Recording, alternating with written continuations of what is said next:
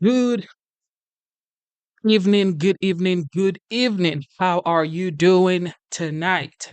It is currently 8 p.m. and today's date is the 1st of November 2024. The year is almost over, guys. So lock in on your goals, your dreams, and aspirations, okay? All right. Without further delay, today has been a long day, but I'm blessed. I'm grateful to God. God is the best. God is the greatest. So, of course, I am thankful. No matter what you're going through, make sure you keep thanking God. All right, keep thanking God, and just know you're blessed. All right. So many people have it worse than you, but you think you're going through a lot of stuff. I get it. Just know there are people out there that has it worse. I'm not saying you don't have issues, you don't have problems. I'm just saying there are people out there who have they have it worse now. You don't want to exchange your troubles and trials and tribulations with theirs, okay? It ain't gonna work. Okay, ladies and gentlemen, the title of today's stream is Dreams and Aspirations in America. Dreams and Aspirations in America. A lot of people come here to achieve their dreams, to achieve their aspirations in America. America is the land of dreams and aspirations. People come here to realize that childhood dream that they had. Some people want to be engineers, some people want to be doctors, some people want to be artists, some people want to be journalists, some people want to be YouTubers, some people want to be, whatever you want to be. A lot of people come here to the United States to achieve their goals. And I am just blessed to be able to be here in the United States. And I'm thankful to everybody here. I'm thankful to the United States. Like I always say, I believe the United States is one of the greatest, if not the greatest. I think it's the greatest nation in the world. And I'm just blessed to have my family here. I'm blessed to have my daughter here, my wife, my business, myself here, and to have you guys here. So double tap your screen.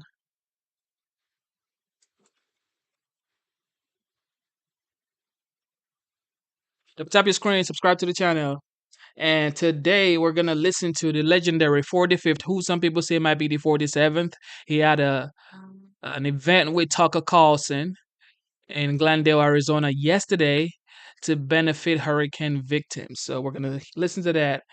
And yes, let's get it. Don't forget to subscribe and don't forget to like your video, which is double tap your screen. Thank you, Mr. President. Well, thank you. Thank you. So, I've been thinking this for the past 8 years, and I've thought it more frequently this year. What motivates you to keep going? Who the hell knows? I don't know. I just want to be with people like this. There's so much love in this room. So much love, right? Isn't that amazing? No, it's pretty easy. I could have I have a lot of alternatives. I could be in a beautiful beach with the waves hitting me in the face and all that boring stuff. And I've been there, and you get very bored pretty easily. I have one thing in mind. It's called Make America Great Again. That's all I think about. Amen. But was there ever a moment, I mean, I don't want to go through the litany, but I was thinking about it today, because every person in this room has followed this so carefully. But if you make a list of all the attacks, some of which are just mind-boggling in their viciousness and unfairness, culminating with being shot, was there ever a moment where you just thought, come on, this is too much? You like not to think about that, honestly, and there are moments when you don't feel so good about things, but you try not to do that. You try not to, I always like to look forward. I don't like to look so much in the present. I don't like to look in the past so much, other than you have to learn from the past. It's history, you have to learn, otherwise you're a very foolish person. But I like to look forward. I like to think of the positive. I think you have to have a sort of the power of positive thinking in a way. And I don't know, it's just a mission that I'm on. I felt we did We did great in the first election, 2016. We did much better in the second election. Bad things happened. Bad things happened. And had I not done well in the second, I would have said, all right, that's it, because, you wouldn't have done well. But I knew how well we did.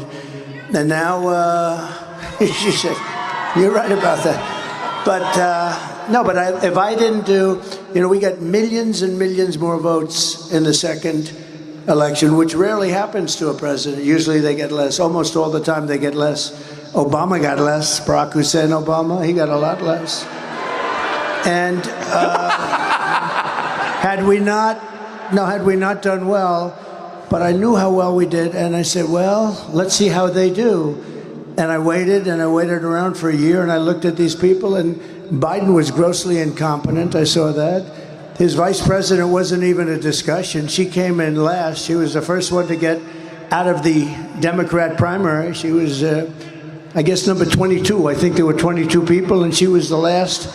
She was the last or first out, if you want to look at it that way. She never got to Iowa. But I was watching, and if they could do well, I would have been very happy. Actually, I would have been very satisfied. But they were grossly incompetent. And when I watched what they were doing and how they were destroying this country at the border, I mean, millions and millions of people. I'm sure we have some in here tonight with us, murderers and drug dealers, prisoners. They have prisons from all over the world are being emptied out into our country, all over the world, the Congo and Africa, not just South America. You know this. They're opening up their prisons and they're bringing them into our country. Anyway, so I watched other things too. Afghanistan. You take a look at Afghanistan, what happened with Afghanistan, how bad that was. I wanted to get out. We were getting out. We were going to keep Bagram, but we were getting out with dignity and strength. We were strong. And the way they got out, they took the soldiers out first. No, you take the soldiers out last. Anybody would know that. And you watched all of the things that happened. And I said, we're going to do this thing. We're going to do it again. And we're doing well. Now we're going to know in 4 days. But we're doing very well. I think we're leading by a lot. And if we can keep that cheating down, because they're a bunch of cheats, if we can keep that cheating down, we're going to have a tremendous victory. I think it'll go down as one of the greatest victories of all time. So we're going to have an exciting time. We're going to have an exciting time. So you were in New Mexico the other day. New Mexico is considered a pretty blue state. Yeah. What were you doing there? Well, they're also a border state. They have people pouring in by the tens of thousands, and they're being decimated. They're being hurt very badly. They also have a pretty rotten economy for a lot of reasons, but what they really have is tremendous inflation. But beyond that, because I happen to think that the border is the single biggest issue. I think the border is a bigger issue than inflation. Inflation is destroying, and it's a country buster. Inflation, it's broken up many countries, including Germany from many years ago.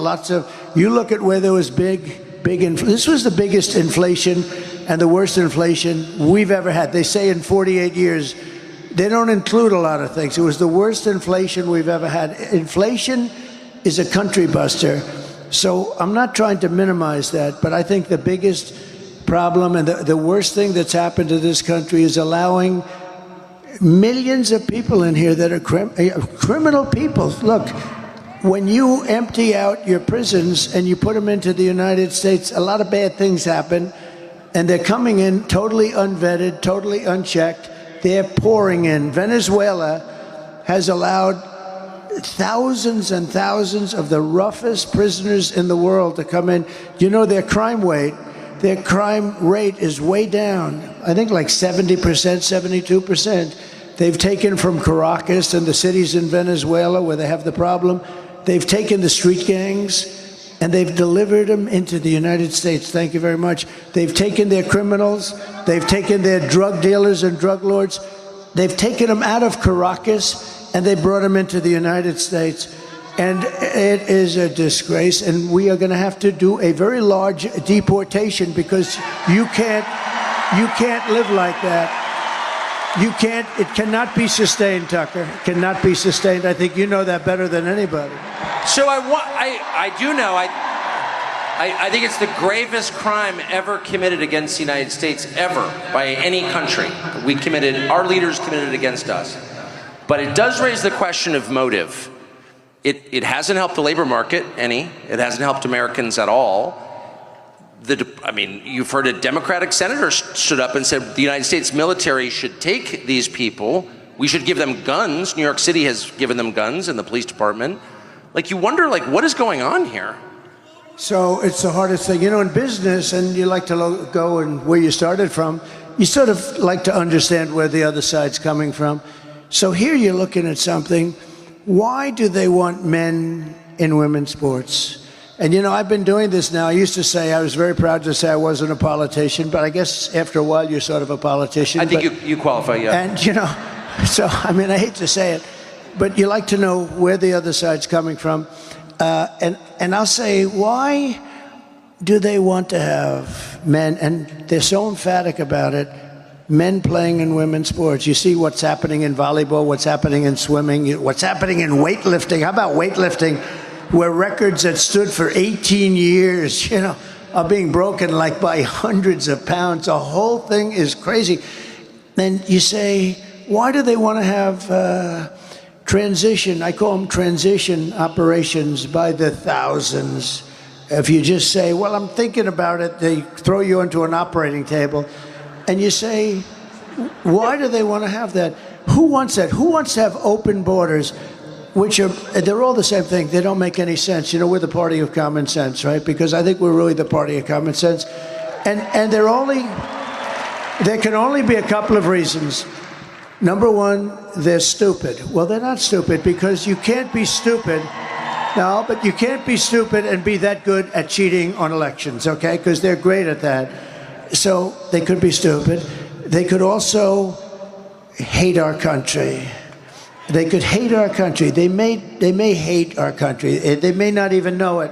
A lot of people don't know it, but and the other thing is they want to cheat on elections by signing these people up. And they are trying to sign people up. They're trying to sign people up that don't even know what country they're in, okay? So that's the other thing. So it's one of those three things. Nobody really knows. But you'd say, okay, so I've been doing this for a while. I've never had I've had people come up and say, gee, it would be great if you could get the taxes down. Gee, it would be great if you could do this. It would be hundreds of things. Nobody's ever come up to me and said, it's really important to me that we allow men to play in women's sports. Nobody. Nobody. And yet, it's such a big deal. It's such a big deal. So you think the point may be just to destroy, just to break the country? It could be they hate our country. They may hate our country. And we deal with real scum. Like a guy like Adam Shifty Schiff. He's a sleazebag. And he's probably going to be a senator, if you can believe it. But I call him Watermelon Head. He's unattractive, both inside and out. This is a really bad guy. This is a dishonest guy. Not a dumb guy at all. He's got the smallest neck I've ever seen on a human being. He will never be a football player, I can tell you. But he's a smart guy, but he's just a sleazebag. There's nothing else you can... Should I give you a little example? I hope you will. I'm really enjoying this a lot. This gentleman happens to like my son, Don, I think, because he likes you. Now, maybe you don't, but he likes you. I have a son, Don, who's a good guy. He's a good guy. He's a wild man. A little wild. I would say he's a little wild. In a good way. But in a good way. He's a very good kid. And I read about, all of a sudden, he's involved with Russia. I said, but I know him so well. He's my boy. I know exactly. He knows less about Russia than the cameraman that's sitting right there who's never been. Don doesn't know anything about Russia. But one day, about, 3 years before, a whole group of people met with a Russian lawyer having to do with the Nowitzki Act or something, having to do with child adoption. Crazy. But she was a Russian. Now, everybody in Congress knew this woman. But anyway, they go after him. Now, think of this. Russia was a major hoax, okay? It's now been adjudged to be a total major hoax. We had the Mueller Commission. We had everybody. It was a hoax. It was made up to justify why Hillary Clinton lost the election when she wasn't supposed to lose. It was a totally, and it was made up by Schiff and Hillary and some other just total sleazeballs. And what happened is the fake news media, which is back there, you do know that, they're always around someplace.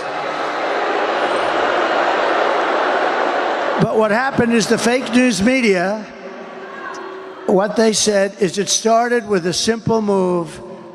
How did you lose the election? It was Russia. And I'm saying to myself, wait a minute, I won this election. What the hell did Russia have to do with it? And then it went, and it was only supposed to be a one-day deal by the Democrats. In other words, it was going to, but the press picked it up and they liked it. They like, ooh, Russia, that sounds good. You covered it better than you were funny. He'd go, Russia, Russia, Russia. He'd go crazy. But it drove you crazy, didn't it? Because you knew it was such a hoax. It was so insane, and all these people I knew believed it. It was such a hoax. They actually tried starting it up about 2 months ago. Did you see?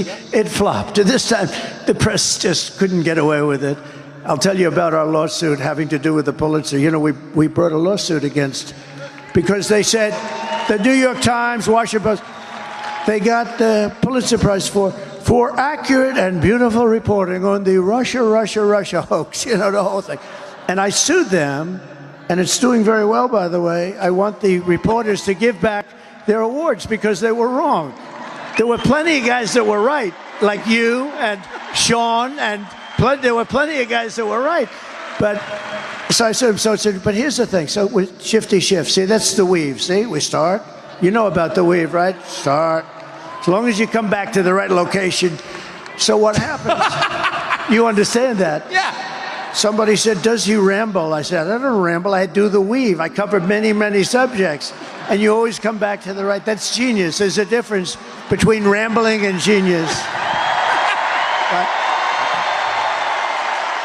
Okay. So now getting back to the point. But so I have a son, Don, a good guy, knows nothing about Russia, that has zero.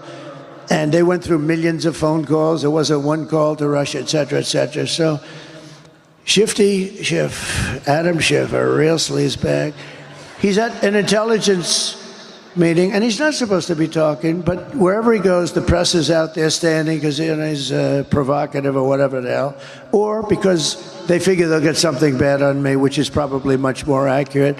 So Schiff comes out. Now think of this, how bad a person you have to be. I have a son, and I love my son. I love all my children. You love your children. I mean, there are a couple of people that, who doesn't love their children? There'll be about 20 people out there. But I have a son, and I love my son. And he's a good boy. He's a good guy. You know Eric, you know Barron. I love my kids. I have good kids. But I love my son. And Schiff goes out. Now think of this. It was him and Crooked Hillary and some other people. They conceived of this hoax. So they know it's a hoax. They know it's not real because it's a made-up story that they conceived, and, you know, they spied on my campaign, all this stuff. But they conceived of the story, so he knows the story is false. And yet he leaves an intelligence meeting, goes to the press, which is waiting outside, a lot of press, and he says something to the effect, Donald Trump Jr., the son of the President of the United States, will be going to jail. He will spend many years in prison for what he's done to our nation. And think of how bad you have to be. He just said that an innocent kid is going to go to prison on a story that's a becocked story. It's a made-up story. And he said, my son, the president's son, is going to spend many years in prison. I called my son. I said, hey, Don, how's everything? Are you okay with this? He said, Dad, I don't know what they're talking about. He meant that. He said, I don't know what they're talking about. I didn't want to get into it too much because I didn't want to make him nervous. And I said, well, you don't know anything about Russia, do you? He said, Dad, I don't know anything. I have nothing. I don't know what they're talking about. So think of this. It turned out the Mueller report, and I tell you, it was an amazing thing that happened because I had 18 radical left lunatics, and I had Mueller who didn't know where the hell he was, okay? You saw that in the hearings. But think of this. I had no chance. It was a stacked court, but I had an angel in that court. I had somebody that wouldn't allow them to do what some of the sleazebags that you know, and you know who they are. Somebody on that court, and I think I know the person, high quality person, and would not allow them to do what they would have loved to have done, is convict even though you're totally innocent, you didn't even know what the hell. So we were exonerated fully. There was no hoax, there was no anything. We were exonerated fully. But just think of it. Just think, and the Mueller report came out, and it was a complete exoneration. But here's a guy that made up a story that tried to put my son in prison for years. And he knew the story was false. They made it up. How bad a person do you have to be? And I heard the son of the President of the United States is going to jail, and he'll be there for many years on a story. Now, how would you feel if you're the kid? I mean, you're a young kid and you're hearing this crap. Just think of it. But how bad do you have to be? So you know it's fake because he made it up. And you know, he's a storyteller too. You know, he writes little bullshit stories. You know that, right? But I just think they're really, we have some, and you know, I talk about the enemy from within, and they do have, they're the greatest con people in the world. Oh, they talk about how dare, that's a threat to democracy. They're the threat to democracy. You know, the amazing thing is where they say, he wants to become elected, and he wants to put people in jail. How terrible. That's what they've been trying to do to me for 4 years. And I should say that your son, Don, had 5 small children. Can you imagine threatening a man with 5 kids with prison for a crime he didn't commit? So you said that you were saved in the end by an angel. How have your views about God changed in the last 8 years, and particularly after getting shot? Well, look, I've always been a believer, but I wouldn't say, you know, there's a certain pastor, Robert Jeffress, and I didn't know, his name is Robert Jeffress, nice guy from Texas. And he said, you know, Trump may not be the best Christian of all, but he's the only one going to take us to the promised land because he's the best leader and he's the toughest guy and he's going to be able to get us through this crazy life. And he was a big supporter, and now I have unbelievable evangelical and Christian support because I've done a great job for them, and we're together. But he said he may not know the Bible quite as well as other people are supposed to, but you know, he also did something. They picked Ronald Reagan over Jimmy Carter a long time ago. You know that they said he wasn't quite as religious, but he's the guy that's going to get the job done. And I did a great job with a lot of things having to do with saving religion, because these people want to put religion out of business. These people are, you know, they go crazy when I say the enemy from within. And I said, look, we have China, we have Russia, we have Kim Jong-un of North Korea, we have a lot of people out there. But if you have a smart president, I had a great relationship with President Xi until the China virus came in. And that was a bridge too far, but we'll have a very good relationship. And there's reasons for them to want to like us. There's big reasons. But if you have a smart president that kind of smart, meaning with people, if you have a smart president, somebody that knows what's happening, you're going to be fine. But, you know, we do have an enemy from within. We have some very bad people. And those people are also very dangerous. They would like to take down our country. They'd like to have our country be a nice communist country or a fascist in any way they can. And we have to be careful of that. But they're the greatest con artists in the world, because as soon as I said an enemy from within, they said, he's saying an enemy from within. These are sick puppies, I'm telling you.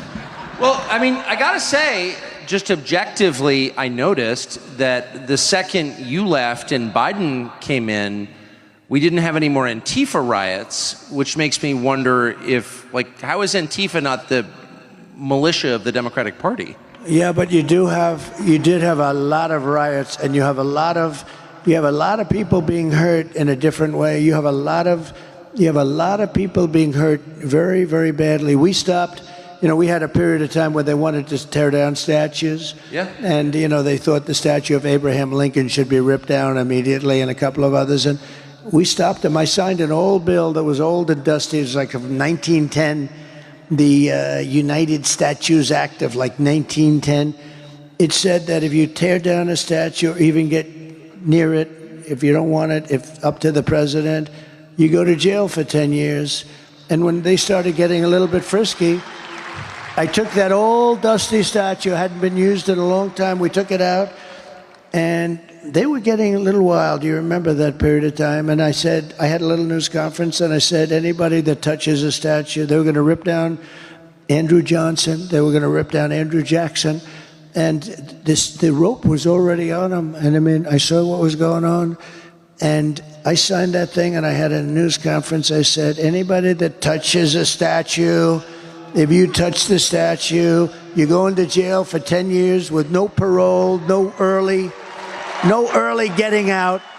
And I looked, because there was a little discord in Washington. I looked at those people from the back, and I saw those people. I saw about 1,000 asses. They were facing me as they headed out of town. They were heading out of town, and we never heard from them again until recently. When you had about 2 months ago, you had some horrible riots in Washington, D.C., where they took spray paint and they sprayed the limestone lions, and they burned the American flags badly. And, I'd like to see anybody that burns the American flag 1 year in jail. I really believe that. You mentioned the enemy within. It's pretty clear, well, it's not clear, it's a fact that the CIA and the FBI, which are absolutely not allowed by law to have any influence in American politics, because that's the end of democracy, both of them and a bunch of other intel agencies worked against you on behalf of the Democratic Party from the minute you got elected in 2016. And they're still doing it. They're working against you now. What will you do about that? So one thing I've learned in Washington, it's all people. You got to get the right people. So when I got elected, I was only, according to the fake news, which I think in this case it wasn't fake, they said I was here 17 times during the course of my life, and I never stayed over. So I wasn't a Washington person. I was a New York person. I knew New York, but I didn't know Washington. And all of a sudden, I'm the president of the United States. I'm saying, and I didn't know anybody. I said, hello, anybody? Does anybody would like to have dinner or something? But so I had to rely on rhinos and good people too. Even some good rhinos. There aren't too many of them. They're sort of a dying breed right now, I would say, actually. But I had to rely on people that I didn't know to give me information. And I won't use any specifics, but I had some people in government with me, and I realized, and they have pretty much different philosophies than I would have or than you would have. And for the most part, we had great people. I mean, we had great trade people. I had great military people. I had the real military, not the millies who's they're stupid people. Some of these people, by the way, every one of those people having to do with Afghanistan should be fired immediately. Every general should be fired immediately. Biden doesn't fire anybody. That's why he never has books written about. Well, two reasons. Number one, nobody cares about him. It's not like, oh, let's write a book about Biden. Nobody cares. But the other thing is that I don't think he fired anybody. I don't think he's fired. I fired a lot of people. I didn't like people. I fired them. And then he immediately get called by the New York Times or somebody, because they're they truly are the enemy of the people. They're the enemy of the people. Those people right there, not all of them, but about 91%, they're the enemy of the people. So they'll say, oh, he got fired, therefore he... And the interesting thing about firing people, you can fire them really nice, like I've taken months nice and easy, have lunch, let's think about it, In the end, they get fired, and then they wake up the next morning, that son of a bitch fired me, right? Or you can do like I did on The Apprentice, you're fired, get the hell out of here. Doesn't matter. When you fire somebody, you fire somebody. I've learned after years, you might as well just fire them. Then I do another thing. I say, and I wouldn't do that again, because I'm a nice person. I don't want to hurt somebody. I say, give me a letter. You know what that means? Give me a letter. I said, look, it's not working out. You're not the guy for me. Give me a letter of resignations. I say, give me a letter. Everyone knows what that means. So a guy will write a letter, dear, and then he'll say he quit. And that's okay. That's what I'm, the problem is when that happens with me, it's always a big story. So-and-so quits. Virtually every person that gave me a letter, I said, give me a letter. Virtually every person that quit, they only quit because I said, essentially, you're fired, get the hell out of here. But I want to be nice because I'm not looking to fire somebody publicly. I wouldn't do that anymore. I'm just going to say, if somebody doesn't work out, and no matter how good you are, you always have people that don't work out. It's interesting. Sometimes people, you think they're okay, maybe not so great, they turn out to be great. And sometimes you say, this guy is going to be phenomenal, and he turns out to be a stiff. But I had some people that were, like a guy like John Bolton. A friend of mine calls me after I put him on. He said, don't hire that guy. He's no good. He's bad news. He's dumb as a rock and all that stuff. I said, it's a problem, but I like him for a different reason. He's the one that got Bush, him and Cheney and a couple of other of these lunatics. They got them to go into the Middle East and to create war in the Middle East, to spend $9 trillion. Remember, I used to say, don't go into Iraq, but if you do go in, keep the oil. Well, they went in, but they didn't keep the oil. They didn't keep anything. Iraq is a massive oil country. They have $400 billion right now. But I said, don't go in. But I said it as a civilian, so people cared because for whatever reason, I get a disproportionate amount of publicity. And someday he's going to explain to me why. Will you explain that to me? So even as a civilian, sort of, before I ran, but I'd be very much, involved with things and statements that call and ask. But I said, don't go in. They went in. It was such a bad decision. So Bolton, see again, you get back. Bolton, a real dope. But I thought he'd be great because he was so stupid. He was like a boiler. Every time, if somebody shot down a little tiny crappy drone that cost about $15, he'd want to go to war with Russia. I said, no, I think he was great for me, though, for a period of time because he was a nut job. And everybody, I could see his face get red with that stupid white mustache. And he'd be ready to explode. And this was good for me. I went to Kim Jong-un in North Korea. I took this moron with me. And he never said anything. But when Kim Jong-un saw him, he said, oh, shit, I think the guy wants to go to war. So he was great for me to negotiate with. The same thing with Russia. When Putin saw him, I'd be very nice. I'd say, hi, Vladimir, how you doing? And then Putin's, 2 rows back, and it'd see that moron, and it'd say, holy shit, this guy wants to go to war with me. And I got a lot of what I wanted. We killed, as you know, the Nord Stream 2. I killed Nord Stream 2. That's the other thing that's great. Their PR sense, their political sense, very interesting. They love to say that I was a friend of Russia, I worked for Russia, I was a Russian spy. These people are sick. The biggest job Russia ever had is Nord Stream 2. This is the biggest pipeline in the world. Goes from Russia to Germany and all over Europe. I killed it. Nobody would kill it but me.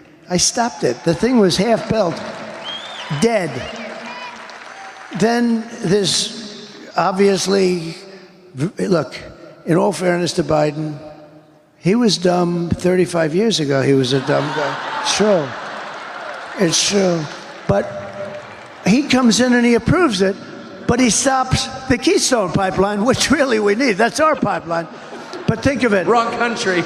Yeah, but think of it. It's rough. It's rough stuff. He stopped. I said, wait a minute, it's supposed to be the other way. Let Keystone go, but stop the Russian pipeline. And I went to the Germany and the different countries, but mostly Germany, and say, so let's get this straight. We're helping you and guarding you from Russia, but you're paying Russia billions of dollars a month for oil. How's that working? That's not working, dude. I mean, the whole concept. Anyway, I stopped it. And then I keep reading stories that, oh, I was a puppet for Russia. Putin actually said to me, if you're a puppet now, I'd hate to see if you were angry, because this was the biggest economic job. This was the most important thing that they probably had ever done, and I stopped it. It's all about the people, Tucker. If you have the right people, it goes beautifully. It's like in my real estate business.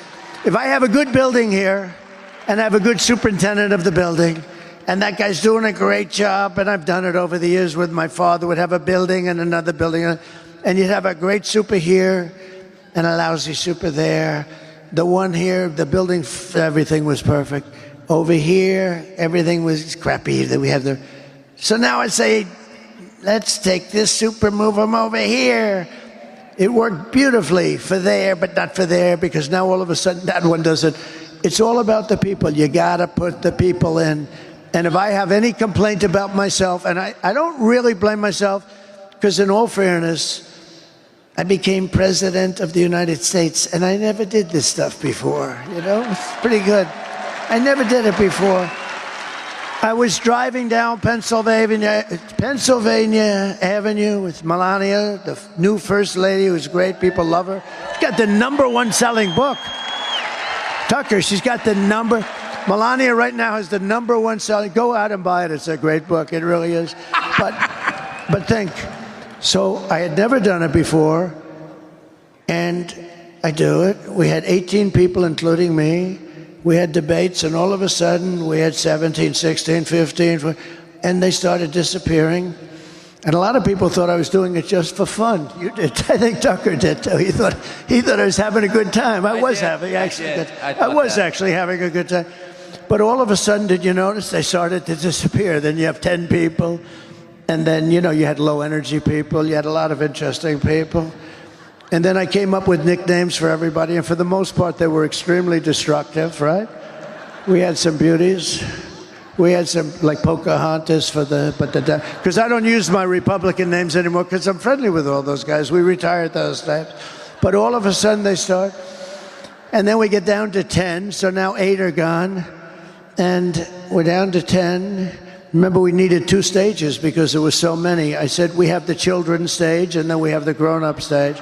And it was all based on the numbers, the ratings, the numbers, your popularity, how you're doing. So then we're 10, then we're 8, then we're 5, then we're 4, 3, 2, 1, right?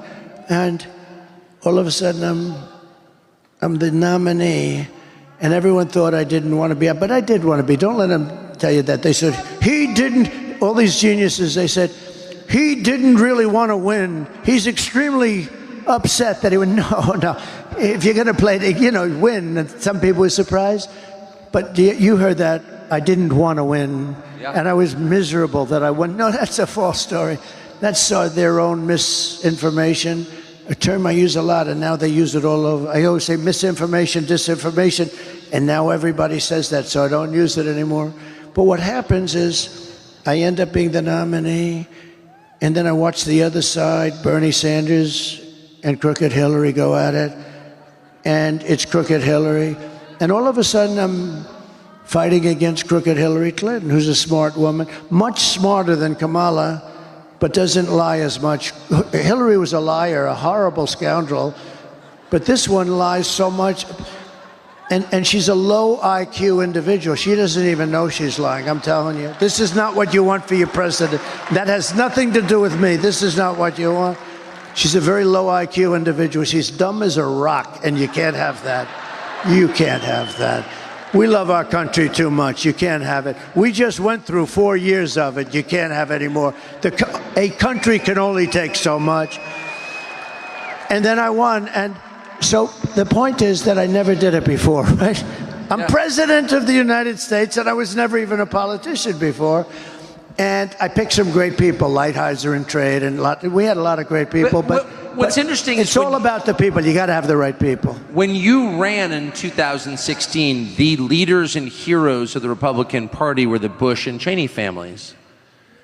And is it weird for you to see Liz Cheney, that'd be Dick Cheney's repulsive little daughter, running against you with Kamala Harris? Well, I think it hurts Kamala a lot, actually. Look, she's a deranged person. The reason she doesn't like me is that she wanted to stay in Iraq. She wanted to stay. She wants to, tough person. People get killed all over. She's real tough, right? They're not the tough people. Don't forget, I went against her, and in her state, which is a great, beautiful state, she lost for Congress with the highest number in history. There has never been a congressperson that lost by almost 40 points. And the reason is because if they were ever in that situation, they'd quit. And she lost. She was beaten by a tremendous person, actually, tremendous, that I backed fully.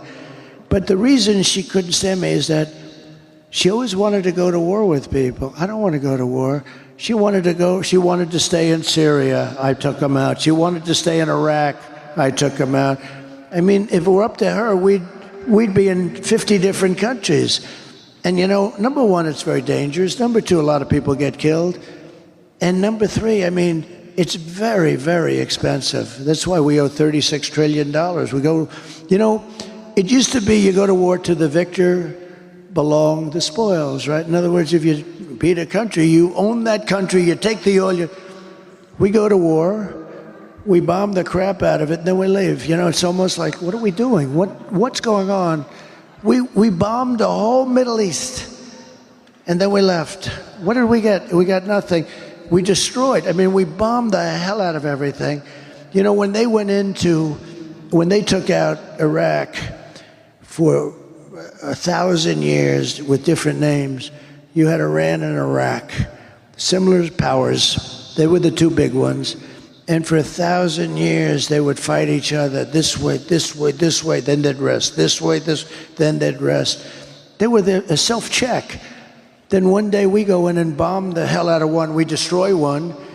And then all of a sudden, Iran has the whole Middle East to itself. And by the way, right now, Iran has Iraq. Iraq is like a subsidiary of Iran, all right? We did so many bad moves. And her father was it. Her father was... I was very critical of her father for years. I'd never met him, but I'd say anybody that went into the Middle East I thought was stupid. And they say, convinced Bush. Bush, he was another beauty. But he supposedly convinced Bush to go in, him, Bolton, and some other lightweights, convinced them to go in. Let's go into the Middle East and destroy the whole place and kill millions of people. So they went in. But I was never a fan of Cheney. I was always very critical. And when I announced that, I was very critical, actually, not personally, but I said, he made a horrible mistake. What are these people doing? We spent 9 trillion with a T, not even with a B. Normally I say not million, billion, but now I say not billion, trillion. We spent $9 trillion bombing the hell out of the Middle East. And what the hell did we get other than lots of dead people, all over, including our people? We got nothing. So I was very critical of him. And then I announced I was running, and I was shocked that he was one of the first people. He endorsed me immediately. I said, that's amazing. But he had something that was very interesting. He had Scooter Libby. I mean, these are little stories that are interesting. Scooter Libby was a man that could have done great destruction to Bush, and they left him behind. He was given to the prosecutors. They prosecuted him rather violently, and he was almost like a sacrificial lamb. And as somebody that knows a lot about what's happening, I said, if I were ever president, I'd do something with that guy. That guy got treated very badly, Scooter Libby. And when I became president, I actually called Dick Cheney. I said, let me ask you about Scooter Libby. He was best friends. He was begging Bush to give Scooter Libby a pardon, but Bush didn't have the courage to do it. It takes courage to give a pardon. It does take a certain courage because the press comes after, et cetera, et cetera. And he didn't have the courage to give him. He should have given him a pardon, but he didn't have the guts to do it. But Scooter, and what happened is Dick Cheney, for years, for a long time, hated Bush. And don't let anyone tell you, he hated. He said, you don't leave your wounded behind. And I understand that.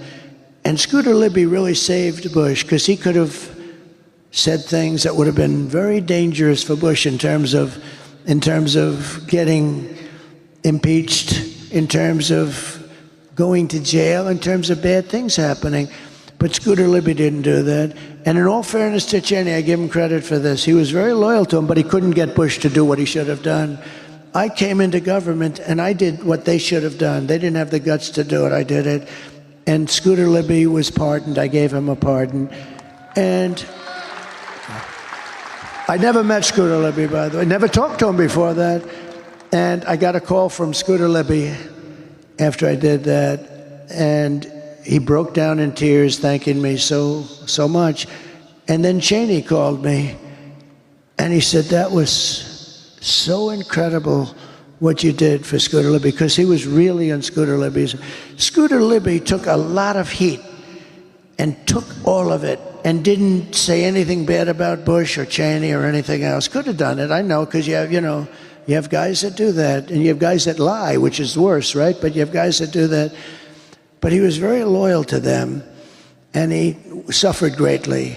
I released him. Cheney called me. He said, it's one of the nicest things I've ever seen done in politics. I said, look, I've heard for years he was treated unfairly. I've heard for years that Bush should have given him a pardon. All I did is do something that somebody else should have done. And Cheney was he said, I really want to thank you. He said, now I'm so glad that I actually endorsed you. It's amazing, but that you would do this. And I didn't speak to him about it. But then, go a couple of years forward or go now. And I don't blame him for sticking with his daughter, but his daughter is a very dumb individual, very dumb. She's a radical war hawk. Let's put her with a rifle standing there with 9 barrels shooting at her, okay? Let's see how she feels about it. When the guns are trained on her face. They're all war hawks when they're sitting in Washington in a nice building saying, oh, gee, let's send 10,000 troops right into the mouth of the enemy. But she's a stupid person. And I used to I'd have meetings with a lot of people, and she always wanted to go to war with people. So whether it's her, whether it's Dick, I was surprised a little bit with Dick Cheney. I didn't know him at all. I only had essentially the 1 or 2 phone calls, and it was only a call saying, thank you very much for doing that for Scooter Libby. That was nice. And Scooter Libby, by the way, was beyond that. He couldn't believe that it happened. Nobody would do it. They should have done that for him years before. But I was a little surprised because I actually thought that Dick Cheney would go with me over his daughter, and he didn't. And you know what? I understand it. It's your daughter, and you go. But she's a bad person. One other thing, they had the J6 committee, and I say this for the fake news back there. They learned a lot of phony things, like that I took on when I was in the car. Take me to the Capitol, I said, according to this young lady. And then they said, sure, we won't do that. Well, number one, if I said it, they do it. But I had 2 people, Secret Service guys, both extremely rough guys. One was like a karate champion, one was a weightlifter.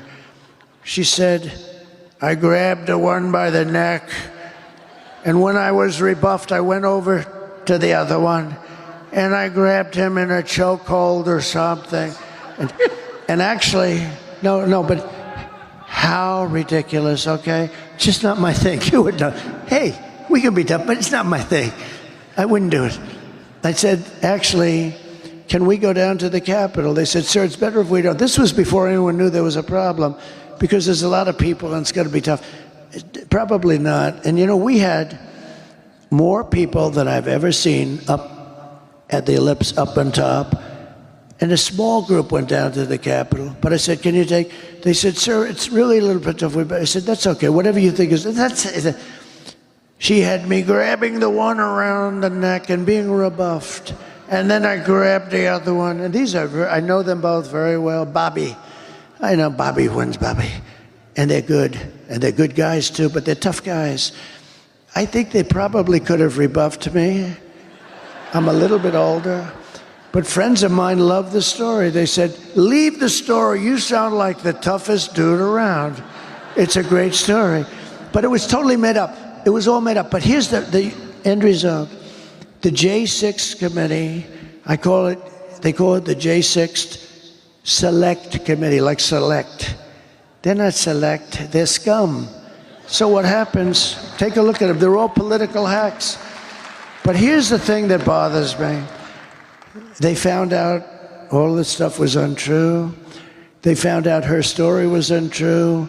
The two guys in the car testified. It's ridiculous, they said. It is ridiculous. Can you imagine? They also, I think, said it was the Beast, and it wasn't. It was one of the other ones. But you can't even get your hands through. But to think that I would be taking on two nice young guys simultaneously. All right, Sam, I'm ripping one and ripping the other. They're crazy. And then I went back to the White House, which I love, and I started throwing hamburgers all over the place. Okay. Finish the story is this. What happened is terrible. They went a year and a half, and Kevin McCarthy, who's a very nice man, he made a mistake because we wanted Jim Banks and Jim Jordan on the committee, and so there'd be like 8 to 7 or something. And called me on this. He said they didn't want Jim Jordan. He's a fighter. They didn't want Jim Banks. He's a fighter. And so Kevin said, we don't want anybody on the committee. We think this committee's a sham. And I understood that was good for a day, but for the 2.5 years, we had nobody to fight for us. In other words, we had a committee. You know who was representing us on the committee? Crying Adam Kinzinger and Liz, the moron Cheney. That was who was on the committee. So these were the two Republicans. Kinzinger, who was a total whack job, and Cheney, who was worse than him. This was so they talk about it was a bipartisan, they call it a bipartisan commission. And I think I'd never liked the idea of not, because even if you didn't have Jim Jordan, who's very good, and Jim Banks, we have a lot of great people that would have been good, and they would have mixed it up. End result, like they finished their report, they burned and destroyed and deleted everything. Everything. And nobody, and you know why? Because they found out that Nancy Pelosi, it was her fault. She didn't put the security. I offered 10,000 National Guard or military. They found out it was Nancy Pelosi. They found out that the stories about me attacking two very tough guys that are slightly younger than me, just a few years, that wasn't true. They found out that much of it wasn't true, and they were very embarrassed. So the Unselect Committee, I call it the Unselect Committee, which I always thought was a great name because it was a select, I call it the Unselect Committee of Political Thugs. What happened is, think of it, end of the story, they deleted and destroyed all evidence, all documents. There's nothing. And the reason they did it is because they were guilty as hell. It's the greatest cover-up, and the fake news back there will not cover it. They've never even, I think, done a story. In other words, when you go into court, we want that information. There is no information. It's been destroyed. Everything's been destroyed. We have a very crooked government. Remember that. And we're going to straighten it out, and we're going to make it an honest government. So I have to ask you about the pardons. I keep hearing you're considering pardoning Hunter Biden. Is that true? And if so, why? No, I mean, I've never... look, I don't like the idea of what's happening. I don't like it at all. They've weaponized government, but they've weaponized it against me like nobody's ever been weaponized. The big case was the documents case. We won the case in Florida. We're winning other cases, too. But I've had to devote money and time to this. Instead of running against these stupid people, I had to devote a lot of money and a lot of time, which is what they want. I had Fani, F-A-N-I, To me, it's Fanny, but she said Fani. I think she changed it once she became the DA. She wanted to put a little French accent on Fani. and her lover boy, Wade, who was hired for like $1 million because of his expertise in whatever the hell law, RICO. But he never did a RICO case. And then they would take sailing trips like 6 times during the year, 6 times. Who the hell goes away or to sail for 6 times? Nobody. And he got paid a lot of money. He took that money, they took trips. You know, there's a whole thing, but that's just one. They totally controlled it. They control the Manhattan DA's office. They had their man in the Manhattan DA's office. He was there. They put a man in the Manhattan. They put a man into the Letitia James office. They had a guy running the whole thing. It's all run out of Washington. They went after, in the Attorney General's office, they had people. But think of it, they went after their political opponent. That's never happened to any great extent. Maybe a little bit someplace, I don't know. Nobody knows of it. But it's never happened to any great extent in this country. It happens in banana republics a lot, and it happens in third world countries, but it's never happened. They went after their political opponent. So it's hard to believe that I'm winning, it seems, by a lot. If they don't cheat too much, you know, we found a lot of things over the last 3 days. You've seen that. We found a lot of votes, and in a certain county, in York County, Lancaster County, you know, we found a lot of bad votes. There were 2,600 votes that happened to be written by the same pen, same hand, same signature, same everything. Maybe there's an explanation for that. 2,600 votes. But we found a lot of stuff, but we're seeing to work it out. But think of it, it's hard to believe that I'm winning the election by a lot. Now, we got to keep the cheating down. We got to keep their cheating. I love you too, darling. Thank you. We got to keep their cheating down. But think of this. With all I've been through, with these animals coming and what they've done to this country, how they've hurt this country between the borders and between the weaponization, and think of it, I'm leading by a lot. I'm leading in every single swing state with all of the stuff they've done, where I've spent millions of dollars. I've spent millions of dollars on legal fees. Half of my time is taken up by this. They can campaign. Half of my time is taken up. And they're the dishonest ones. They flip it. They're the dishonest ones. But it's hard to believe. I said to somebody last night, can you believe the numbers came out last night? I'm really leading by quite a bit. Now, a lot of things can happen. Who knows? It flips, maybe. I don't know. But I'm leading by a lot.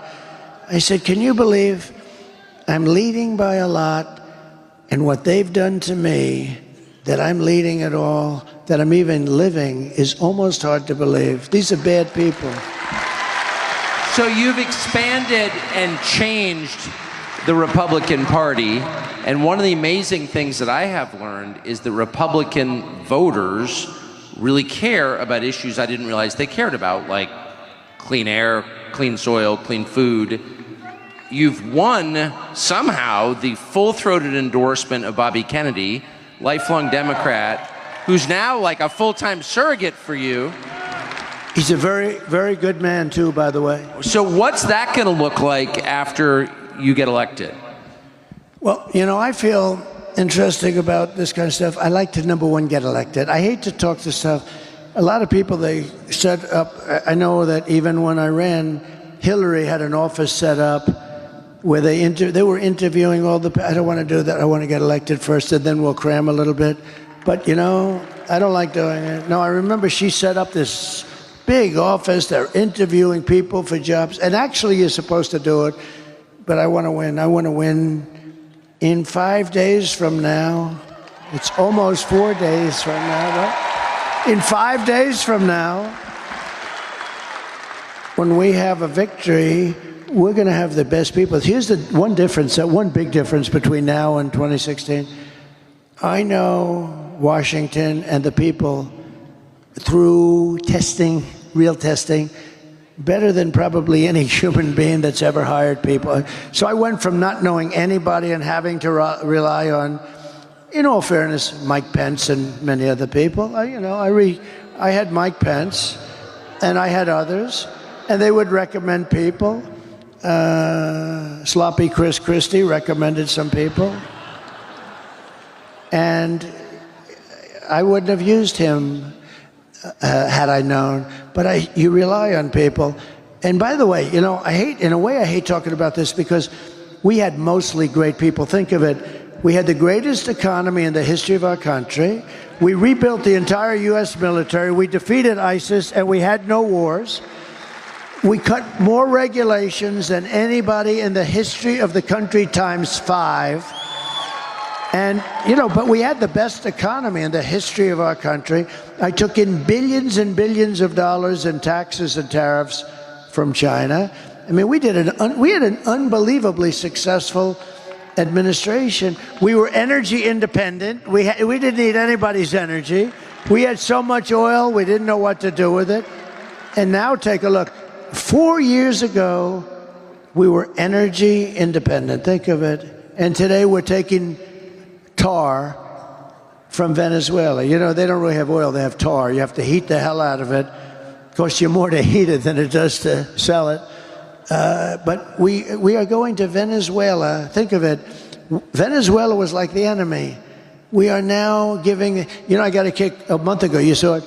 They foreclosed on his plane, but they give him billions of dollars. I said, that's okay. He's going to buy a much better plane with the money we give him, right?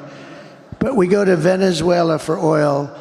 We were energy independent. We have more liquid gold, that's oil and gas, under our feet than Saudi Arabia, than Russia. And we were going to be not only energy independent, within 6 months, we were going to be energy dominant. We started off at number 4. And when I left, 4 years later, we were number 1. We were much better and bigger than Russia or Saudi Arabia. Think of that. But we were going to be triple the size of both. And we were going to supply it to Europe. We were going to supply it to Asia. All over the world we were going to supply. We would have made a fortune. But then we had a little mishap with the election where I got more votes than any sitting president in the history of our country. You do know that. More than any sitting president. The only one that supposedly got more votes, and I wouldn't believe it, was Sleepy Joe Biden, who campaigned brilliantly from his basement. People had no interest in this guy, but he got more votes than anybody in the history of the United States of America.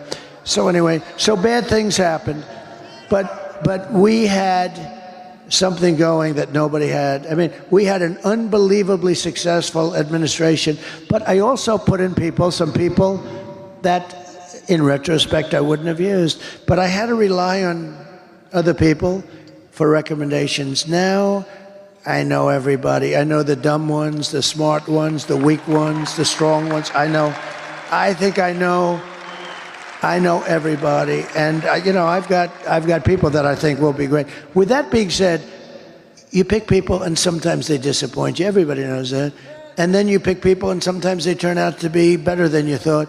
But for the most part, I tell you what, I think we have some incredible people in Washington. We really do. We have some great people. And I now know, I believe, for the most part, I know who those people are. Do you think Bobby Kennedy and Elon Musk will be influential figures, without being specific about what those roles will be, in your administration? Yeah, I do. I think so.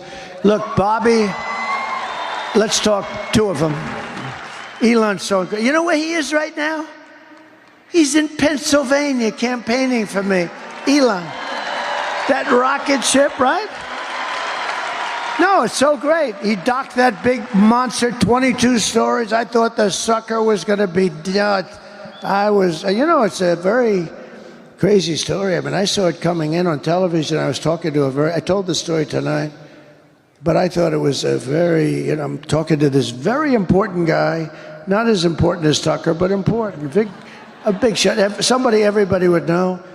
Talking to him, I'm bored, stiff. He's a boring guy. Oh, who is he? So anyway, No, I'm talking to this very big shot, important guy, and I have the television muted. This thing's going on, the whole thing was really boring. Then I see this monster thing coming down. I see fire all over, fire left, right, and I'm looking, I'm saying, hey, could you hold it a minute? Yeah, sure. I said, yeah, I just want to see something. I put the phone down.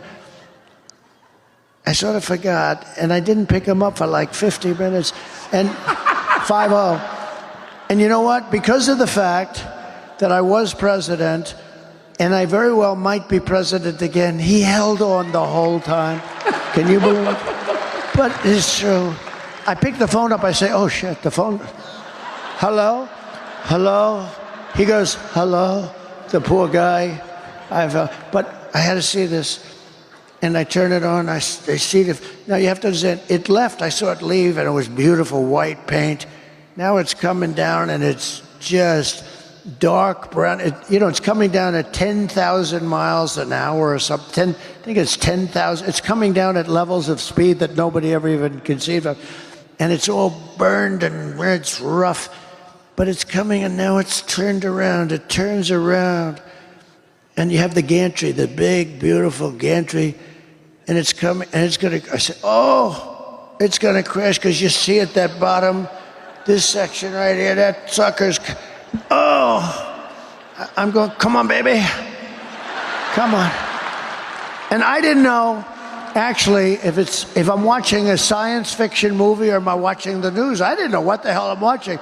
But I see this thing coming down, and all of a sudden, it's going into the steel, the big steel gantry up here. It goes to things like 20 stories tall, too.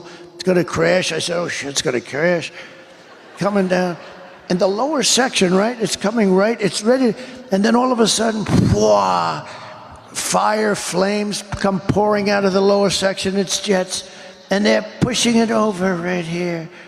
And then it comes down. And I'm saying, I mean, is that the coolest thing you've ever seen, right? Is that the coolest?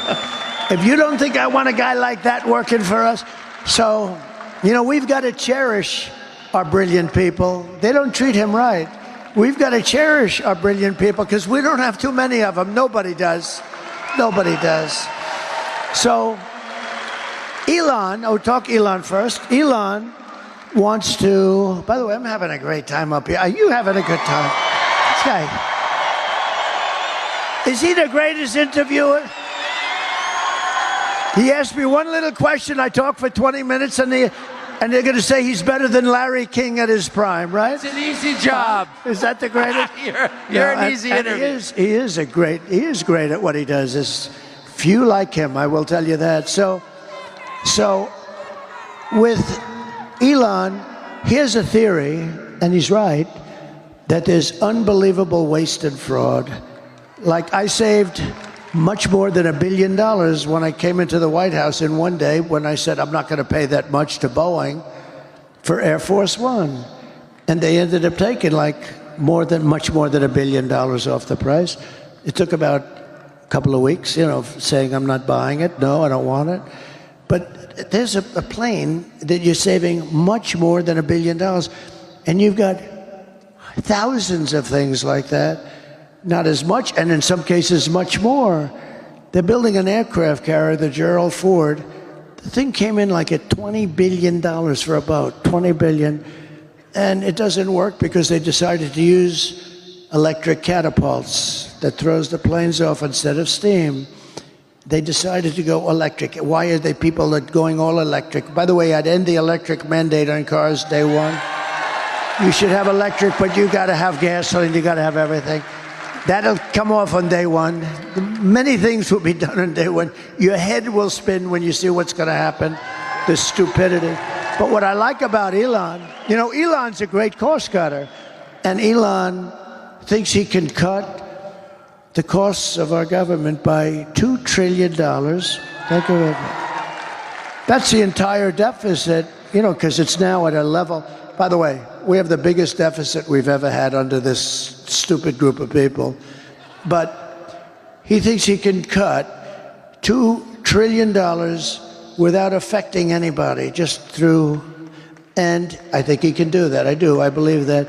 And that's really what he wants to do. He doesn't want to work. He doesn't want to become a secretary of something. I mean, I'd love to have him, to be honest with you. But he doesn't want to. He's doing a couple of other things, you know, like rocket ships. You know, he sends 92% of the rockets that go up are his rockets. Think of that. Russia, China, and us, 92% are him. And he's the only one. I asked him, I said, are you the only one that can do that? He's the only one that can land it like that. And he said it'll be years before they can do it. He's a great guy. He wants to cut costs. That's what he wants to do. He wants to save the country. He said that if Trump doesn't get elected, the country is finished because, you know, he understands me. And I understand. I got to know him a little bit in the White House, but much more so over the last few months. He endorsed me. He gave me an endorsement that was so beautiful. He said, if Trump doesn't win, I think this country is finished. He's worried about the country. He's worried about it. He thinks he can save $2 trillion, in which case we don't have a deficit. I mean, the whole thing would be $2 trillion a year, by the way, a year. And I will definitely, now, Bobby is great. The only thing I'm a little bit worried about with Bobby, so I want him to work on health, and I think there's nobody like him. I mean, I think he's right with so much of the things he's talking about, because, you know, we're not a healthy country. If you look at some of the countries in Europe, they're much more healthy than us. We're a rich country. I mean, you know, we got to get rid of a little debt, but that's okay. I've typically been very good at that. I've been very proficient at that. I've had it both ways. I've had a lot of debt and I've had very little debt. And as you get older, having very little debt is much better, believe me. But you know what? He really wants to, with the pesticides and the, you know, all the different things. I said he can do it. He can do anything he wants. He wants to look at the vaccines. He wants everything. I think it's great. I think it's great. The only thing I say to Bobby is, leave the liquid gold under our feet alone. We want to have a little gasoline. Because you know what I'm going to do? We're going to unleash much of that. And we're going to, you know, Germany tried to go all green and they almost destroyed their country. And that was the end of Angela, by the way. That was it for Angela. They went all green. They had windmills all over the place. And the wind stopped blowing for a couple of weeks. And that was almost the end of Germany, actually. But the only thing, and I say it jokingly, but I say, Bobby, I love you looking at health. I want you to take care of the women of this country, the men of this country, and the children of this country. You don't have to worry about anybody else. But the one thing you got to do for me, Bobby, is leave what's under my feet, the oil and gas. You leave that to me, Bobby, because we're going to make so much damn money, and it's clean. It's going to make it clean. We're going to make, you know, look, China doesn't have that. That's why China's going electric. If we go electric, we're playing right into their hands. We have oil and gas. They don't.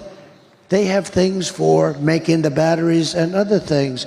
They're going to make the electric cars. We're not going to be making the electric cars. The problem with the electric cars, and I think they're great in a smaller application, they don't go far, they cost too much, and they're going to be made in China. 3 minor problems, okay? But if you listen to this government, they want to make army tanks electric because they want to invade countries with their army tanks in a very friendly way from the pollution standpoint. The whole thing. You know what you have to do? The batteries are so big, they have a design where the army tank is going in and they have like a wagon, like a child's wagon with these massive batteries. We're going to have these green wars? These people are crazy. No, they want trucks to be all electric. The problem is they don't go far. That's a problem. You know what else is a problem? So the trucking industry comes to see me because they think I'm going to win. And they come in to see me. And these guys come in, and they're great guys. They've been in like Roger Penske. How good is Roger Penske? The guy's won, but he's in the trucking business too. He's won like 19 Indianapolis 5. Think of how good this guy is. Japan spends billions on coming up with a race car. Germany spends billions. I don't know if they've ever won, maybe 1 or 2. Roger Penske is an incredible guy. He won 19 Indianapolis 500s. It might even be 20. That was 2 years ago. I gave him the Presidential Medal of Freedom because I said he deserves it. After the 19th, I said he deserves it. But the truckers came in to see me. They say, sir, they want us to go all electric and it'll destroy the industry. Why? Because a truck is 2.5 times heavier if it's run by a battery. I said, that's not good. I don't like that. What does that do to the bridge? He said, how did you pick it up so fast, sir? Every bridge in the United States would have to be rebuilt. Every roadway would have, because they're not set for that kind of weight. Little problem. They don't go far, right? They only go. I said, how many times would you, New York to LA, how many times would you have to stop? 6 times, sir, 6. How many times would you have to stop if you loaded up with diesel fuel? We wouldn't have to stop at all, and we can come back a little bit of a ways, too. I said, that's a problem. They have a lot of problems, right? Another problem is the battery is much bigger than the tanks of diesel, so it would take a lot of their payload out. You know? I said, have you explained this to the government? Yes. What do they say? We don't care. We want all electric. You know, I mean, these are problems that fairly short-term are absolutely insurmountable, but the government is pushing them anyway. So we have to bring common sense back to our country. We have to have borders. We have to have fair elections. You know, we shouldn't be worried about how they're stealing in Pennsylvania and how we should have fair elections. We should have one-day elections, all paper ballots, voter ID, and we're finished. So I know you've been up, your schedule is, and this is not a talking point, your schedule is beyond belief, and I know you've been working since 6 a.m. this morning. I don't even know what time it is or what time zone we're in. So this is my last question to you. But after almost 10 years of doing this, going around the country speaking to huge audiences, almost a decade, you're 4 days from, that's it. How do you, are you sad about that? How do you feel? So, you know, we have these rallies, and it's nice to have a president that doesn't need a teleprompter. Isn't it really nice? And because you can't have successful rallies if you're reading, oh, they were, wah. Everybody would pick up, and we have great, we're the greatest rallies. Even look at this crowd, although I would assume they're here for Tucker, mostly Tucker. Look at this crowd of people you have here. This is not a normal. This isn't normal. People too. No, this isn't a normal situation. I mean, what the hell time is it? And you go back, this is a monster building. I don't know how many people you have here, but you also have a lot of people outside. When we were driving up, there are thousands of people outside. So I was making a route a couple of days ago, and I said something that I've never said. I said, you know, I've been doing this for 9 years, and you've been with me. This is the greatest political movement in history, by far. By far. It's MAGA. It's called Make America Great Again. I'm going to be nice to him. When our president, when our slightly off, I mean, look at the way he performed in the debate. They should have never taken it away from him. Look at the way he performed. He was brilliant. Okay, so, but they knew that a long time ago, okay? And she knew that too. And our country's in danger. We're dealing with Kim Jong-un. We're dealing with we're dealing, by the way, with unbelievably smart, talented, vicious people that are at the top of their game. And we're dealing with people that, number one, aren't smart. They never were. They never were. She wasn't. She was a bad student. She couldn't pass her damn law exam, okay? She wasn't smart, and he was definitely not smart. And we're dealing with other people that are at the absolute top of the poll, and we can't do that. That's a great danger, and people should have let us know. But I was talking, and I said, we've been doing this together for 9 years. You know, we love these people. The people are so great. They were sitting, it was like a sea of red, the red hat. And I said, we've been doing this together for 9 years because, you know, a year before I started, in terms of before we won, almost a year anyway. And I said, you know what? It's sad in a way because there's never been rallies like this. When that sleazebag said during the debate, she said, oh, your rallies aren't well attended and people leave. They don't leave, and they're really well attended. We can't get places big enough. And then I said, no, you know, the rallies are the biggest in history. We never have it, just like this is a part of a rally. We never had an empty seat and nobody leaves early. And you know what? If I saw people leaving, you know what I'd do? Ladies and gentlemen, we're gonna make America great again. Goodbye, everybody, and everybody would be happy. Nobody would leave. But we don't have to do that. Nobody leaves. It's a love fest. It's never happened before. This has never happened before. He's a big fan of Ronald Reagan, so am I. But if Ronald Reagan, let's say, went to New Mexico like I did today, we probably had 25,000 people standing in an airport early in the morning today. But we have massive crowds. Look, we had 107,000 people in New Jersey. We had 101,000 people in Butler just a few weeks ago, right? We had 114,000 people in California a month ago, right? 114,000. The owner said, the person that has the land, a nice guy, he said, you get bigger crowds than these guys that play guitars. And I don't have a guitar. So this has been a love fest. But I said, and I meant it too, I said, you know, we've done this for 9 years and it's sad. I never thought of it, actually. It'll never happen. It'll never happen again. It's never going to happen again. In 4 years, somebody's going to be running. Could be JD. It could be this one. By the way, he's doing a good job. The best. He's doing a good job, but it could be JD, and he'll have competition no matter what. But when you have a rally, they're going to have 250 or 300 people. If Ronald Reagan came back from the dead at the height of Ronald Reagan, if he went to California to have a rally, he'd have 250, 300 people in a ballroom someplace. We have 50, 60, 70, 80, 100,000 people.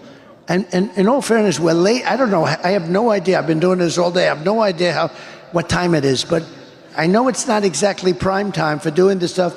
And you look up into the rafters of this massive building, and there's no empty seat. There's no anything. It's by the way, and for whatever reason, I can't explain the reason, but it'll never happen again.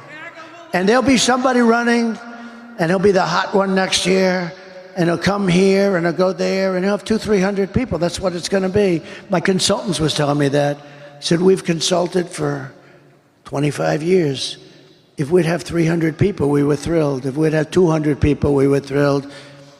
And you have like 30, 40, 50, 60. In South Carolina, we had 88,000 people. In Alabama, we had 68,000 people. It's an amazing phenomenon. And I'm not giving myself, it's just, I'm giving you the credit. You're tired of being the stupid country. We've become a stupid country. We were run by stupid people. And you're tired of it. So I said to myself the other day, Tucker, it's sad. And I was telling the people, because it'll never happen again. This is never going to happen again. I don't care. I just don't believe it. It's never happened in any country. When Biden got up with the red background, the pink background, and he looked like the devil, he looked so stupid, right? And he said, we will stop MAGA. MAGA, we're going to... I said, listen, you stupid bastard. MAGA means, because I think if you asked him what does it mean, he doesn't know. MAGA means make America great again. That's what MAGA means. So, for the first time, I never said it to anybody. I never really thought about it that much. But all of a sudden, it was down to like maybe 10 or 8 or 9 days, a few days ago, right? I said, you know, in 10 days, this will never happen again because I'm not running again and you're going to lose interest. We're going to meet, but we're going to meet on a different basis. We're going to meet on the basis of fixing our country, and we'll meet, but it'll be different than having rallies and having, you know, things where you have elections and all. It's never going to be what we've done together. We got to win, first of all, but we are leading. Just keep the cheating down. The only thing can stop us is the cheating. It's the only thing that can stop us. If we win, it's the biggest event in political history. It's the biggest event in political history. And there's something, and it's going to be the most important. I believe that the next election is the most important election in the history of the country. I really believe that. The one that's coming up in 4 days. But I said to myself, it's sad. I told the people. Some people were in the road, they're crying. They go, we have people that have gone to 200 and 250 rallies. We have the beautiful ladies of North Carolina. We have the front row Joes. I mean, we have people that have gone to hundreds of rallies. I said, this will never happen again. I don't believe it will. I don't think it'll ever happen again. And we'll get together, but it'll be different. We're going to get together and we're going to make America great again. We're going to fix our country. We're going to have strong borders and we're going to have fair elections and hopefully we'll get a fair press eventually, because that's a very important element. You need a fair press. He and I understand the press because you give them a story, you know exactly everything that happened, and they'll write it the opposite, like the exact opposite. They'll write it to actually hurt you. It's hard to believe. That's the other thing. You wonder, why do they do that? It's so bad. And they've lost such credibility. You know, when I first came to politics, the news, the press, had a 92% approval rating. Yesterday, it hit 14%. And I'm actually very proud of that, because I've exposed them for being a total fraud. They're a fraud. But hopefully they won't be a fraud for long. Hopefully that'll straighten out, because that's a very important, the press, a free press, a real press, is a very important part of greatness, of making a country great. They're almost like, they're glue that keeps it together, but they're also like, in a way, a police force that keeps it honest. But they're so dishonest that they have no credibility. Think of it. 60 Minutes asks her a question. And you know, I brought a lawsuit on this today. You saw that. 60 Minutes, because it's so wrong. She gives an answer that only a moron would give. You can give bad answers, but this was an answer that a person who is not a smart person, a person who got the lowest score, perhaps in the history of the bar exams, okay? You know, she failed the bar exam, okay? But this is a person, this is a very low IQ individual. This is the answer of a very low IQ individual. And by the way, I think everybody that runs for president or vice president should have cognitive tests. They should have testing because, you know, and I don't mean by age. Because, you know, some of the greatest leaders in the world were in their 80s, in the 80 period, because there is an experience thing and other things. Some of the greatest leaders in history, you look back, and I know many people that are in their 80s that are, I know one person from 80 to 90 made billions of dollars, and he was a failure for his whole life. And you know him, I'll tell you who it is later. But he was a failure for his whole life. But I said to myself, it's sad that in a way, this whole great thing that we've built is never going to happen again. But what is going to happen again is we're going to turn our country around, we're going to make it great, and we're going to be so proud of ourselves because we have to save our country. Our country is going bad. We're a failing nation. We are, as I say, we are a nation in decline. We are a nation in very serious decline. And look at what these stupid people have done. They've allowed Russia, China, Iran, North Korea, and others to get together in a group. This is impossible to think. When I was a young guy, I always loved the whole thing, the concept of the history and all of the things that can happen. The one thing, and I had a professor at the Wharton School of Finance, but we had history classes also. He said, the one thing you never want to happen is you never want Russia and China uniting. We united them because of the oil. We united them. Biden united them. It's a shame. The stupidity of what they've done. I'm going to have to ununite them, and I think I can do that too. I have to ununite them. But early on, I've read, and you've learned, you never want Russia and China, and they're natural enemies because Russia has massive land and China needs it. Okay? They need that land. China doesn't have the land for the population. Russia has, if you ever look at the size of the Russian landmass, it's like 4 times or 5 times. Doesn't it have like 12 time zones or something? It's massive. They're a natural enemy, and we've allowed them to get together. It's such a dangerous thing. Another thing that we're doing is we're losing the dollar as the standard because of these people that are so, if we lose the dollar as the standard, that's like losing a war, and it'll never happen with me. There's no way that will happen with me. We got to put it back together. We cannot, that is like losing a war. So we're going to get together, and hopefully we'll get together a lot, but we're going to get together, and I think it's going to be very happy times. We're going to put our country back together, and we're going to make it the greatest country in the world again. And you're going to be very proud of all these rallies that we had. And I just want to thank you for being here so late in the evening. I've been doing this all day, and this guy is fantastic. President Donald J. Trump, ladies and gentlemen, thank you. Thank you for tuning into the live stream. Double tap your screen, subscribe to the channel. Let's get the likes up.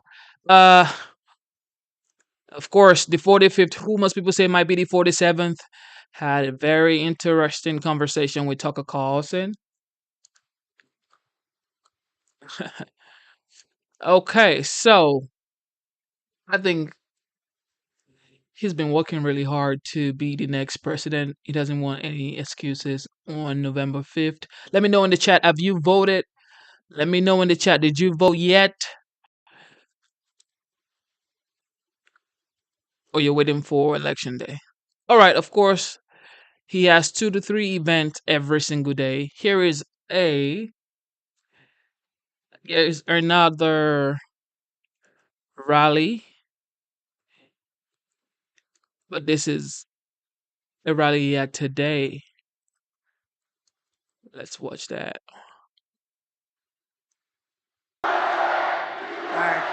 Thank you. Well, we're not going to have this too much longer. You know, we're winding down. 9 years we've been doing it, right? And now we're winding down, and hopefully we'll be going to the next phase, which is turning our country around. Because we've got a little bit of a mess to take care of, don't we, huh? A little bit of a mess. But we'll get it done, and we'll get it done right. But we're going to miss these rallies, aren't we, huh? But there'll be even better rallies in a different form. I think we'll say that, right? Front row Joes. They'll be even better, but they'll be in a different form, and really the form that we want. That's what we've been striving for. We have to get out and vote, everybody. Don't take any chances, because Kamala's never going to be able to do it. She won't be able to do it. Not even a thought of doing it. Doesn't know how to do it, doesn't even know how to say to do it. We cannot take any chances, so you got to get out to vote. And I can only say that it's been the experience of a lifetime for a lot of us. Some of you have been to 300 rallies. I see these people. And you're going to look back at this time in life, you know, and you're going to say there was something very, very special about what we all did together. We all did it together. There's never been anything like it. We'll have everything so good and fixed up and perfect. We'll have everything perfect. And then in 4 years, somebody will come down, and that person's going to be hot as a pistol. And you know what they're going to draw? About 300 people. That's what you draw. A politician draws 250, 300, if they're good. If they're bad, they draw like 8 people, like Biden used to draw, right? Remember, he used to fill up. Remember the circles? Couldn't fill up the circle, so he used the fake news media to fill up the circles. But no, it's different, but there'll never be, in the world, there'll never be anything like what we've done. We've done something that's unprecedented, and we've had fun, but now we have to get, hopefully, to work. We got to win. You got to get out and vote. And then we're going to do a real job for you all, and we're going to meet again many times, I hope. But this has been the thrill of a lifetime for me and for you and for everybody. And now we want to take that thrill and turn it into let's do business, right? Let's do business. So it's great to be back in this beautiful state with thousands of proud, hardworking American patriots. And I'd like to begin by asking a very simple question. I've been doing that lately because it seems so poignant. Are you better off now than you were 4 years ago? I don't think so. I don't think so. It's been, is that one of the easiest questions you've ever been asked? But I've come today with a message of hope for all Americans.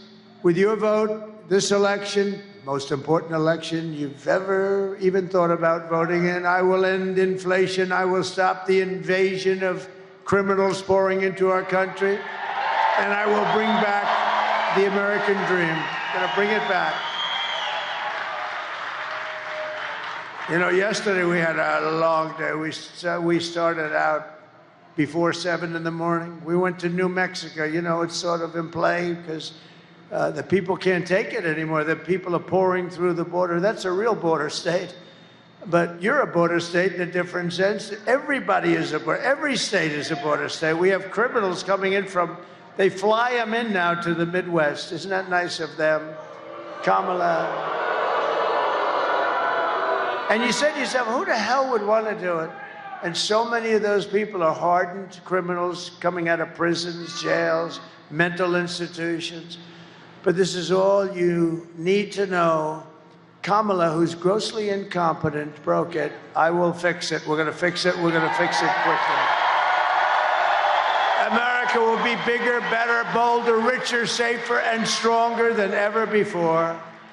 This election is a choice between whether we live and have 4 more years of gross incompetence and failure, or whether we will begin the 4 greatest years in the history of our country. We'll get it going fast. We're going to get it going very fast. And I'm asking you to be excited about the future of your country. Be excited. It's been hard to say, but now we're down to 4 days. 4 days. Right? Front row Joe? No, I mean, if you think, you know, we're down to 4 days. Wow. We thought it would never come, right? We thought it would never come. I'm asking you to dream big again. You have to dream big. It's hard for you to think of that because you've been so hurt by these incompetent fools that have been running our country. This will be America's new golden age. Every problem facing us can be solved, and it's going to be solved quickly. But now the fate of our nation is in your hands, and it really is. It's in, you got to vote. You got to vote. Don't believe the polls that were way up or we're pretty far up, but a couple of them way up. One gentleman, a great pollster, they say, he said, we have a 97% chance of winning. I said, don't believe it. Don't believe it. Don't believe it. Don't believe it. I think he's a Democrat. Because nothing matters except what happens on Tuesday when you think of it, right? All doesn't matter. So just pretend that we're 1 point down. We're not, we're up. But pretend that we're 1 point down. On Tuesday, you have to stand up and you have to tell Kamala that you've had enough. You can't take it anymore. You're the worst vice president in history. You're the worst border czar in the history of the world. We're not going to let you destroy our country. Kamala, you're fired. Get the hell out of here.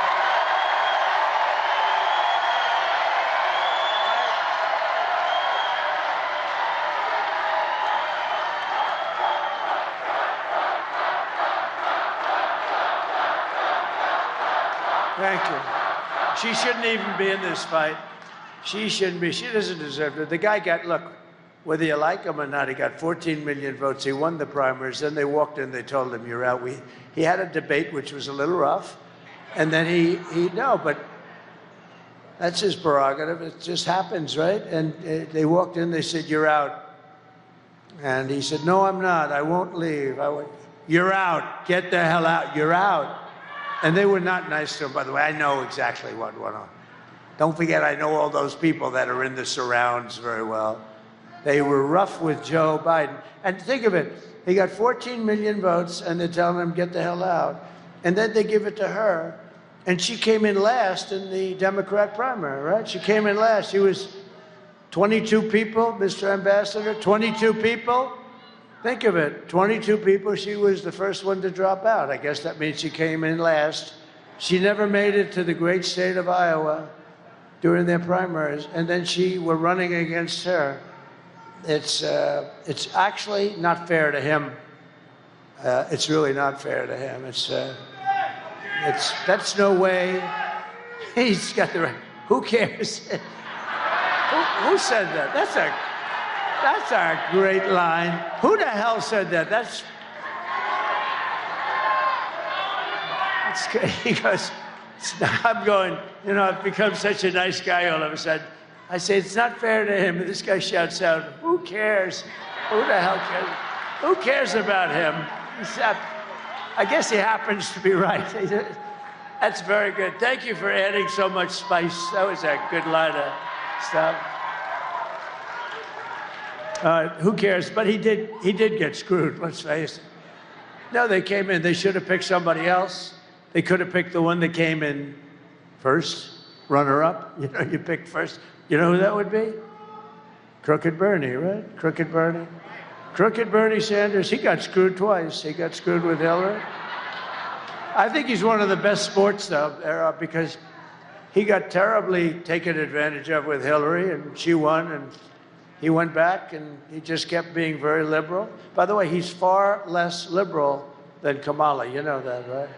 She's rated the worst, most liberal, crazy person in the U.S. Senate. She's more so than even Pocahontas, who's very, remember, she said, my mother told I was an Indian. How do you know you're an Indian? Because my mother told me I have high cheekbones. You believe it? I actually think that's a racist comment that she made. I think that's a racist comment. Everything we have been fighting for these past 4 years comes down to the next 4 days. Can you believe it, right? We've been setting records in the early voting, but we can't let up. In-person voting in Michigan ends on Sunday, and if you're not going to make that, you got to get there on Tuesday. Okay, who's voted? So who is going to vote? All right, 60-40, that's not bad. That's a lot of votes. You got to get the hell out and vote. Because it's now or never. If we don't do it, it's never going to happen again. There are those that say that if we don't win this election, you may never have another election in this country again. That's a possibility with these radical left lunatics that we're dealing with. Crazy Nancy. You want to marry me? She wants to marry me. What the hell's... Well, let me ask the First Lady if that would be okay, because it's okay with me, but I have to get permission. Thank you. That's cute, actually. So get everyone you know. Vote, vote, vote. Get everyone you know.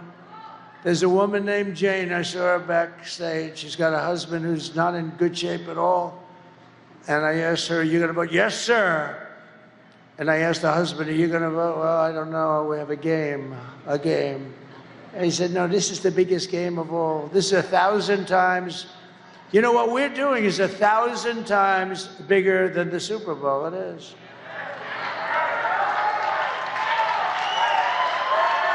When the NFL has a problem, they had a big problem with Canada, big problem. Canada was actually taking advantage of the NFL for years, and they couldn't get it solved.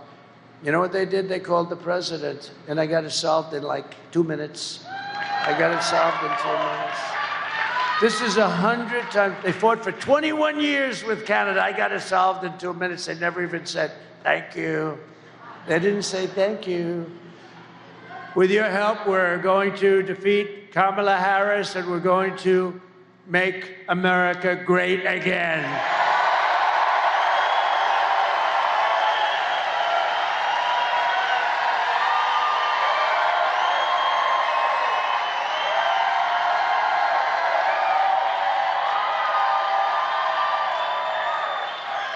I'm studying my hair. It looks not so good today. It's not a good hair day, but who cares? Not a good hair day for me. Ay, ay, ay. Oh. I don't want to look. But we have breaking news. It's actually bad news. It's only good for one thing.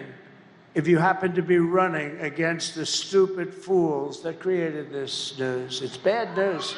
Bad news for the country. It was just announced a little while ago that brand new jobs report proves decisively that Kamala Harris and Crooked Joe have driven our economy off a cliff. And if she gets 4 more years, your family is you're never gonna recover from these stupid people, because we're being taken advantage of by every country all over the world, including our allies. And in many cases, our allies are worse than our so-called enemies, okay, on trade. Nationwide, this just came out. Listen to this. You got to study these numbers, right? Does anybody have a pencil? Please take it down. Nationwide, the economy created, this is the lowest number in years, a pitiful 12,000 jobs last month. Whoa. Hundreds of thousands of jobs less than what it should be. I never heard of 12,000 jobs. That's not even believable. And when they revise it downward in a few weeks, it will be much lower than that. They'll have to revise it downward. And just think, this is not good news for them. I mean, how would you like to have an election in 4 days and you just had the worst jobs report in the history of our country, practically?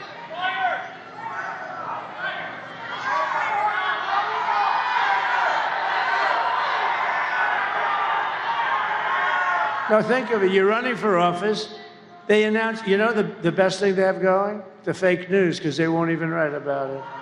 The fake news.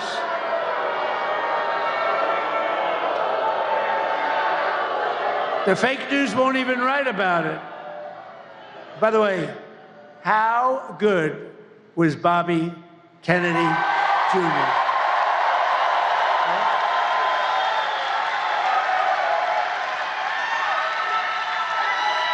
How good was he? And he's so into health and all. He's going to take care of women's health and men's health and your children's health. I said, you could do anything. You just go ahead and enjoy yourself. But just do me one favor. Leave the liquid gold alone. Let me handle that. We're going to make a fortune. We're going to make, Bobby, please leave that alone, Bobby. Just let me handle that. Oh, we're going to make so much money.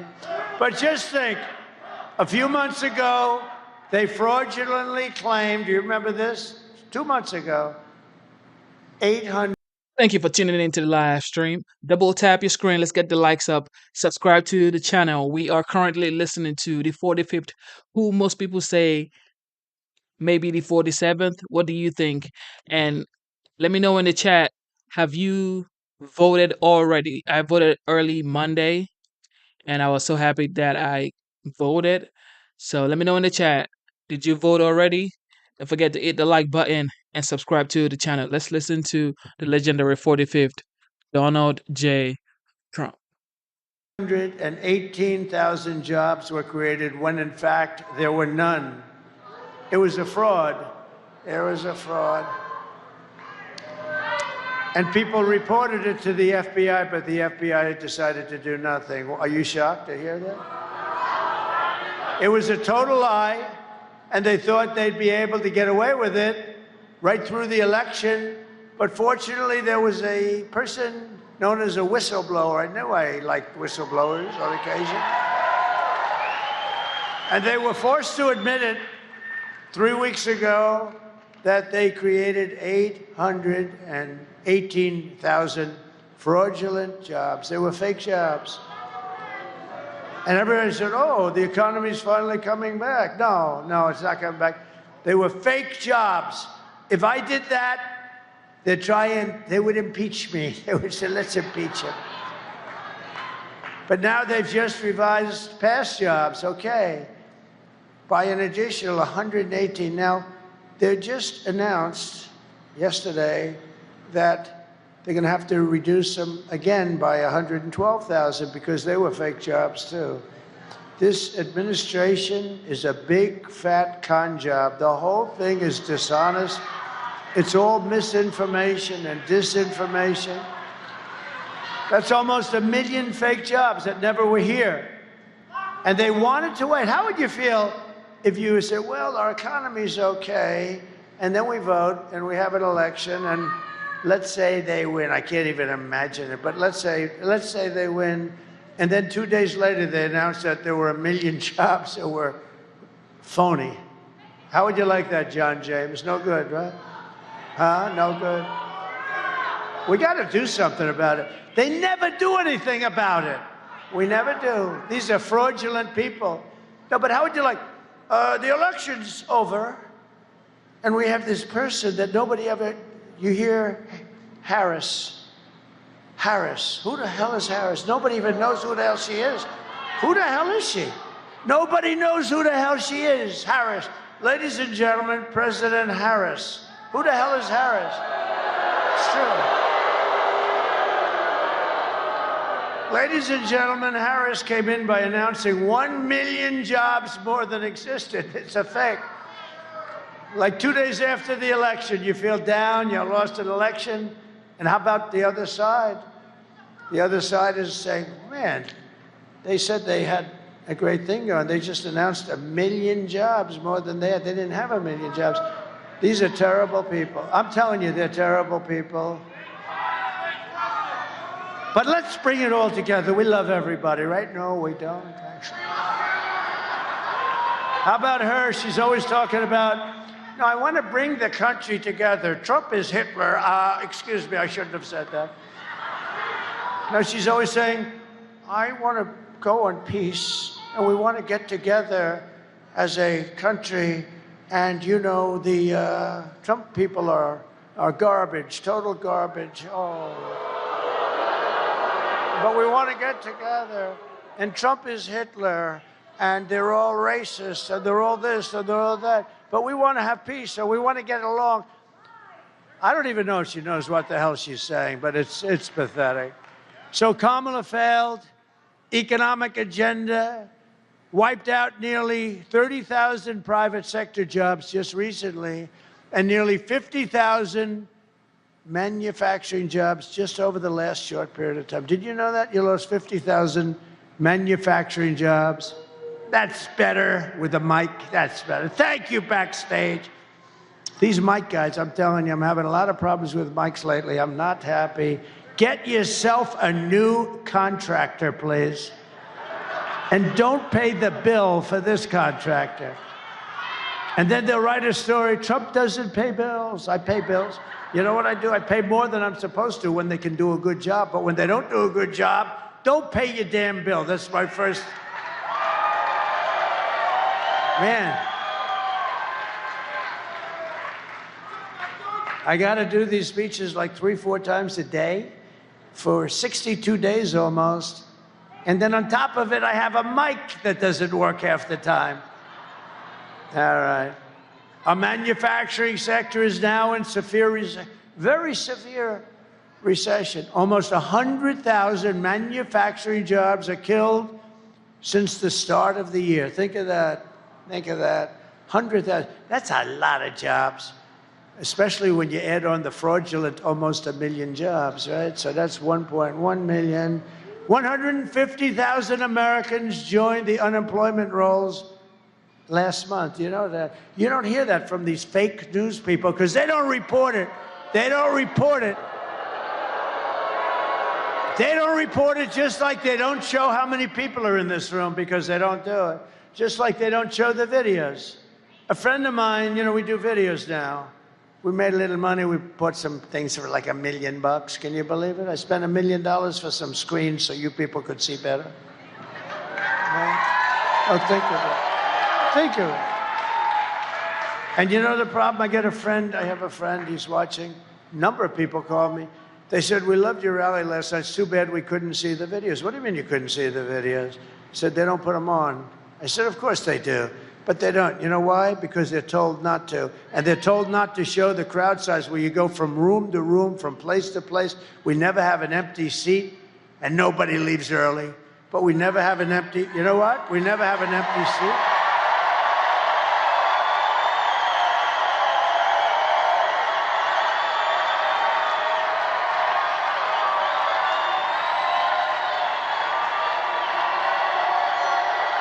But I said, I want to have them show. Oh, we have it out with them all the time. A friend of mine said they don't show the thing. And think of the cameras, right? All they have to do is right there. There's the screen, there's the screen. All they have to do is 1 inch right, ding. 1 inch up, ding. And they can see it, but they don't want to do that because they don't want to show, because they're fake news. That's why they're fake news. And most importantly, nearly 250,000 people dropped out of the labor force last month. Can you believe this? We're in a depression. You better hope you vote for me, because I'm going to get you out of it fast. But under these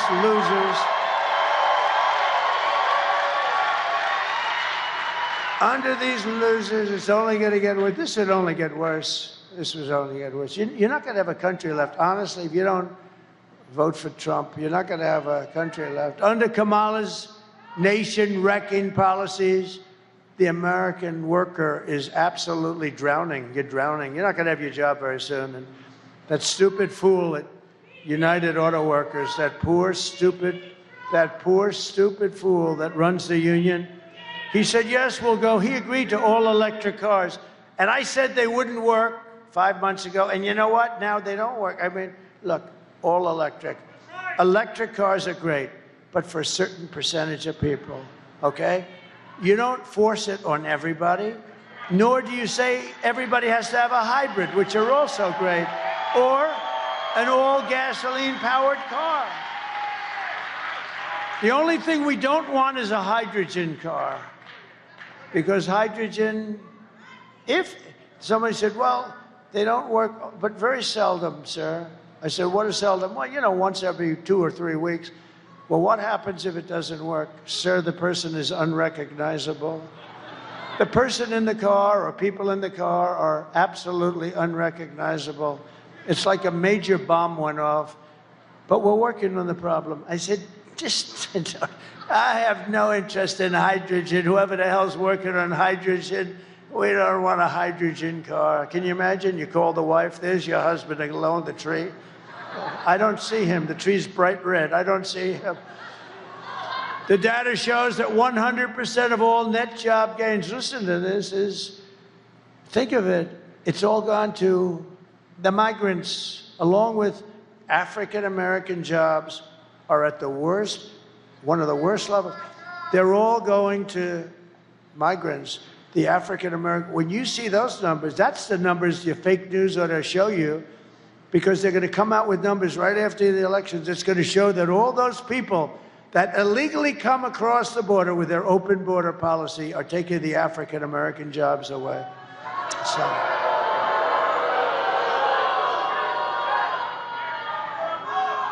Now, can you imagine? So, you know, guys have jobs for 20 years. They've got a family. They have everything. They're doing a good job. They're good people, good workers. And their jobs are being taken away by people that just came in. And it's not right. Hispanic jobs also, to a lesser extent. Union jobs will be affected, not yet, but they will be very much so. But the African-American jobs, you ought to tell them to go get you the real numbers, because when you see this, it's going to be probably after the election. You're going to be really angry. You're going to say, you know, I wish I voted for Trump. He got me criminal justice reform.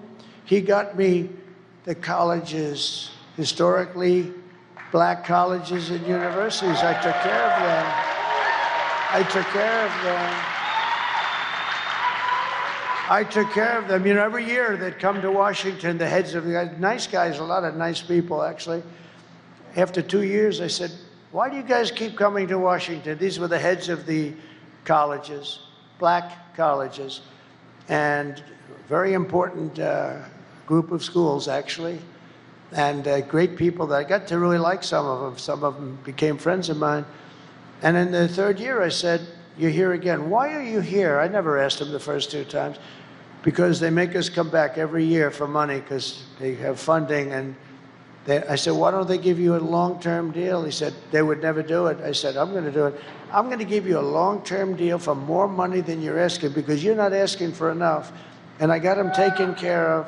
And I said, the only bad thing about what I'm doing is I'll never see you again. Most likely, I'll never see you again, which is sad. But you know what? It's wrong what they're doing to you. They had to come back for years and years. They came back every year, hat in hand. One guy said they make us like beggars, like beggars. These are black, wonderful people that run the universities. They run the universities. You're right. So I took care of that. I took care of so many things. But remember, the criminal justice reform, I was called by some people at CNN that I'm the only one that can get it done because I can bring some conservative votes over. And I did do that. And I got criminal justice reform done. And it was really, the black population wanted it more than anybody else because it was very unfair what was happening. And we got it done. And I'll tell you, and I made this statement, with the exception of who? Abraham Lincoln. I did more as president for the black population than any other president in the history of our country.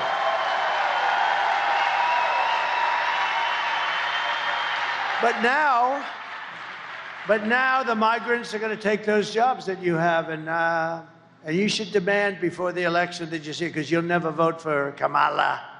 You never vote for her. She doesn't know what the hell she's doing. Kamala's inflation nightmare has cost a typical American family $30,000 in higher prices, and she's continuing to cost you an additional $1,100 for every single month. That's because of what they've done with inflation.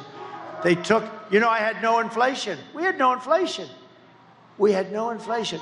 We went from essentially no inflation to the highest inflation in the history of our country. And then they say they're going to vote for these fools. They're not going to vote for these fools. Remember, I had virtually you had no problem. You were making money, you were putting money away, you had money left over, you could go out shopping, and your prices weren't quadrupled for a sausage, for a piece of lettuce, for an apple. Now the prices have gone so high. Everyone tells me about the word groceries. For groceries, cars, look at the price of cars, look at the price of education.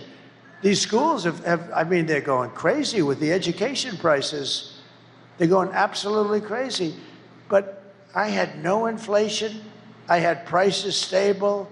We wouldn't put up with it. We would talk to people, too, if they, were ripping you off. We would talk to people. We had smart people, the best people.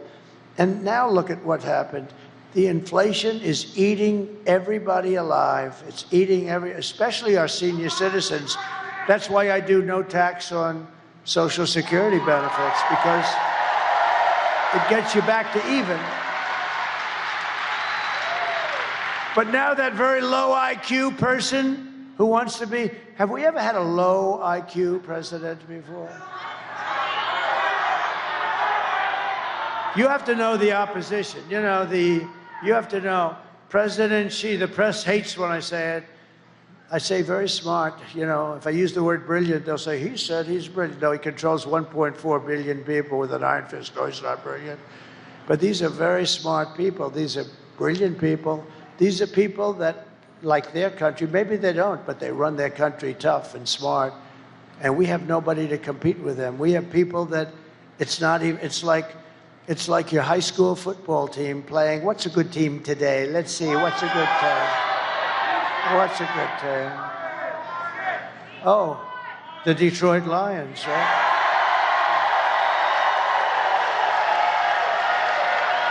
I couldn't have said that 2 years ago.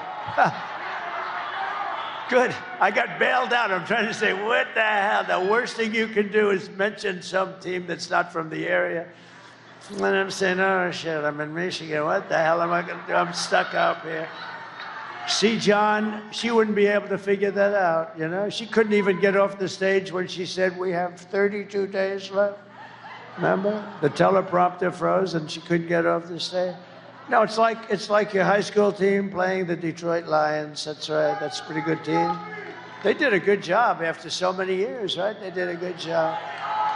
See, that's what good management is. You get the right people. It's the same thing in government. You get the right people and good things happen. But now, Kamala wants to impose the largest tax hike in American history and raise your taxes by at least $3,000 a year. It's much worse than that, actually, because she wants to terminate the tax cuts that you've gotten. I stand before you today as the only candidate who can, we're going to rescue this thing. We're going to be able to do it, and it's going to happen fast. It's going to be rescued. Your prices are going down. We're going to drill, baby, drill. We're going to bring prices down. Who can rescue our economy from total obliteration and restore our country to full prosperity, explosive growth, and maximum strength. It is about growth, you know, it's about growth. It's about some proper cost cutting. You know who we're going to use for that? Elon. He thinks he can find $2 trillion, only Elon. Anybody that can have that rocket come down the way it came down, that sucker. Right? How about that? How cool was that? He's the only one that can do it. Cutting 2 trillion, finding 2 trillion is easy when you can do that, and he wants to do it. You know where he is right now? He's campaigning in Pennsylvania for Donald Trump. How cool is that, right? How cool. No, he's cool. He wore that black hat. Remember the black hat? He called it dark MAGA, right? Dark MAGA. You'd look good in that hat. He called it dark MAGA. He looked cool. You know what happened? I don't think we sold one dark hat in 2 years. I didn't even know we had them. You want to know the truth? And everything's subtle, where it says, make America great again. It was also in black. So you had black on black. That's called very subtle. And he wore it and he loved it. And he did great. He made a speech, did great. We had 107,000 people in Butler, PA, right? Honoring the firefighter, Corey. Honoring Corey the firefighter, 107. And Elon got up and made his speech, and he did a good speech. He said, I've never seen so many people. I've never seen anything like it. And then, because, you know, he comes sort of out of a laboratory. I mean, you know, what he likes is, it's where he feels comfortable. All of a sudden, he's on the stage. He's got all those people. And he's wearing the hat. I said, what is it? He said, dark MAGA. I said, listen, that hat looks great, Elon. Okay, so I sold like 2 hats in the last year, dark MAGA. Nobody bought them. We had a run on the hats. They sold 71,000 black hats. Can you believe it? 71,000. You make money with money. It's the way it is. It's a hot item. Anyway, his just released numbers plainly indicate our economy is a total disaster and is expected to get very substantially worse. It's a wonderful time for me to come in. You know, this is what I want. No, I would have rather come in when things are going in the right direction, but we're gonna get it straightened out fast. It's gonna be, we'll have the best economy you've ever had. You know, the stock market's going up. Scott Bessent, some of the smartest analysts on Wall Street said it's only going up for one reason, because Trump's leading in the polls and everyone thinks Trump's going to be president. They think Trump's going to win the election. That's why it's going up. Now, here's the bad news. They say if he doesn't win, you end up in a depression. It's, boah, wait till you see that. It'll be a 1929 style economic depression that will absolutely crush your incomes and all that stuff. But we're not going to talk about that, because we want to make sure we win. And when we win, you are 4 days away from the best jobs, the biggest paychecks, and the brightest economic future the world has ever seen. You're going to be great. You're going to love it. And we will end Kamala's economic disaster and launch a brand new Trump economic miracle. You know, Steve Moore, a great economist. He's great, actually. He is a great guy, right? He is a great guy. He just wrote a book called The Trump Economic Miracle just came out. It's a bestseller. Go buy it. It's great. I mean, it's a great book. I mean, what the hell? It's like 20 bucks. It's 20 bucks. Give the guy 20 bucks. No, it's a great book. It's a hot book. The Trump Economic Miracle by Steve Moore. Go buy it. It's great. He really tells us how we did it and what we're going to do. It's, not that complicated. I will massively cut taxes for workers and small businesses, and we will have no tax on tips, no tax on overtime, and no tax on Social Security benefits for our great seniors. And they're going to claim Donald Trump has a conflict of interest because I'm a senior and I'm giving. They're going to say he only did it because he didn't want to pay tax. Oh, they'll come up with something. They'll say there's some reason that he did it.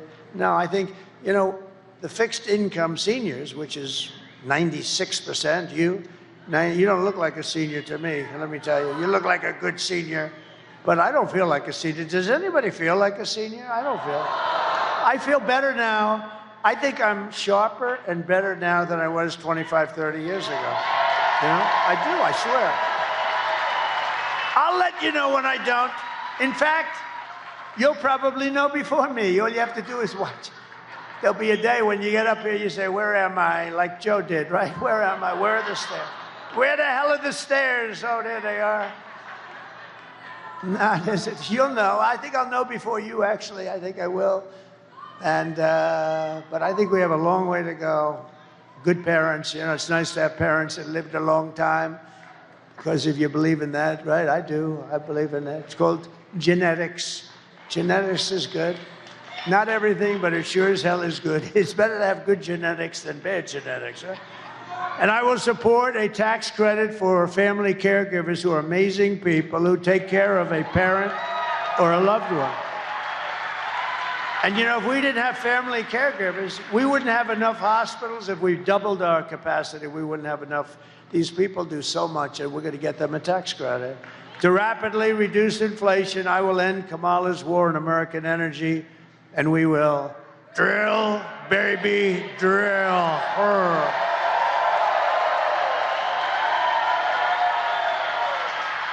Thank you. And I'll cut your energy prices in half within 12 months. We're going to cut your energy prices, and that's going to be the beginning, and we're going to bring your cost of groceries, foods, everything. We're going to all come down. That's what caused the problem. The energy is what caused it, because they came in and they destroyed what I had built. What a stupid group of people. All he had to do is go to the beach. He went to the beach all the time, right? Somebody said he looks great. He's 82 years old. He looks unbelievable in a bathing suit. But he went to the beach, and he had a hard time moving. Those things, they weigh like about 6 ounces. They're aluminum, hollowed aluminum. They're so light. They're meant for children and very old people. And what happens is he couldn't move it. He needed people to help him. So a kid came along who's 5 years old and helped him.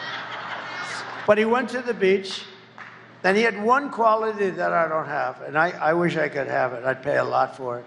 He has the ability to fall asleep instantly with cameras on. Who the hell could do that? And you see him falling asleep and drooling out the right side of his mouth, and he's gone. And he gets a good rest. I don't do that. I toss and turn and turn and toss. I'm thinking about how the hell I'm going to make money for you people. Tossing and turning. Always tossing, turning, spinning around like a top. How the hell?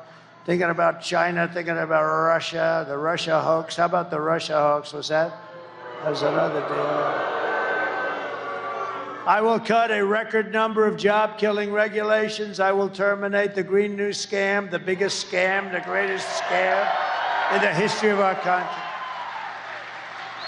And I will end Kamala's insane electric vehicle mandate, saving the Michigan auto industry from extinction. And I was here 4 weeks ago. I was at the Detroit Economic Club, right? And we had a meeting, and it was about automobiles, cars, and stuff, because you're getting killed. Look, you just lost 40, 50,000 jobs. This guy, the head of the union, I'm leading by far in the popular poll, in the rank and file with the union. But they have guys that only go for Democrats. That's all right. Sean Fain or whatever the hell his name is. So listen. And I told the story about a year ago. I have a friend that builds auto plants. Has anyone heard this story? Should I tell it again? Should I? John, oh, there he is, my man. Come on up here, get up here. This guy is so great. This guy, come on up. Secret Service may rough you up a little bit. Come on up here. This guy gets it. He got it. Yeah, look at him. Look at him. Come here.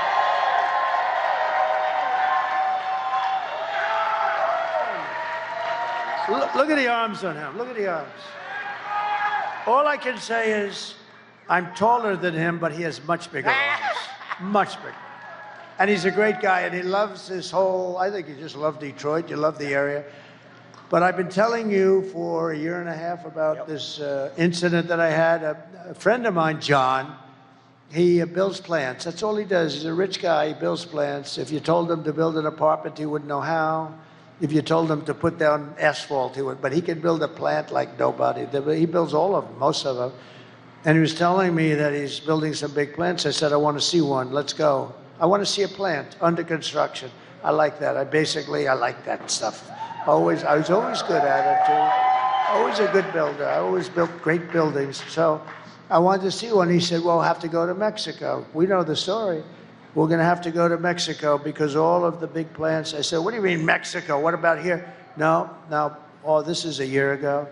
He said, really? Let me see. And he showed me a plant that's the biggest plant, I think, in the world, right? It's the biggest. It would ruin Detroit. It does probably more than all of your plants put together. It's massive, owned by China. So China was going to come in and build one of the biggest plants in the world, I think the biggest plant by far, actually, in the world, and some others, right along our border, make cars, put them into here, and you can forget about Detroit, you can forget about Michigan. It would be over. And I didn't like it. So he told me about it a year ago, and then I started thinking about it. And I said, you know, if they build that plant, and you know, they're decimating Europe, what they're doing, they're dumping cars in there like crazy, and it's being decimated, the auto industry, the manufacturing of car industry. So what happened is he said, no, this is the way it is, it's going to happen. I said, we're not going to let that happen, because if they build these massive plants, especially this one monster plant that's so big that you wouldn't believe it. So I announced when I was at the Detroit Economic Forum, and a little before that, that I'm going to put 100% tariffs, and if that's not high enough, I'll make it 200%. And I announced it a little before the forum, actually, and I said, no, we're going to put 100%, and maybe I'll make it 200, maybe I'll make it 300, 400, I don't give a damn. I'll make it whatever I have to make it. And that was it. I just made the announcement. I didn't make a big deal out of it. The fake news didn't pick it up because they don't want to pick it up. But I didn't want to see Detroit destroyed, and other places like South Carolina and Tennessee and a lot of other places. But your state more than any other state, without question. And so what happened is I forgot about it. Now I'm speaking, and I see this guy, John, the builder of auto plants. And I said, I'd like to see him after I speak. So I speak. I made my speech. It was a brilliant speech. Brilliant. And I saw him, and I said, John, how's that plant going that you're building in Mexico on the border? He said, sir, they've canceled that plant last week. They're not going to build it. Because they think you're going to win, and they think you're going to put tariffs on the cars, and therefore they're not going to be able to bring any cars into the United States. And they said, if Trump wins, this thing is not going to work at all. So, but I'll tell you what, that plant will go up so fast if there's a mishap. Here's the good news. There's only one way there can be a mishap, and you know what that way is. And I hope to hell that doesn't happen. I hope to hell that doesn't happen again. So I'm just proud of this guy because he's been on my, I didn't know who the hell he is. I didn't know who he was. All I know is he has very good, strong arms. I'm impressed by his arms. He's a strong guy, but he was a good guy and a smart guy. And he was against the electric cars because he said they're going to be made in China. You know, you're going to get 2 good years, and after that, nobody's going to work. Did you see 37,000 auto jobs were cut this month. 37,000. I got more news for you. Well, you can tell them, okay? You tell them. So here's the story. They're not building the plant. We're going to build those plants here. Okay, guys, listen. President Trump is telling you the truth about when we met, and it was a year and a half or so ago, and he asked me questions. He said, how does your industry like these EV mandates? And I said, sir, they don't like them. Nobody wants to buy those. You know, we're not only auto workers, we're consumers too, right? We don't want to drive those things. How do you pull a trailer with 4 snowmobiles on it up to Traverse City when it's 5 degrees below zero in an EV? You can't do it. But Kamala Harris thinks she knows better than the experts in Detroit.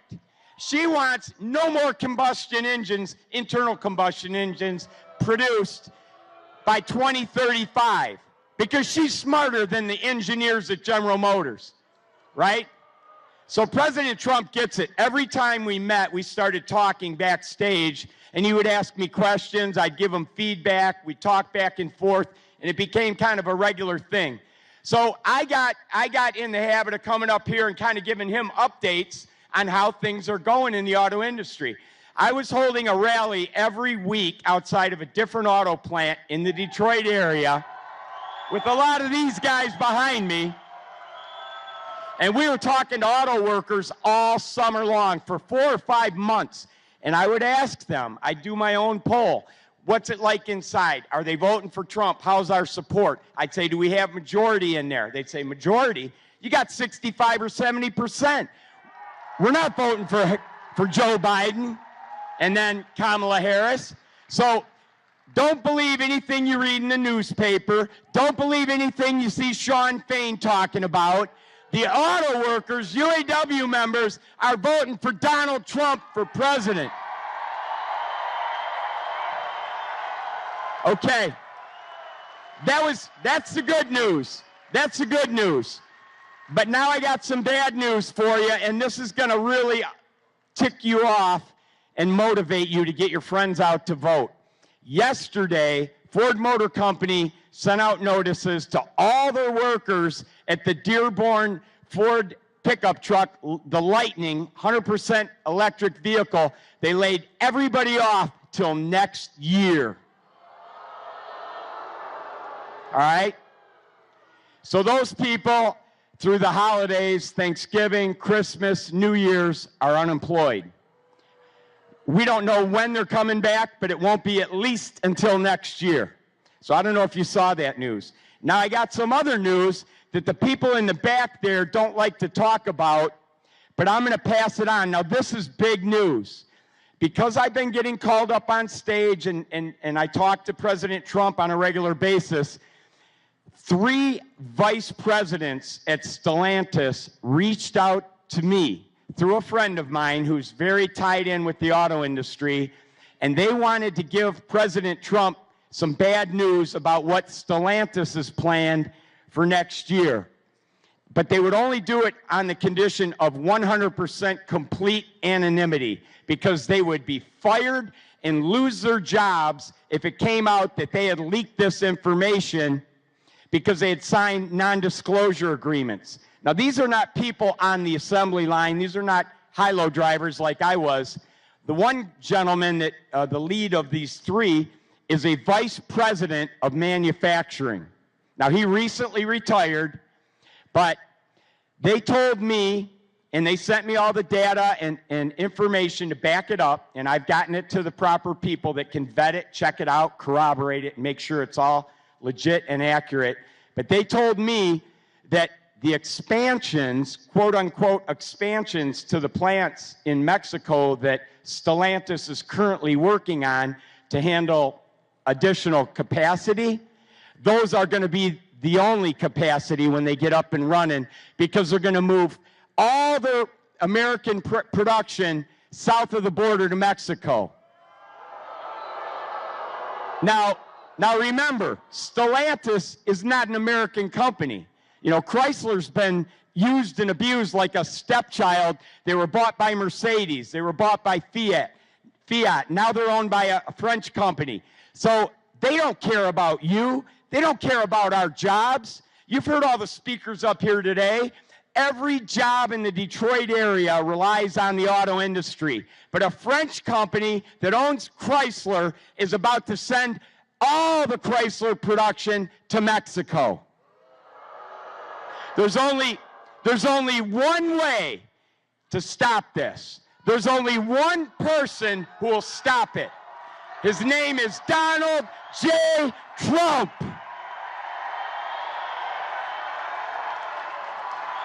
So I'm asking you, when you leave here today, you got 2 days, Saturday and Sunday, to get every single person in your contact list out to vote. Not Tuesday. Get them to vote tomorrow and Sunday. Okay? Tell them, do not wait till Tuesday. They got to do it over the weekend. One phone call and they'll know where they got to go. But you got to get them out. And then when they vote, then they can get everybody on their contact list out to vote. We got to make it too big to rig. Let's elect Donald J. Trump, the 47th President of the United States.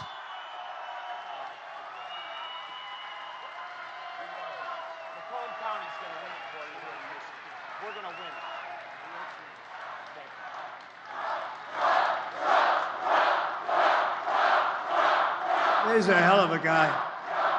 That guy. Thank you. So he's something. He loves the country. He loves your state. Tell Solantis, I think I'll send him back. He's quite good at delivering a message. Tell Solantis that if they plan on moving, we're going to charge them a 100% tariff on every car they put in, and they won't move. You know who said they're going to move? A company I buy a lot of stuff from them, a lot. Great company, John Deere, going to move big sections of their company from Iowa, I believe they said, to Mexico. And I told them, and I did it in writing, I said that if you do it, beware, because I'm going to charge you about 100% tariff on everything you make to put back. So if you're going to move from Iowa, and if you're going to move from Iowa to Mexico, and then you think you're going to make it in Mexico and sell it over here and sell it at that cost, not going to happen. We're going to do a 100% tariff. They announced, I believe, that they're no longer making the move, didn't they? I think that's what I heard. Somebody told me the other day that they announced that they're not making the move. Why would they make the move? It'll cost them much more to make the product over there when we do this. In other words, we're going to use that. Look, the most beautiful word in the dictionary to me is tariff. I think it's the most beautiful word. It's going to make our country rich. And these stupid people, look, politicians, there's only two reasons why they wouldn't want to use tariffs. They're stupid or they're corrupt. There's no third reason. They're either stupid or they're corrupt. I just stopped the largest plant in the entire world, which would destroy your state. I think this plant made more than all of Detroit put together. You know, it's a big, and I just stopped it, and I'm not even president yet, okay? Think of what I could do when I'm president. But I have to find out. But I'm telling you, I told John Deere, we told them very strongly. We said, look, you're going to move out of Iowa, we're putting about 100% tariff on anything you make. There was a different kind of a plant. There was parts and this and that. I said, if you're going to do that, we're putting in a tariff. And that was it. I sort of went on to other things, like how to get elected very easily. And I heard 2 days ago that they're not going to build the plants here. So it's pretty good, right? It's pretty good. But you're a hell of a guy, I tell you. He's a friend of mine. I'll make interest on car loans. So here's the thing I thought of, and it's funny, it's not that complicated. It's going to do tremendous good for your area, because here's what I'm doing. I thought of this idea, and then I expanded. You know, a lot of times you have an idea, and then you expand. I was always good financially, and I was always very good on construction. In this case, construction doesn't matter. It's finance that matters. And people call me up. It doesn't sound complicated. They say, from Wall Street, 182 IQ guys, brilliant guys. Where the hell did you ever come up with that idea? Like, As an example, no tax on tips. I did that, everyone went crazy. Nobody ever heard of it before, right? No, it's true. And then that dumb woman, very dumb woman, that low IQ individual, like 2 months later stood up, today I'd like to announce that we're not going to have tax on tips. And she got booed out of the place, you know, it didn't work. You never heard a second, nobody talked about it after that because she was, so, you know, I don't like, I mean, the one problem with what I do is I do it and then somebody else copies you, but they don't have the brain power to get it done. So I had this idea, but then I had a better idea using the first idea, but it's all pretty simple. I'm going to make interest on car loans fully tax deductible. That's it, right? And people say, where the hell did you have a car? Isn't it funny? It's like the paperclip, you know? Years ago, long before you, youngster, years ago, somebody came up with the idea of the paperclip. I think 129 years ago, a long time ago. And he had a little piece of steel, metal, whatever. He bent it around, and start selling it. So, and everybody saw it. And they said, why the hell didn't I come up with that idea, right? The paperclip.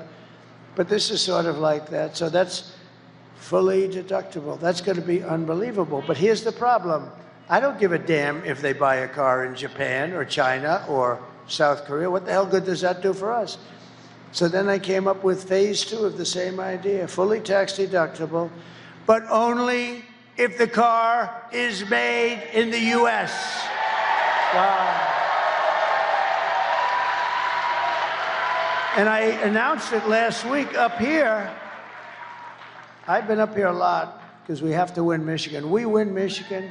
We win Michigan. We win the whole ball of wax because, you know. And we got to bring John James and all of these great guys with us. We got to bring them with us. But I got calls. So here it is. Number one, the deductibility. They said, wow, what a great idea. But then number two, you only get it if you make the car in the U.S. I can't say here, but we'll try steering them to here because I would love, you know, they've been talking about a renaissance and a rebirth for Detroit for 45 years. And I got into some heat because I said, they've been talking about it for 45 years, and if it's okay with you, it hasn't exactly happened, okay? You know, I'd like to say it did, but it hasn't. And if I did, you'd hit me on that one too. But it can happen. And I'd love to steer it right over to here where it all began because it's very sad. It's very sad what's happened. But think of it. You're going to have deductibility of interest. That's a big deal.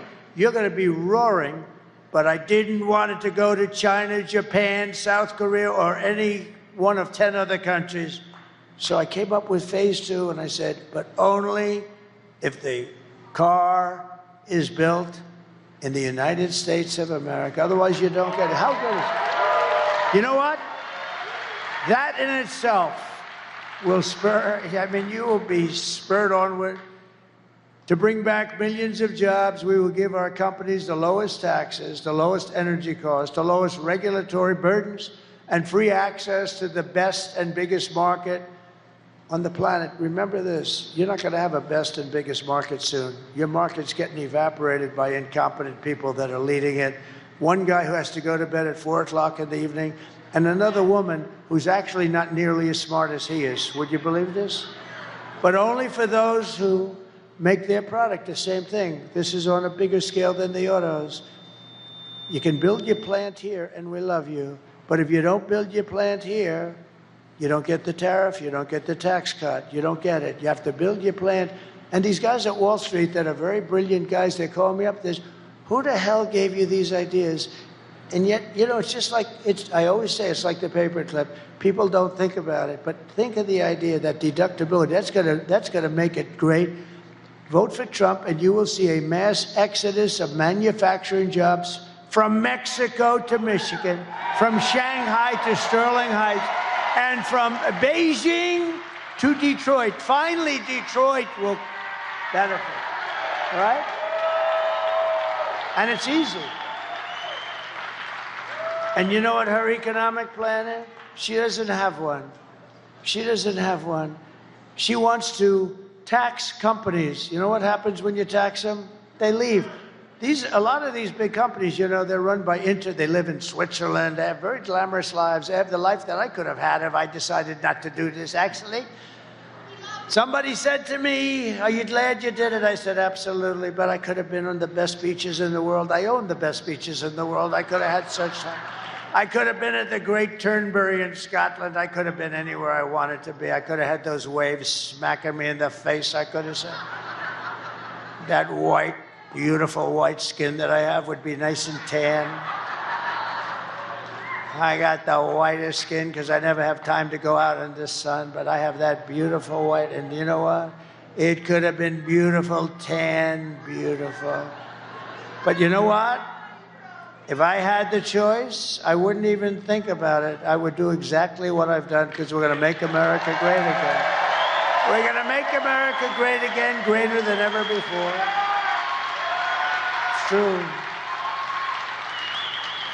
We're going to pass the Trump Reciprocal Trade Act also. That was very simple. Reciprocal trade, meaning if China or any other country, I don't want to pick on China because the European Union is almost as bad as China. They don't accept your cars. They don't accept your farm products, but they send their farm products here and they send their cars here by the millions and millions. So if China or any other country charges 100 or 200% tax, then we will charge them 100 or 200% tax in return. It's called an eye for an eye, and it'll all stop. I will never apologize for defending America. I will protect our workers. I will protect our jobs. I will protect our borders. I will protect our families. And I will protect the birthright of our children to live in the richest and most powerful nation on the face of the earth again. And as we rescue our economy, I will also restore our borders, because I think it's your biggest problem. I think, you know, inflation is terrible. It's a country buster. The economy is horrible. You saw the numbers, and I hope the fake news is going to write those numbers. There's a lot of fake news back there, but I hope you'll be lucky if one guy writes it. It'll be the local Detroit newspaper or something. They don't write those numbers because they want to try and get her elected. Why? I don't know. That's the biggest thing I can't understand. Why the hell would you want her? She's horrible. But over the past 4 years, Kamala has orchestrated the most egregious betrayal that any leader in American history has ever inflicted upon its people. She has violated her oath and eradicated our sovereign border, totally eradicated our border, and unleashed an army of gangs and criminal migrants from prisons and jails, insane asylums and mental institutions from all over the world, from Venezuela to the Congo in Africa. Congo, a lot of people coming in from the Congo. And you know where they live in the Congo? In jails. They're emptying their jails into this country. But they're doing it all over the world, in Asia, in the Middle East, and in South America. Venezuela's released big portions of their jails into the United States. And I'm surprised they haven't done more yet. They will. It's going to all come in. You'll have 100%. But I would have done it faster than them. I would have done it if I were them. Why would I keep these prisoners for 60 years? The killers and murderers and drug dealers and everything else. They've released them all into the United States. And you know what? Their crime has gone down by 72%. They've gotten their crime. They've gone into their cities, Caracas and cities, and they've taken the gangs and they've removed their gangs and they've put them into your country. Can you imagine? And this woman and this guy, but she was in charge of the border. Remember, she was in charge of the border. He put her in charge of the border. She is the border czar. She doesn't want to say that because it's been so bad. And by the way, the Border Patrol endorsed me a few days ago with the strongest endorsement they've ever done. They actually said, I'm the greatest president in the history of our country. I said, are you talking about the border? They said, no, the border too. You're the best we ever had in the border, but you're the best president in the history of our country. And then I said, does that include Abraham Lincoln, George Washington? Does that include everybody? How about Lincoln, Washington? You know, we had some pretty good ones. We had some pretty bad ones, too. A couple of that we just had. Here's the good thing. Jimmy Carter's just turned 100. He's going to be a happy man. He's so thrilled because his administration looks totally brilliant compared to the Biden-Kamala administration. So Jimmy is a happy man today. He's led a brilliant administration by comparison. Today I want to hear, and I want you to hear from a mother just made 2 days ago who suffered gravely because her daughter was killed by an illegal migrant that would have never come in under the Trump policy. And she said that would have never come in. We have open borders. These killers are coming in at levels that nobody's ever seen. Please watch. Sunday night, I asked her to not stay up super late because of her coming to work with me in the morning first to do her summer school. She said, okay. I told her good night and I love you. I went to bed, not realizing that that was going to be the last time I saw her. We're best friends. Yeah. We're going to shake it again. I woke up to notice she wasn't in her bed. I'm in my heart trying not to lose my mind because I don't know where she is. I finally remembered her phone had a location on, and her phone was pinging just 2 minutes down the road, right behind the skate park. I start driving to the direction the phone was being pinged at, and I see a couple cop cars with lights on. I see yellow tape, and immediately my heart drops and sinks to the bottom of my stomach. My daughter's hands and ankles were both bound. She was strangled to death, left with no pants. And I know in my heart, she fought incredibly hard. She was not going down without a fight. We begin with two men we're learning are charged with capital murder tonight, accused of killing a 12-year-old girl. Police say these men strangled her before dumping her into that creek. Both men were in the country illegally. Apprehended, then released by Border Patrol less than 3 weeks before Jocelyn's death. The men accused of killing Jocelyn Nungare are affiliated with the gang known for brutal violence. Kamala Harris was in charge of immigration in our borders. If we had better border policies and not open borders and not these catch and release policies, I truly believe this all could have been prevented. Under her being vice president of this country, my daughter's life was ripped away from her. She had her entire life ahead of her. Happy birthday, dear Jocelyn. My daughter is 6 feet in the ground based off of policies that she allowed to keep. Kamala Harris did have one job, and she not only failed, not me, she failed my daughter. She failed Jocelyn. You know, she was only 12. President Trump reached out, gave me his sincerest condolences as not a former president, but just as a father, someone who cares. I believe Donald Trump needs to be back in office. I can at least know that my next child will be safe in this country.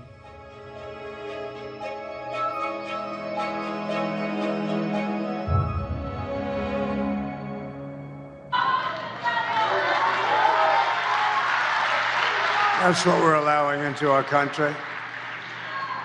The day I take the oath of office, the migrant invasion ends and the restoration of our country begins.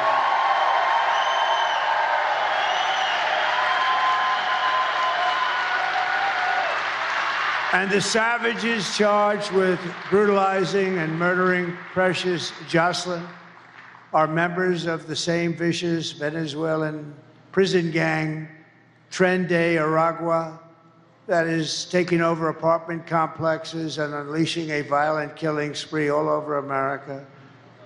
You probably read in Aurora, Colorado, and I think Colorado's got to vote for Trump because what's happening in Colorado is unbelievable. They're taking over the state. The radical left governor has no idea what to do. The United States is now an occupied country, but it will soon be an occupied country no longer.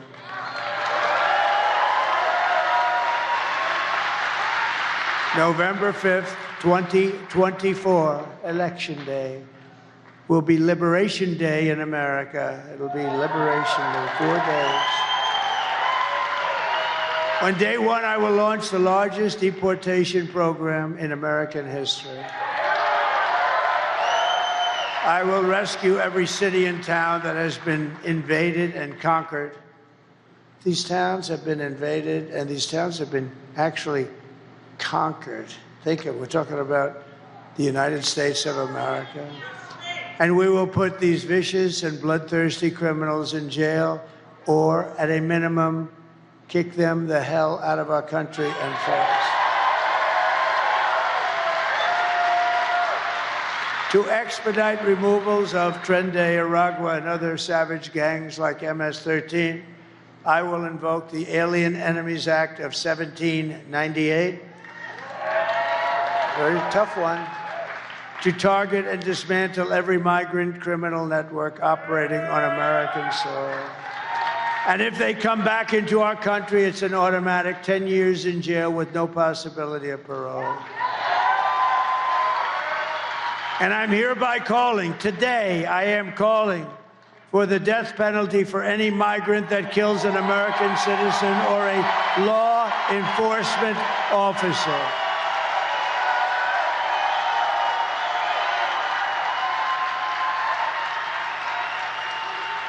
And I will immediately ban all sanctuary cities in the United States of America. They're sanctuaries for criminals.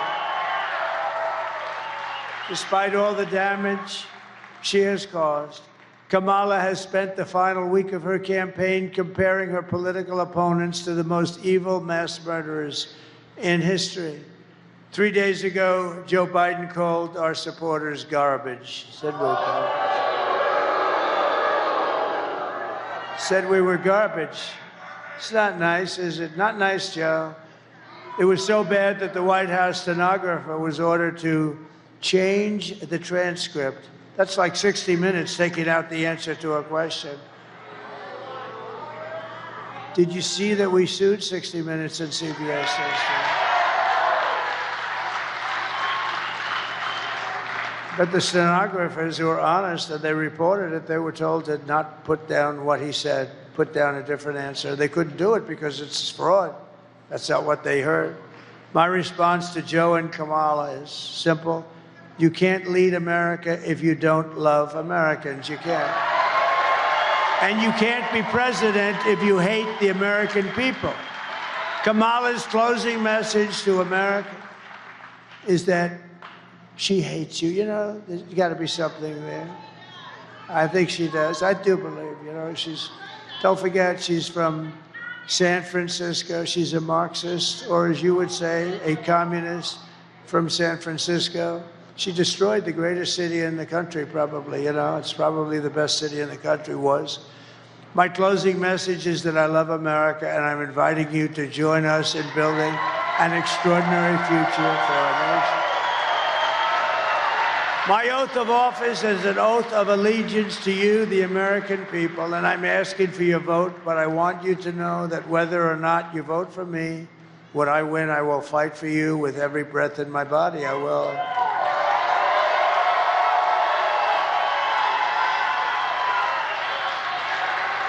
What we have built is the biggest, broadest, most incredible coalition and the greatest political movement in American history. My God, it's the best movement, the biggest movement in the history of our country. I told Joe, I said, Joe, it means make America great again. It's okay, Joe. We're seeing historic levels of support among blacks, Hispanics, and Asians, Jews, Catholics, evangelicals, and Mormons. They're all joining our cause in larger numbers than ever before. And now the most amazing thing is happening. We're also winning overwhelming support from your Muslim community right here in Michigan. Muslim and Arab right here in Michigan. That's something. That's progress. And I just came from an incredible meeting with the Lebanese community in Dearborn. Last week, I was honored to be endorsed by a group of some of the most important imams and Muslim leaders in your state. And I'm also grateful to the mayors of Dearborn Heights. Bill Brazzi, Bill Brazzi, where's Bill? Hello, Bill. Thank you very much for being here. Thank you. And the mayor of Hamtramck, Dr. Amir Galeb.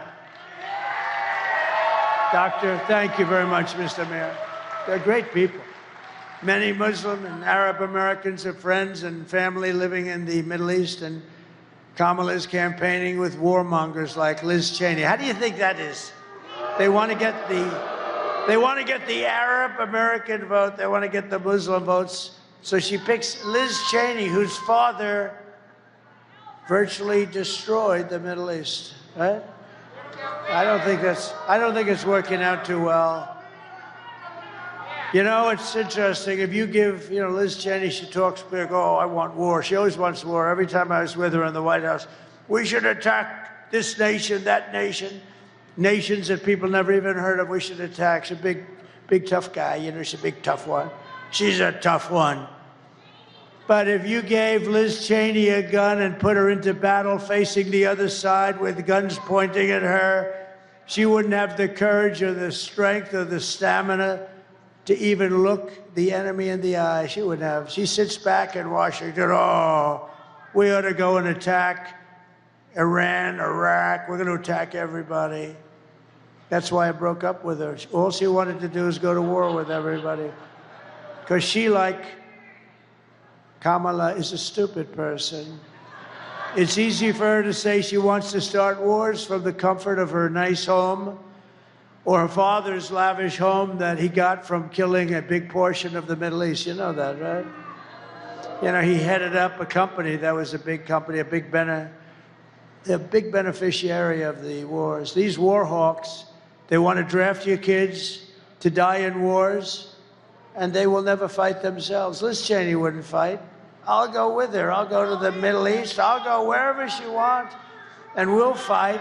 She doesn't have the guts to fight. She's all talk and no action. She lost her seat for Congress from a great state. I love that state. I won that state by like 50 points or some crazy number. And she lost to a very good woman who ran against her, Harriet. How good is Harriet? So Liz Cheney lost by almost 40 points. It's the biggest defeat in the history of the United States Congress. No other congressperson lost by that much. She lost by almost 40 points. Never seen anything like it. If Kamala wins, only death and destruction await, because she is the candidate of endless wars. I am the candidate of peace. I am peace. People don't believe that. I am peace.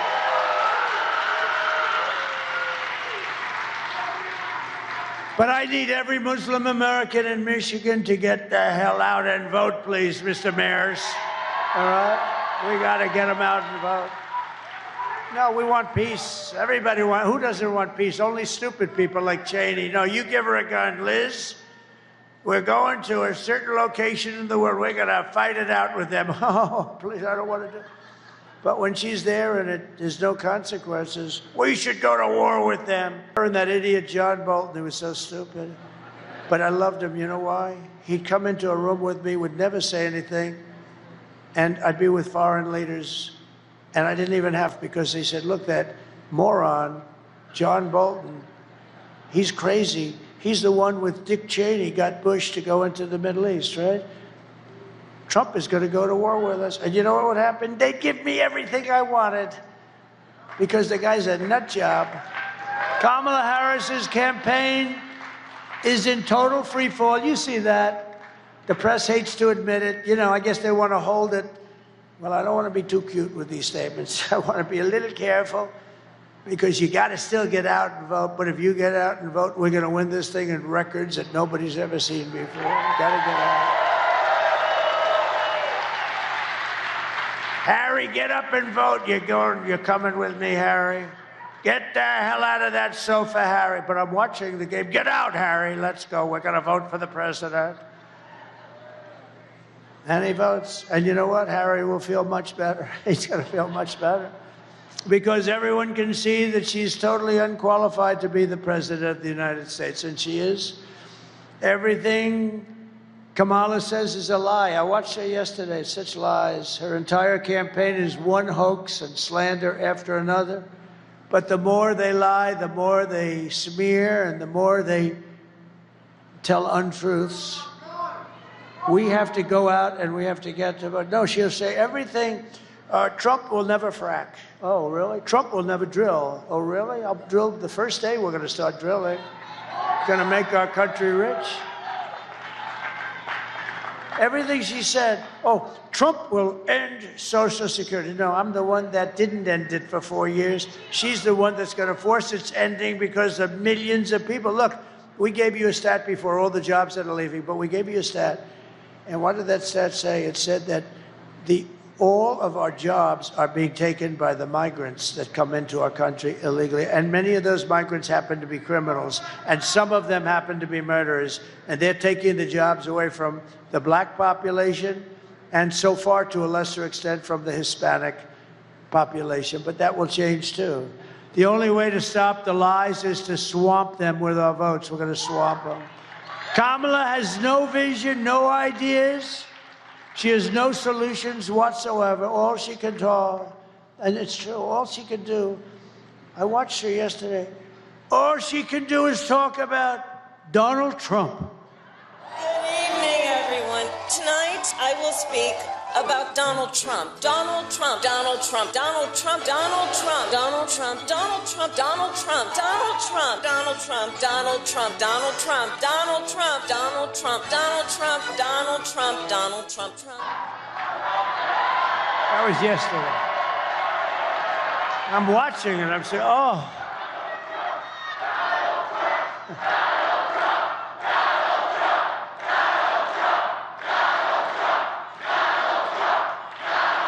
Thank you. No, I was watching yesterday. Trump did. Why the hell didn't she fix this stuff? I mean, now she's saying, I'm going to do this or that or this. There are some people who thrive under pressure, and there are some people who crack under pressure. And the more pressure Kamala has, the more pressure that Kamala has, the worse she's crumbled. I watched her 2 days ago. She's exhausted. I mean, I've been doing 62 days without a day off, and I am inspired, actually. It's crazy, right? I'm actually inspired. I don't know, maybe I shouldn't be, but I am. She's so rattled and frightened that she couldn't even do an interview with a great guy named Joe Rogan. Couldn't do it. And if she can't handle an interview, she sure as hell can't handle President Xi, can she? She can't handle President Xi of China. She will get overwhelmed, she will melt down, and millions of people will die with her stupidity. They got us into Ukraine. We should have never gone into Ukraine. If I was president, you would have never gone into Ukraine. This is not a charity event. This is an election for the biggest and toughest job in human history. This is the biggest job in history. And on top of it, we have to save our country. Do you want to lose your life savings because we put a weak and foolish person in the White House? Do you want to lose your job and maybe your house and pension because Kamala has the economic understanding of a child? She's like a child. I watch her. I'm good at this stuff. I watch her. She doesn't know what the hell she's talking about. And every one of those companies will move. They'll move to Asia. They'll move to Europe. They'll move. Everybody wants those companies. But we do too, and we're not letting them go. Take a look. Take a look at what we did with John Deere. I mean, I just heard it. I just heard it just recently that John Deere has announced that they're not going to move to Mexico. If they do move to Mexico, they're going to pay a big price. They can sell anywhere they want, but they're not selling in the United States of America, okay? And I like John Deere, and I'm a big customer of John Deere, and maybe they'll red flag me. They'll say you can't buy from John Deere, and I'll buy from somebody else if I have to. But they're not going to move their manufacturing plants to Mexico unless they want to pay a very big price. This presidency is a job held by Teddy Roosevelt, Abraham Lincoln, Dwight Eisenhower, Ronald Reagan, people of strength and intelligence. Would you trust Kamala Harris to talk to Russia or China and talk them out of a war? Let's talk. I don't think you would. Would you trust her to steer us out of an economic calamity? She has put us into, and we are right now, we had the lowest job numbers I think I've ever heard. I've never heard of 12,000 jobs, John, have you? I don't think so. We've done this for a long time. I don't think I've ever heard of 12,000 jobs. Nothing is more dangerous than to give an immense amount of power to a very weak and incompetent and low IQ person. That's what you're giving. You're giving the presidency to a low IQ person. We had that for 4 years. We can't take another 4 years. I mean, the mistakes this guy made, and she was there, right? She was there. She approved everything she said. She'd like to have that statement back. You wouldn't put Kamala Harris in charge of literally a kindergarten class. You wouldn't be able to do the job. So at the end of the day, you need to ask yourself, can you afford to put someone this incompetent in charge of our country's future? No, you can't. On top of it all, Kamala says she would do one thing. Remember this. She would do one thing different, and then she took it back because she forgot the thing. So she said she wouldn't do anything different than Joe Biden, which is disqualifying. They've got almost a 90% wrong track. You know, right track, wrong track? It's the highest wrong track in the history of our country, almost 90%. It's disqualifying. Take a look at this. Would you have done something differently than President Biden during the past 4 years? There is not a thing that comes to mind. I stood there on the tarmac watching you check your watch. The chaotic and deadly U.S. evacuation from Afghanistan stunned Americans and the world and cost the lives of 13 U.S. soldiers. Would you have done something differently? There is not a thing that comes to mind. More than 13,000 illegal immigrants convicted of murder have been caught at the border and then released into the United States. An Afghan national is in custody today after being accused of plotting an election day terrorist attack. The suspect entered the U.S. on a special immigrant visa. Gut-wrenching new details in the murder of Georgia nursing student Laken Riley. The illegal immigrant suspect, who cops say committed the heinous murder, is a Venezuelan national who crossed the unsecured southern border back in 2022. 2 men investigators say are in the country illegally from Venezuela are charged with capital murder in the death of Jocelyn Nungaray. A 5th illegal immigrant accused of attacking 2 New York City police officers over the weekend showed no remorse or regret. Would you have done something differently? There is not a thing that comes to mind. Only 18% say the economy is in excellent or good condition. US inflation has hit a new 40-year high, increasing by 9.1% over the financial year. Authorities saying Train de Aragua, which has been linked with more than 100 criminal investigations here in the U.S., has now been found operating its criminal enterprise in apartment complexes. Were you the last person in the room? Yes.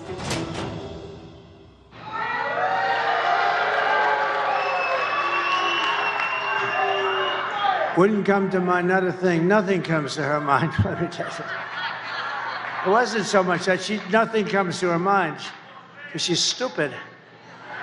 Now, can you imagine? You know the worst thing of all? 325,000 children are missing or dead. They came through the border. Think of that, 300. We're not talking 2 or 3, which is too many. 325,000 children went through her stupid open border, and now they're either missing, dead, or slaves. If you want to end this disaster, you must get out and vote. We're pleased to be joined today, and I hope this happens because he's really good, by your next senator from the great state of Michigan, Mike Rogers. Mike, thank you. Come on, Mike.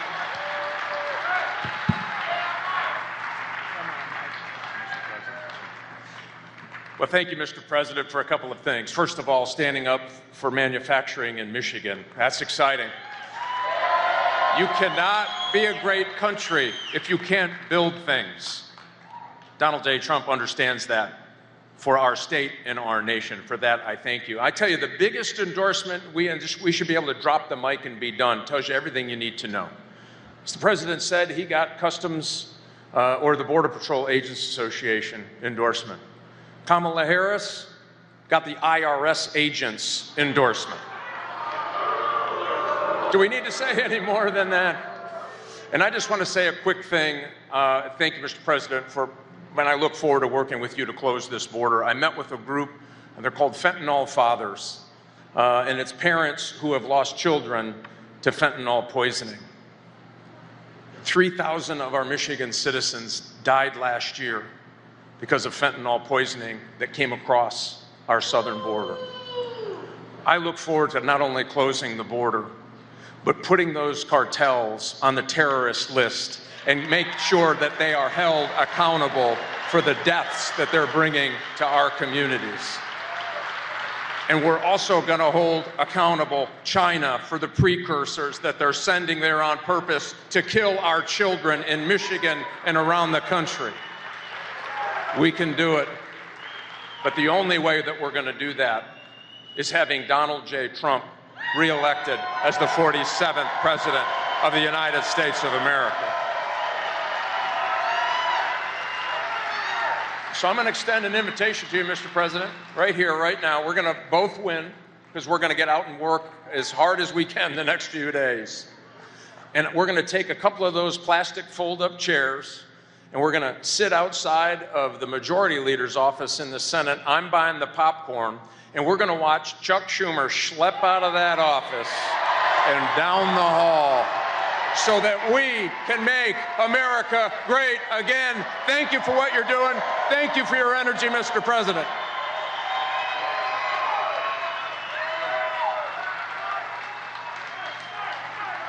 Thank you, everybody. Thank you very much. I see a very good Hulk Hogan lookalike. Look at that guy. The only thing I thought is Hulk's about 6 inches taller, maybe 7, 8, maybe not. Thank you. You look good. You look damn good anyway. But I know Hulk, he's that tall son of a gun. How good was Hulk the other night, right? Wasn't he, right? I also want to thank Senators Eric Schmidt and Mark Wayne Mullen, two of the great senators of our country. They're here someplace, and I want to thank them very much. Thank you. Two great senators and brave people. Congressman John James, a friend of mine for a long time, and he's doing a great job. Great job, Joe. And you're doing well. Lisa McClain. Lisa, look at Lisa. These are warriors. These are great people. Thank you, Lisa. Thank you. You look great. John Molinar. John. Hi, John. Good. Thank you, John. Tim Wahlberg. Thank you, Tim. Good job, Tim. They're great people. They fight hard. They love your state. They love, I'll tell you, they love this country. And Robert F. Kennedy Jr. Oh, he's so good. He's so good. He's so good. Thank you, Bobby. And a man who I implored, I said, Pete, you got to do it. You got to be Michigan GOP chairman. And he was very, very successful, as you know, politically. He was a great congressman. Everything he did was successful. And he was sort of like me. He didn't need this. And he said, I'll do it. Pete Hoekstra, head of the GOP, chairman. Thank you. Great. We're doing okay? We're going to pull it off 4 days. Going to win? He said you're going to win. If he says you're going to win, that's the good news. He knows how to win, I can tell you that. Mayor of Riverview, Andrew Swift. Thank you, Andrew. Thank you, Andrew. Mayor of Garden City, Mark Jacobs. Thank you, Mark. Got all the big mayors here today.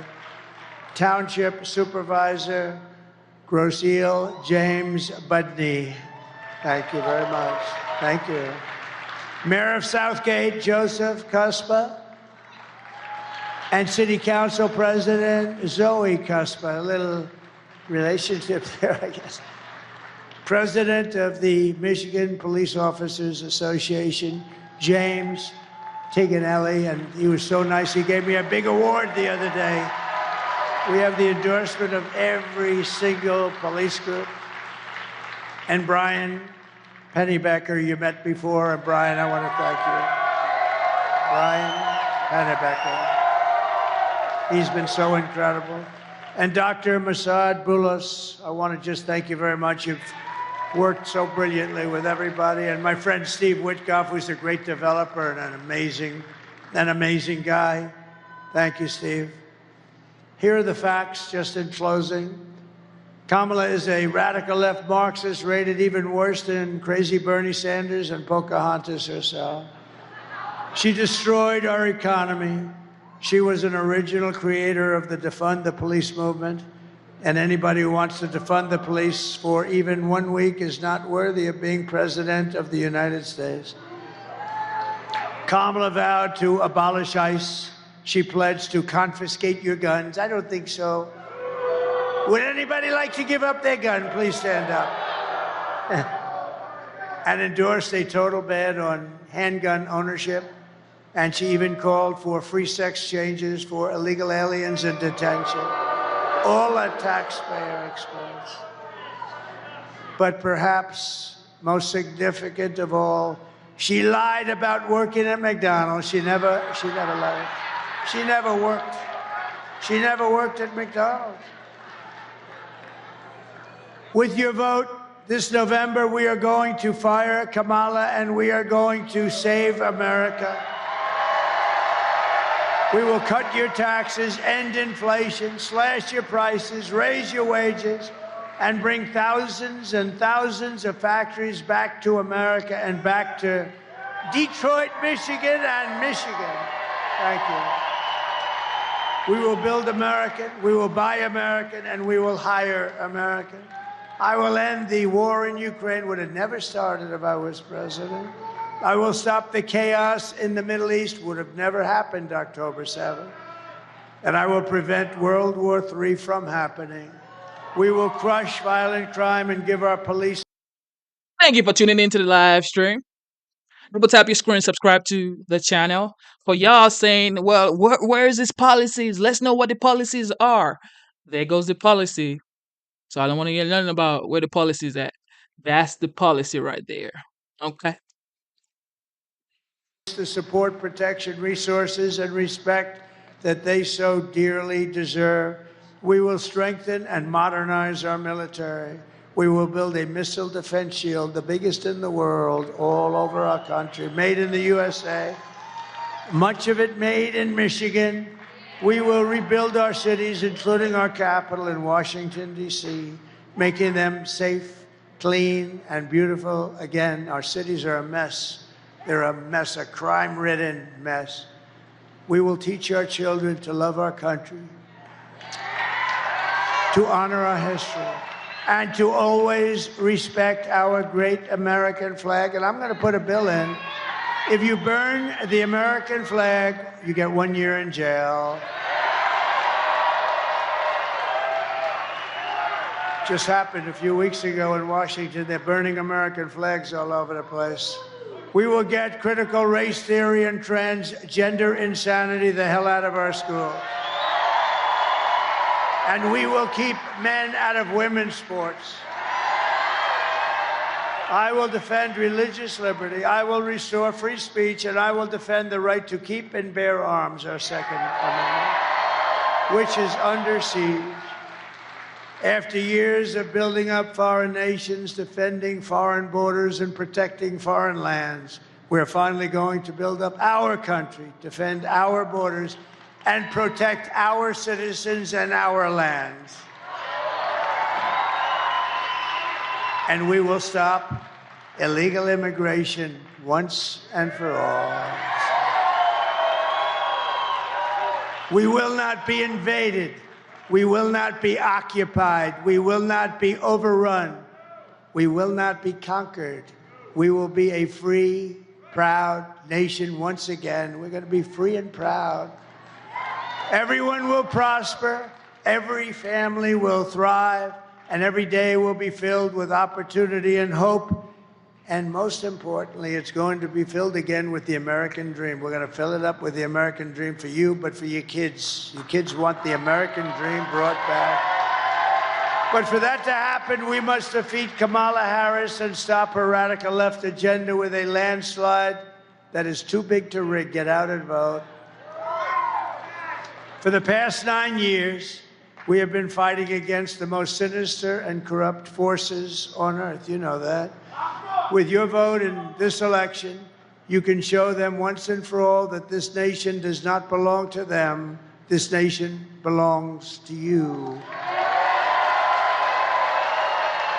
It was hardworking patriots like you who built this country. And 4 days from now, it is hardworking patriots like you who are going to save our country.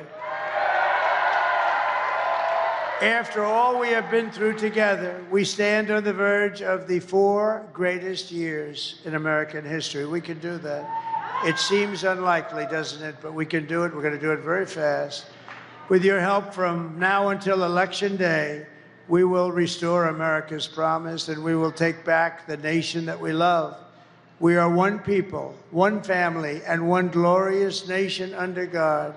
We will never give in. We will never give up. We will never back down, and we will never, ever surrender. Together, we will fight, fight, fight, and win, win, win. We're going to win again. November 5th will be the most important day in the history of our country. And together we will make America powerful again. We will make America wealthy again. We will make America healthy again. Thank you, Bobby. Thank you, Bobby. We will make America strong again. We will make America proud again. We will make America safe again.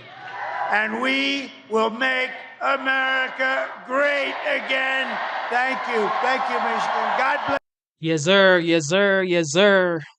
Yes. Welcome to the live stream. It is your boy, Genesis. All right. You've heard from the 45th.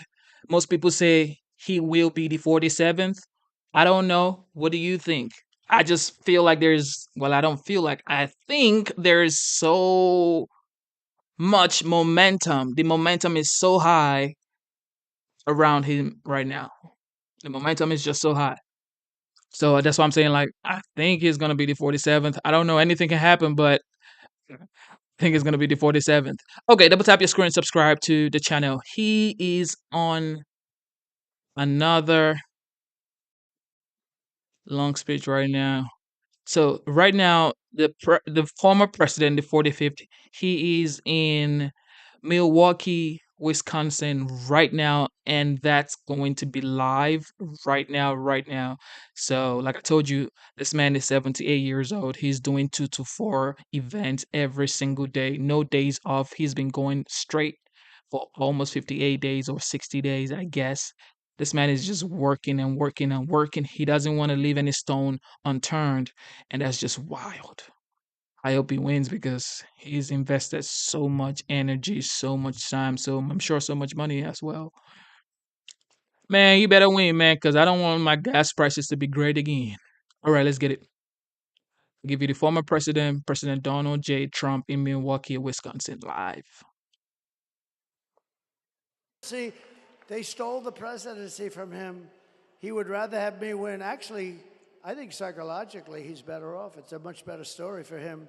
What they did is terrible. They went in and they said, you're out, Joe. Can you imagine you're the president of the United States and you have crazy Nancy. She's crazy as a bitch. And a very special welcome to, we love this place, right? We got it, the ship contract. We got it, the biggest shipping contract. You know that? We love being in Wisconsin. I'm thrilled to be back in this beautiful state with thousands of proud, hardworking American patriots. That's what you are. And we have a country that's going to hell, but we're going to turn it around very fast. And I'd like to begin with a very simple question. Very simple. Are you better off now than you were 4 years ago?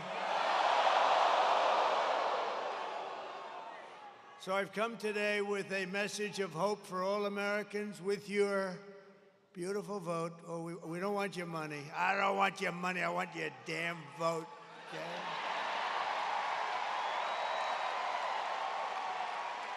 We want that vote. I will end inflation. I will stop the criminal invasion of our country, the biggest problem we have right now. And I will bring back the American dream. And this is all you really need to know. We have somebody who's grossly incompetent. As, I guess, I don't know, is she the vice president, the president?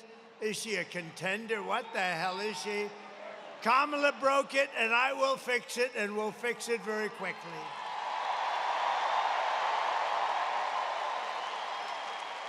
And America will be bigger, better, bolder, richer, safer, and stronger than ever before. It's going to be. Right? You watch. This is going to be so much fun. That's the good thing about that little slippage that they had, that little, you know, because it showed how bad they are. It showed how bad they are. And there's never been spirit like we had. There's never been any race that we've ever had in the history of this country that's had this kind of spirit. So I just want to thank everyone.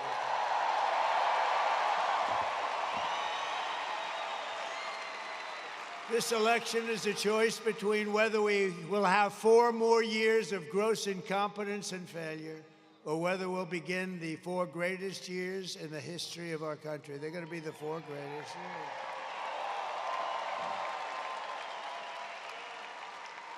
And I'm asking you to, it's very hard for you to do this, to be honest with you, because you look at what's happened to our country and how the hell can you do this? But I'm asking you anyway to be excited about the future of our country again. Just be excited. We're going to turn it around. And I'm asking you, dream big. The American dream, just dream big. We're bringing it back. This will be America's new golden age. It's going to be the golden age. Look at this place. I mean, what the hell? How do you beat it? How do you beat it, huh?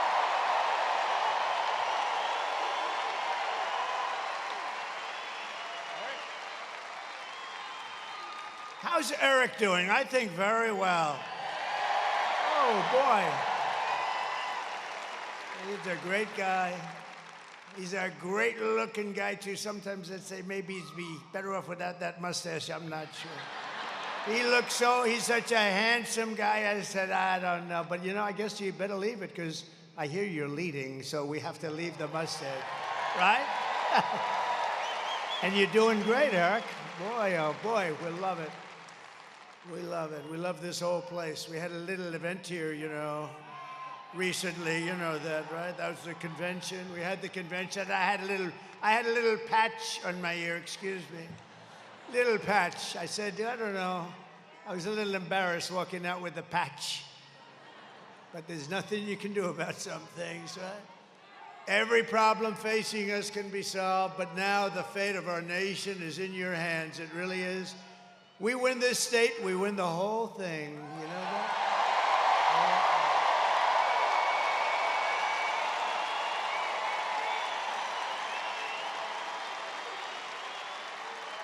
On Tuesday, you have to stand up and you have to tell Kamala that you've had enough, that you can't take it anymore. She's been the worst vice president in the history of our country.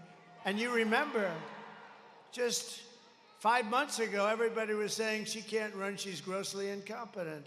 She was the worst vice president in history. We're not going to take it anymore, Kamala. You're fired. Get the hell out of here.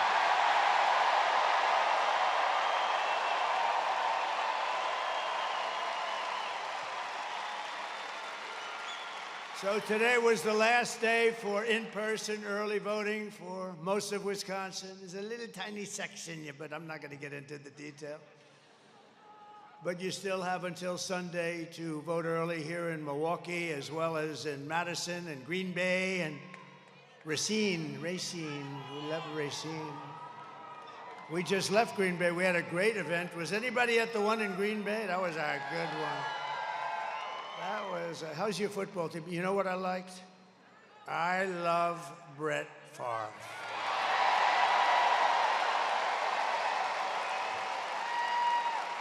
And we got a call from Brett.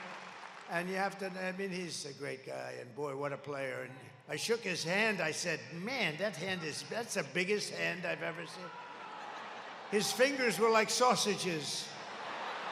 That's why he could throw a ball 80 yards, right? No, he was great, but he never did it before. It's such an honor because he never did it before.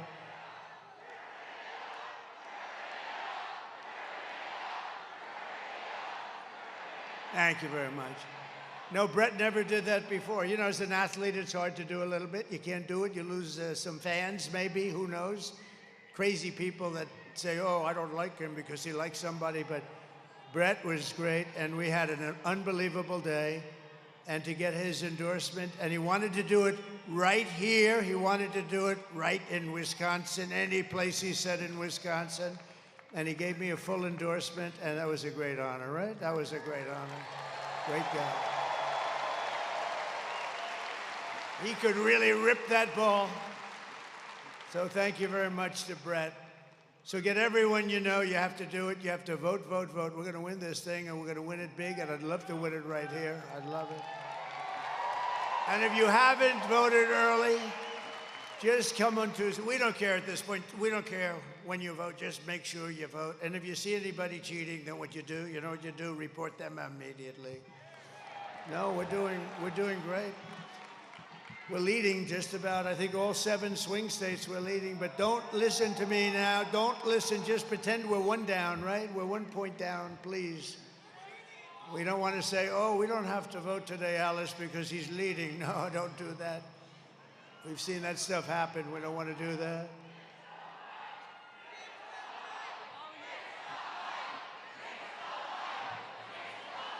Oh, the mic. Yeah, I think the mic stinks. I think it stinks.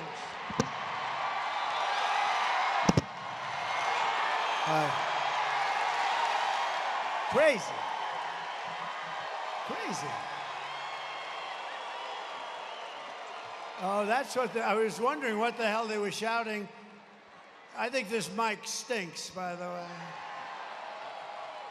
And then we don't pay the contractor. I say, don't pay the contractor. Then they write a story. Trump doesn't pay his bills. He's a bad guy.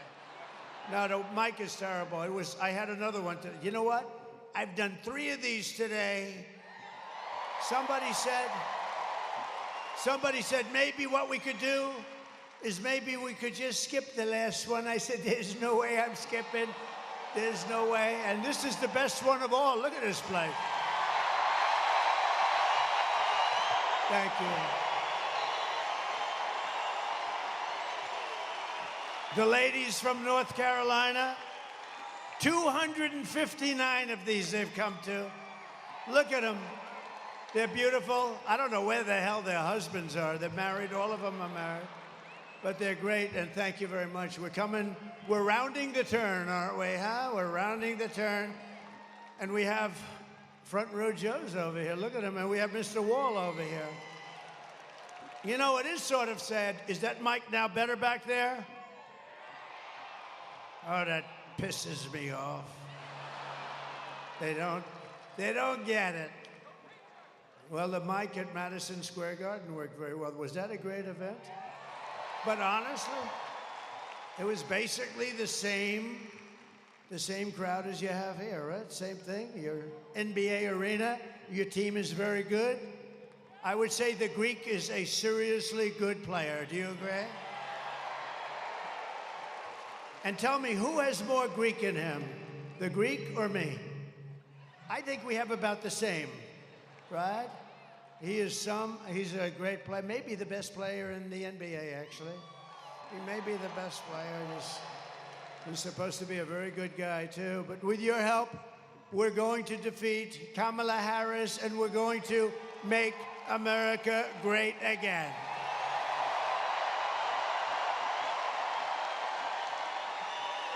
Thank you very much. Thank you. So in breaking news, the economy created a pitiful, you won't even believe this, the economy stinks. What timing? What timing? 4 days before the election, they have among the worst numbers ever in history. Nobody's ever heard. They did 12,000 jobs. Normally you're 250, 300,000, 400,000. They did 12. Think of it, 12,000 jobs.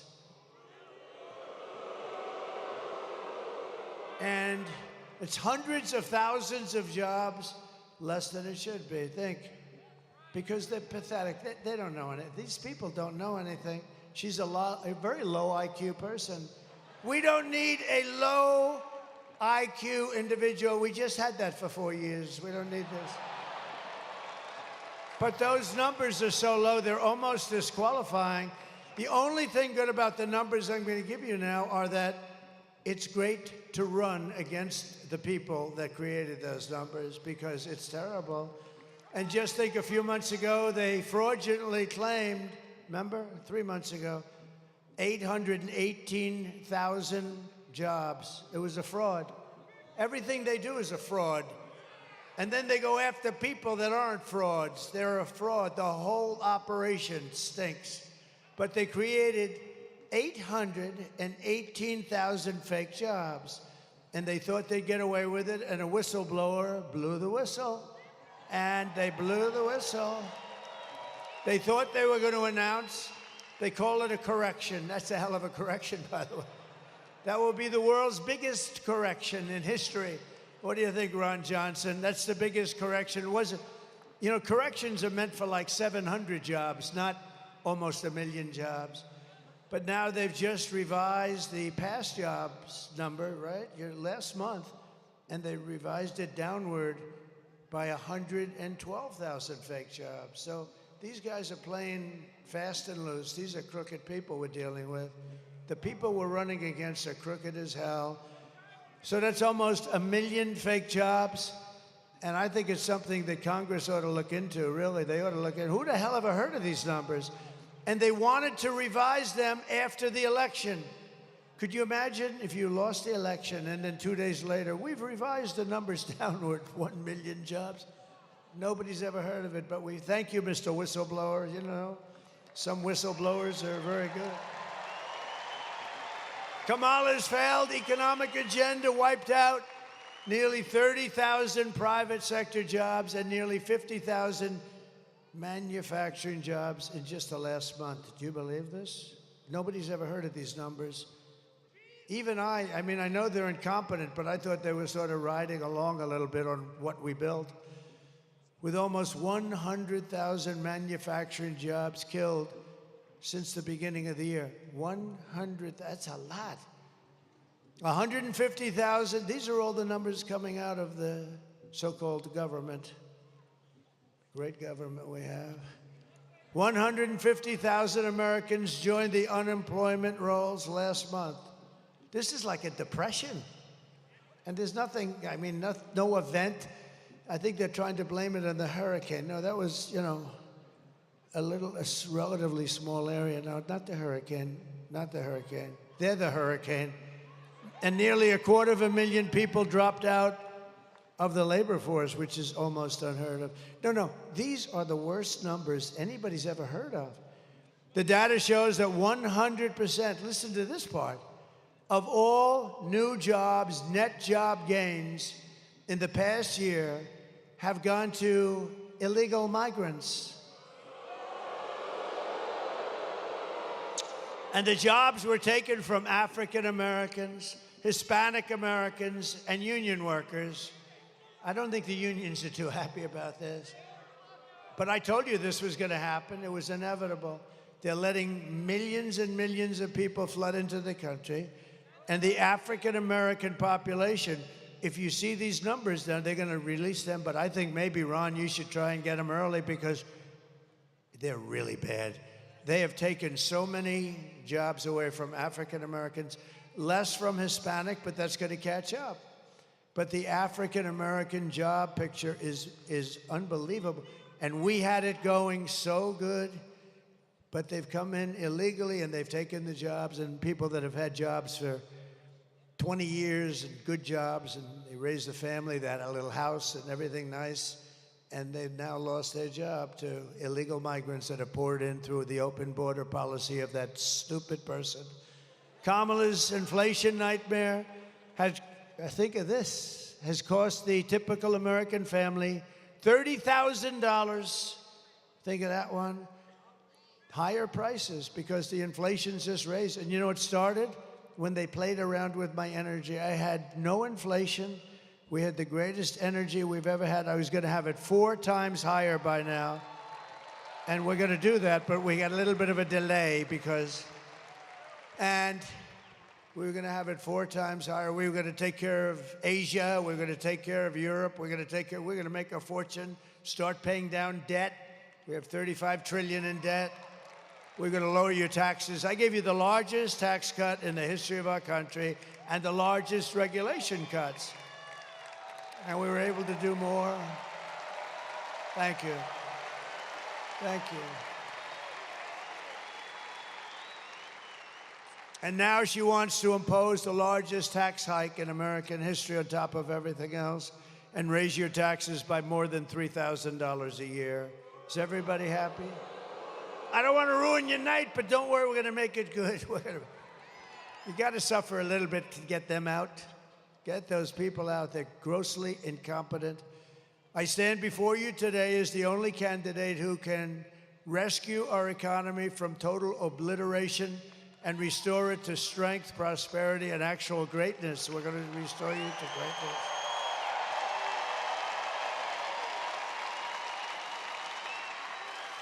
As the just released numbers plainly indicate, the economy is now a disaster. And are you listening to this, press? They're the most dishonest human beings. Are you listening to this?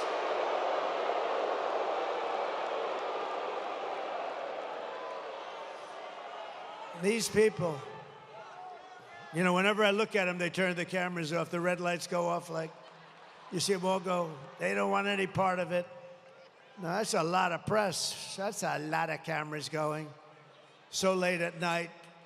But no, we're gonna bring it back, and we're gonna bring it back fast. You know what we're gonna do? We're gonna drill, baby, drill. We're gonna get the energy down. It's gonna come down. We're gonna drill, baby, drill. But I don't know if you know it, their economy is expected to get significantly worse. How does it get worse than that? It's really bad. Top Wall Street analysts, like Scott Bessent, who's one of the most brilliant guys on Wall Street, he said that the only reason the stock market is up is because everyone thinks Trump is going to win the presidency. That's pretty good. We had a great stock market. Can you imagine if Kamala won? You would go down to a 1929-style depression. I believe that, too. No, that'd crush your incomes and kill millions of jobs and wipe out your savings. We're not going to let that happen. You got to get out and vote. Just got to get out. I don't like to say, you know, it's when I win. No, I sort of say, should I say when or if?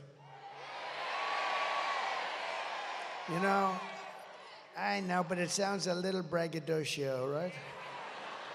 All right, when I win, you are 4 days away from the best jobs, the biggest paychecks, and the brightest economic future the world has ever seen.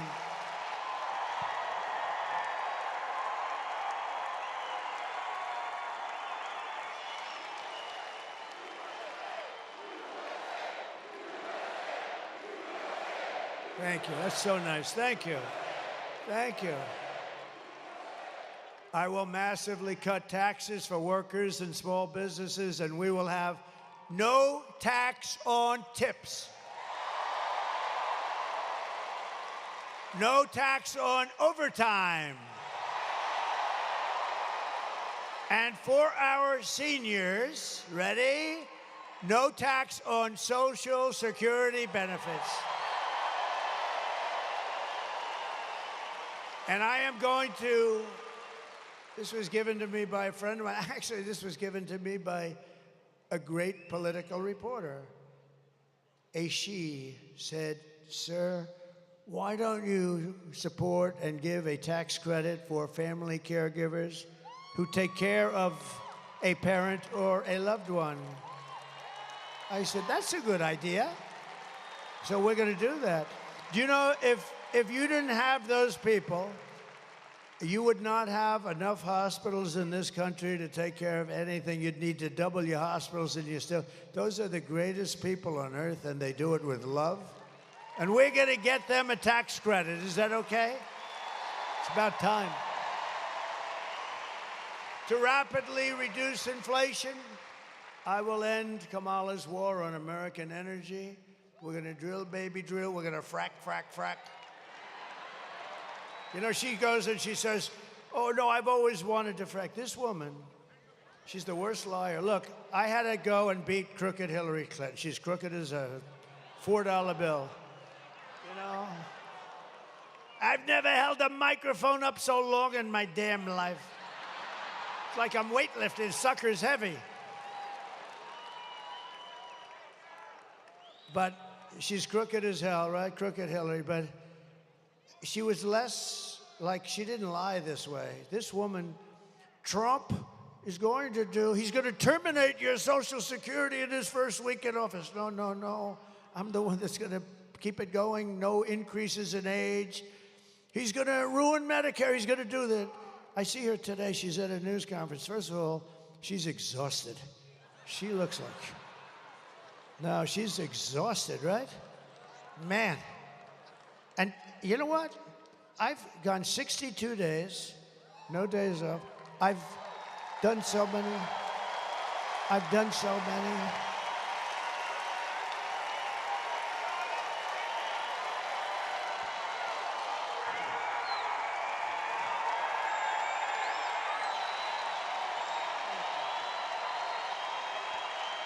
Thank you very much. No, I've gone 62 days. Today is an example. Yesterday I started off in New Mexico. You know why? It's not really a swing state, but it's a state that likes me a lot. It's got a thing called a border, and it's an open sieve. And people are pouring in by the thousands and thousands and doing a lot of destruction and doing a lot of crime. And I went there, we had a massive crowd. You couldn't even see the end of it. It was like early in the day on a regular weekday. And today I was in Michigan. We were all over the place. We were in Michigan, but I said, and Michigan's very important. You know, we're leading in Michigan. You know why? I'm going to bring back the car business, a little thing like that. You know, I told them today, a year ago I heard through a friend of mine who builds plants. He's a great plant builder, the best and the biggest in the world. He's building this massive plant, and I wanted to see it. I said, "I want to see the plant you're building." He goes, "Well, it's not in the U.S." I said, "Then I don't want to see it. I'm not interested. I have no interest." "Where is it?" It's in Mexico. "Who owns it?" "China." They're building this massive, they didn't start it. They're building this massive plant right on the border so they can make cars, sell them into the United States, and destroy the rest of Detroit. Take all the business away from Michigan, and in all fairness, Tennessee and South Carolina and lots of other places. And you to a lesser extent, but you too. But they're going to build this big plant. And I didn't like it. I said, "That's killer." You know, they're trying to solve the Detroit situation, and we want to bring back company. And we're going to bring them back because you know why? The most beautiful word in the entire dictionary, you know what it is? It's tariff. The tariff. You're going to become so rich with the word tariff. You're going to become rich as hell. You're not going to know what to do with the money. I'm telling you, you're going to become very rich with the word tariff. And so I told them, and I was at the Detroit Economic Club. It was beautiful, and I was giving a talk, and I saw the guy that told me that they're going to start building a big plant in Mexico right on the border. And he was in the audience, John, his name is. He's, I think, the biggest in the world at this stuff. It's very good. He told me if you asked me to build an apartment, I couldn't build it, or a road, they couldn't lay the asphalt. But a plant, he has no problem with computers all over the place and robots. Lots of robots, by the way. So I said, "Well, how's that going?" I was making a speech, and I saw him right about there where that very beautiful girl is. I'm not allowed to say that. See the beautiful blonde girl right there? I said, Now, you know that's the end of your political career when you do that. You're not allowed to call anybody beautiful anymore. If you do, it's the end of your political career. Ron Johnson would never do that. That's why he's a great politician. No, right where that young lady is, John is sitting there. And I called him, I said, could you come back? And he comes backstage. Thank you very much. Fix the mic. Oh, you gotta be kidding. Do you want to see me knock the hell out of people backstage? You want to see me?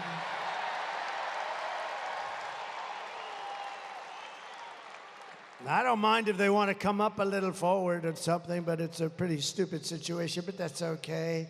I get so angry, I'm up here seething. I'm seething, I'm working my ass off with this stupid mic.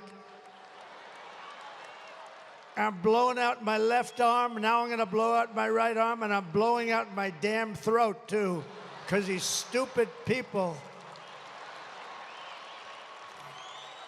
I'll make you a deal. Pretend you're listening to it perfectly, and I'll come back and do another one, okay? With a decent... It's so stupid.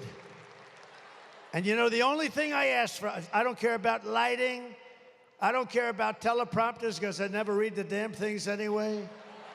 By the way, isn't it nice to have a president that doesn't need a frickin' teleprompter?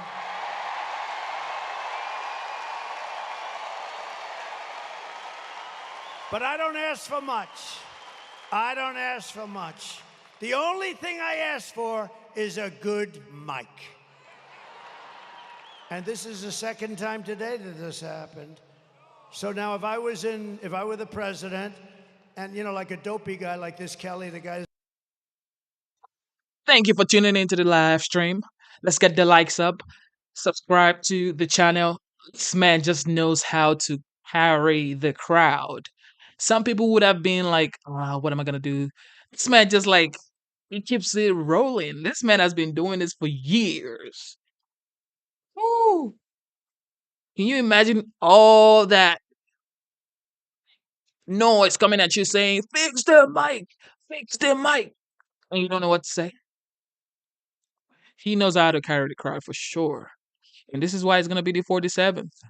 Is a total moron, and that happened. I'd fire him, and everybody would say, gee, I'm such a bad person. You're not bad. You fire people. When, for instance, the generals that destroyed us in Afghanistan, every one of them should have been fired. Should have been fired.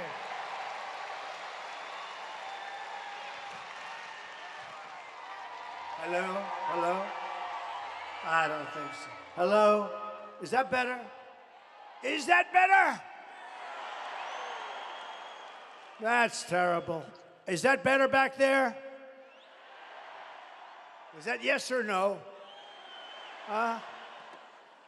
What crap. The only thing I ask for is a mic. You don't have to give me, I don't even need a stage. I don't give a damn. Give me a good mic. And I went through 2 of these today. And it knocks the hell out of your throat. But so far I'm doing okay, right? Okay. Is that better? Yeah. And did you notice I came in today, I said, and you know, this is after 4 of these things. I mean, in all fairness, I mean, I'm a human being, right? I come in, and here's the problem. I said, oh man, it's too low. I said, it's too low. So, I had to go up.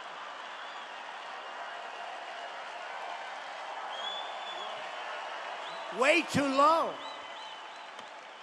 Way too low. So I walk in, I said, shit, there's nothing worse than I walk in like this, and I'm, did you notice? I was bending over like this, hello. And then everybody says, is there something wrong with his back? What the hell is wrong with that guy? They're saying, he's cognitively impaired and physically impaired. There's something wrong with them all because I have guys that are stupid back there. All right, what are you going to do? What are you going to do, right? What a shame. But we're going to come back. I'm going to give you a free performance back in that corner. You got a bad area back there. But I think this is better. I think it's probably better. But what we're doing is we're going to cut your price of energy in half in 12 months.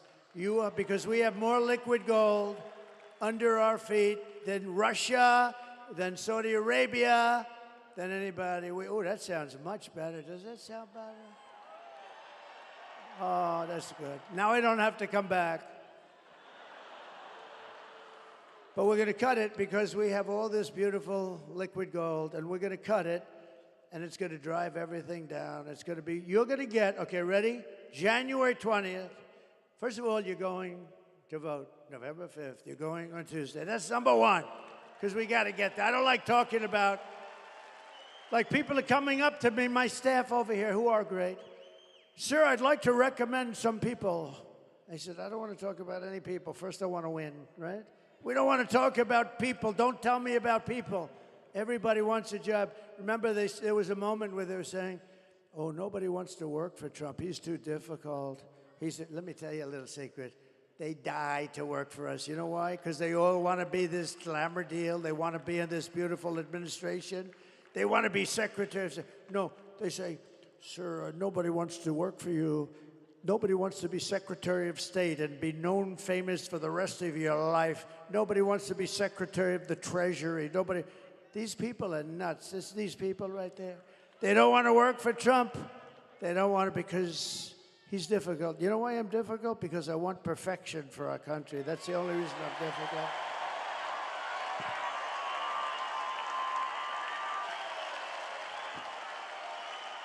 So I will terminate the Green New Scam, one of the great scams in history. Remember our country was going to be dead in 12 years. Remember that? Well, we came up at the 12. What happened? Where are we? Let me tell you, they have global warming, right? They said global warming. They used to call it, but now they call it climate change. You know why? Because climate change covers cold, if it's too cold, if it's too climate change. We're suffering climate change. If it's cold, that's good. If it's hot as hell, that's good. It used to be global warming, and that wasn't working because we're actually cooling. So we have that. But you know, the biggest warming problem we have is nuclear warming. So they talk all the time about the ocean will rise in 500 years, 1/8 of an inch. Who the hell cares, okay? But we have maniacs that have nuclear weapons, and we can't let that happen. And you need a smart president. As an example, Russia would have never gone into Ukraine if I were president. Zero chance with Putin. Zero.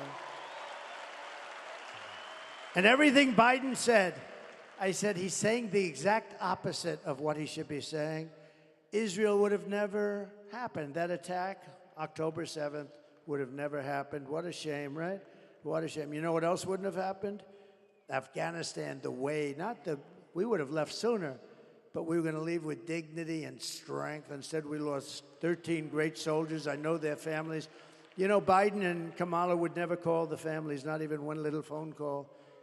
I don't think they really wanted to hear from them in the end. But they wouldn't call. 13 great people were lost. Many people lost the legs, the arms, the face was just horrifically injured and obliterated in some cases. Nobody ever talks about them. I talk about them all the time because those people, they're going to suffer for the rest of their lives. It's so sad. What happened at Afghanistan, and because of that, by the way, Putin looked, he said, oh, the U.S. is a paper tiger. I guess I can finally go into Ukraine because it's the apple of his eye. Always was. He told me, no, I love it. He loved it, right? He loved it. He wanted it, but he would have never done it with me. Zero chance, zero chance. So sad, so sad. So many things have happened. You know what else wouldn't have happened to you? You would have had no inflation. I had no inflation. You wouldn't have had. Inflation was caused by their stupid energy policy that drove the energy through the roof. It's not so complicated. To bring back millions of jobs, we will give our companies the lowest taxes, the lowest energy costs, the lowest regulatory burdens, and free access to the best and biggest market on the planet. And this mic is much heavier than the other one. I will take. I can do exercise. I can build up my muscle.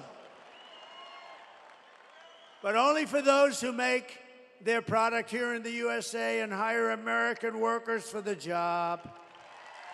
Right? Right? And if these companies don't make their products here in the USA, then they will be forced to pay a very stiff tariff when they send their products into the United States for the privilege of competing with our workers and taking our workers' jobs. And we will now have protected companies. These companies will not leave because they're going to be protected by tariffs because they can't be undercut. You know, I took in hundreds of billions of dollars from China. Nobody talks about it. Those guys they don't talk about anything. They only talk about bad. They only talk about fake news.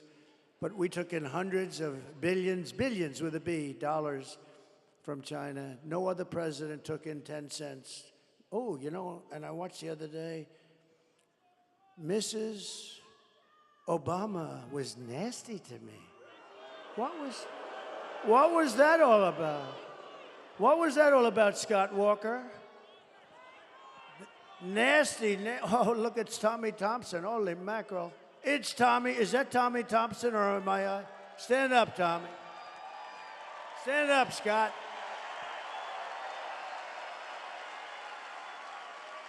What a couple of real pros, good guys. But Tommy, I got along with him great. You know, in 2016, I wanted to win Wisconsin so bad. He said it's not doable. He said, you are a very difficult state, but I won it. You know that. I did win it, despite your difficulty. I actually won it twice, but these are minor details. But which everyone knows is actually.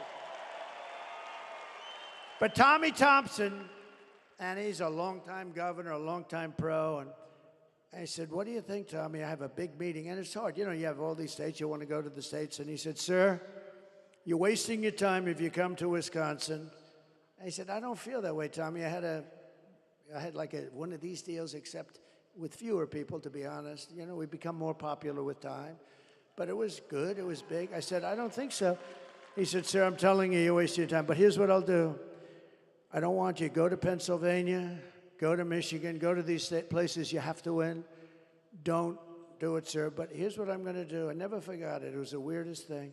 He said, sir, don't do it. But if I feel you can win it, or if I feel you're going to win it, if something happens over the next couple of months, I'll call you and you can do it then. I said, wow, that's a great idea. So 3 weeks go by and I get a phone call. They said, sir, there's a Governor Tommy Thompson on the phone. I said, who the hell is that? You know, you sort of forget. You sort of forget, right? You know, it's like you're focused on the. I said, well, it's like Tommy. So I said, hi, Tommy, how you doing? What's up? Sir, it's time for you to get in that little chopper and come right up to Wisconsin. You're going to win this, sucker. He said, you're going to win it. And he was right, right? He was right.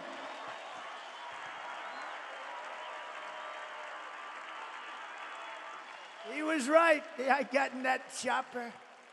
I was up here so fast they couldn't believe you could travel that fast. No, and we won. We had a great victory.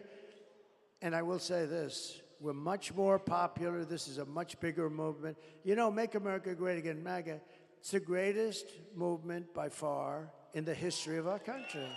It's amazing. There's never been anything like it. And people don't even fight it anymore, really. They don't win, but it's the greatest movement. And when Biden was doing that thing with the purple background, you remember that? He looked like the devil, right? Remember that? Sebastian, have you gotten taller, Sebastian? What's going on with you? Sebastian, do you remember? Why are you standing? Do they not have a seat for you? He's giving me applause before we... He's a great guy. Does everybody listen to his show? He's been loyal. I'll tell you one thing. That guy was with me through thick and thin. Anything that came up, he said, the president is innocent. I said, oh, thank you, Sebastian. He would say, I don't know exactly what they're accusing him of, but he's innocent. No, Sebastian's been great. He's been a very good, loyal friend, a really good friend and a really talented guy, smart.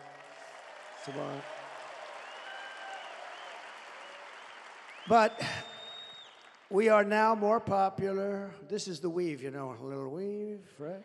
You know, they used to say, these are stupid people, they used to say, he rambled. I don't ramble. I do a weave. You know what a weave is? It's a story. And as you're telling the story, you realize that there's a little offshoot, go up here. But the key is then you have to come back. And then you're doing the story, you're getting down to bottom line, and boom, you do another little weave. Then sometimes you do a weave off a weave. It's here, and then back. It's called a weave. And one guy got it right, a writer. They said, Trump is a totally brilliant guy.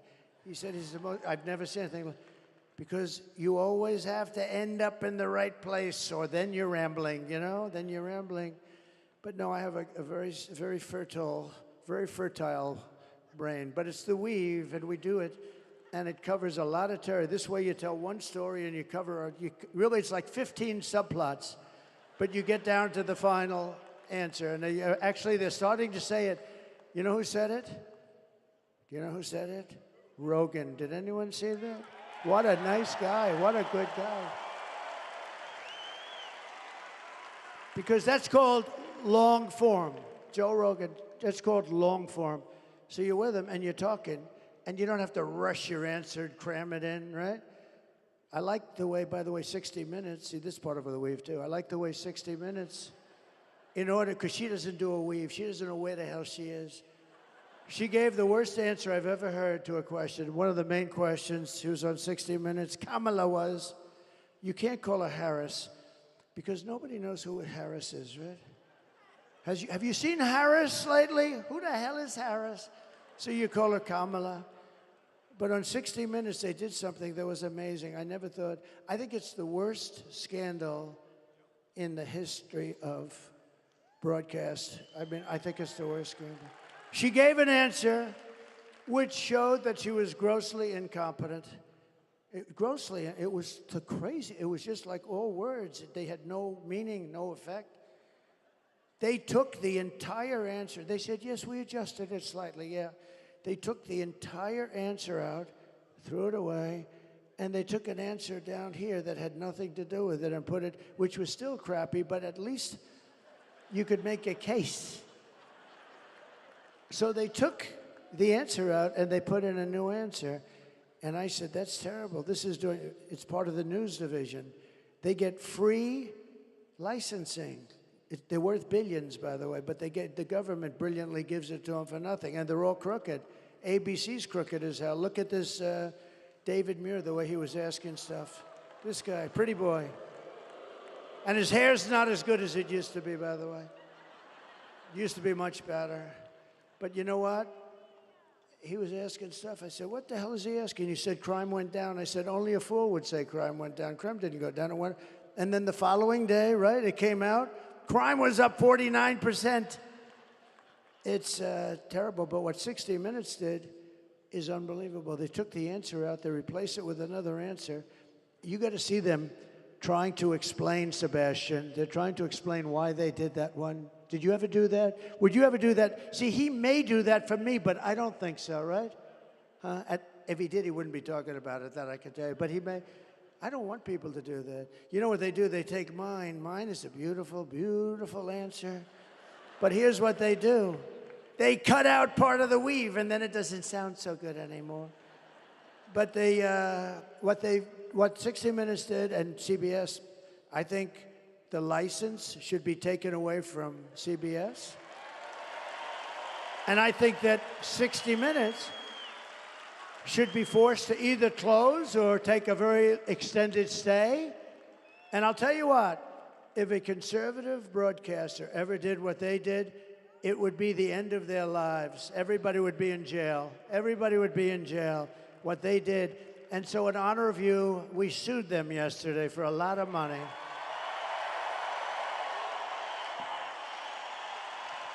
We sued them. And I sued them, and we call it election interference fraud. It's it's a fraud. And I don't think there's any real way. I don't believe there's any way they can even answer it. You want to know the truth? But as we rescue our economy, I will restore our borders, because I think that's your biggest problem. I do. They're destroying our country. They're putting dangerous people. Look at these beautiful people. You'll be interspersed with murderers. drug dealers, terrorists. Do we have any in the House right now? Are there any people? Over the past 4 years, Kamala has orchestrated the most egregious betrayal that any leader in American history has ever inflicted on our people. She's violated her oath, eradicated our sovereign border, and unleashed an army of gangs and criminal migrants from prisons and jails, insane asylums and mental institutions all around the world, from the Congo in Africa to Venezuela. You know, Venezuelan crime is down like 72%, right? Because they put their criminals into the United States of America. Thank you, our stupid leaders. And they're stealing countless American lives. You'll see that in a couple of minutes. It's horrible what's going on. It's a terrible situation. Today I want to hear directly from a mother whose world has been absolutely shattered. This is a young, beautiful mother who I met at one of the rallies, and we said, "You mind if we do this?" She was so dead. I had some of the toughest people I've ever seen with me. They were all crying when they saw this. Wait till you see this, please. Sunday night, I asked her to not stay up super late because of her coming to work with me in the morning to do her summer school. She said, okay. I told her good night and I love you. I went to bed, not realizing that that was going to be the last time I saw her. We're best friends. Yeah. We're going to shake it again. I woke up to notice she wasn't in her bed. I'm in my heart trying not to lose my mind because I don't know where she is. I finally remembered her phone had a location on, and her phone was pinging just 2 minutes down the road, right behind the skate park. I start driving to the direction the phone was being pinged at, and I see a couple cop cars with lights on. I see yellow tape, and immediately my heart drops and sinks to the bottom of my stomach. My daughter's hands and ankles were both bound. She was strangled to death, left with no pants. And I know in my heart, she fought incredibly hard. She was not going down without a fight. We begin with two men we're learning are charged with capital murder tonight, accused of killing a 12-year-old girl. Police say these men strangled her before dumping her into that creek. Both men were in the country illegally. Apprehended, then released by Border Patrol less than 3 weeks before Jocelyn's death. The men accused of killing Jocelyn Nungare are affiliated with the gang known for brutal violence. Kamala Harris was in charge of immigration in our borders. If we had better border policies and not open borders and not these catch and release policies, I truly believe this all could have been prevented.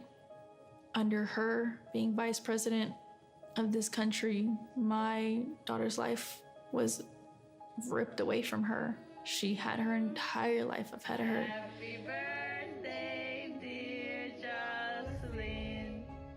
My daughter is 6 feet in the ground based off of policies that she allowed to keep. Kamala Harris did have one job, and she not only failed, not me, she failed my daughter, she failed Jocelyn. You know, she was only 12. President Trump reached out, gave me his sincerest condolences as not a former president, but just as a father, someone who cares. I believe Donald Trump needs to be back in office. I can at least know that my next child will be safe in this country.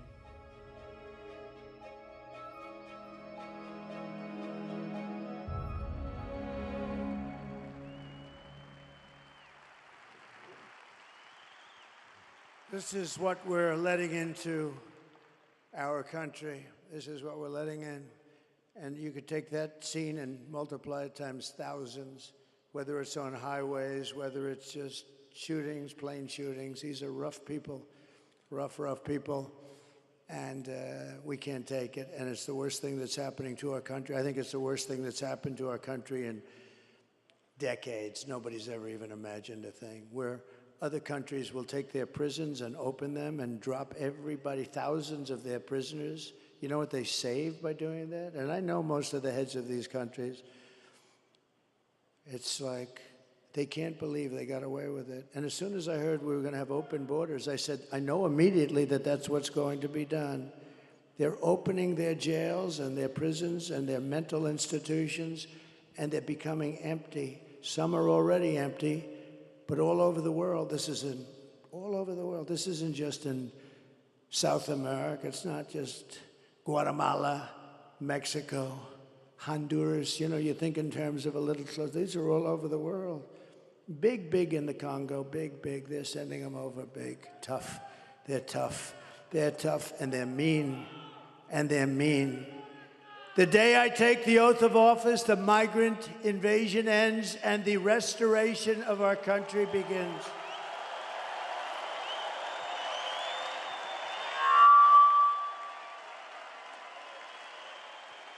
The savages charged with brutalizing and murdering Precious, Jocelyn, are members of the same vicious Venezuelan prison gang, Tren de Aragua, that's taking over apartment complexes and unleashing violent killing sprees all over America.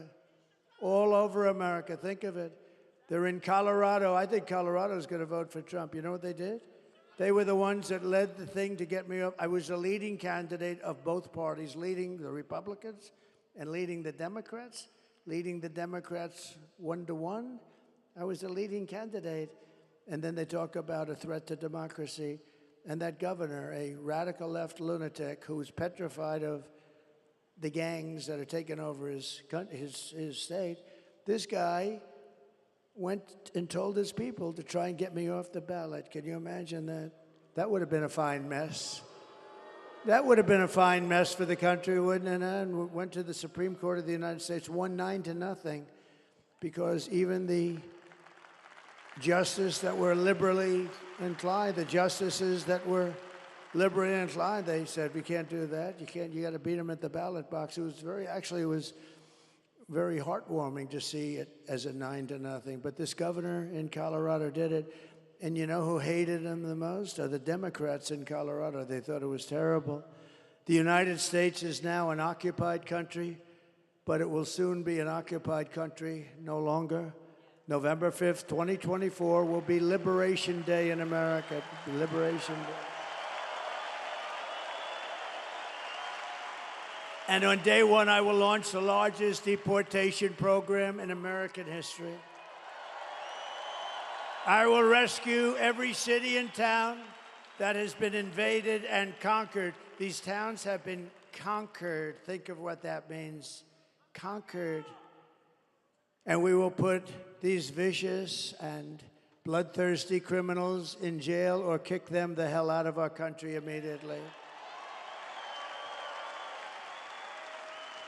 And to expedite removals of Tren de Aragua criminals and MS-13 criminals, which are just about as bad. We took out thousands of MS-13s. You know, they loved Long Island. Isn't that nice? You know, two beautiful girls, 16 years old, were walking to school one day, and MS-13 attacked the two girls, and they sliced them up with knives. They didn't want to shoot them because that's too quick and not painful enough. They killed both girls.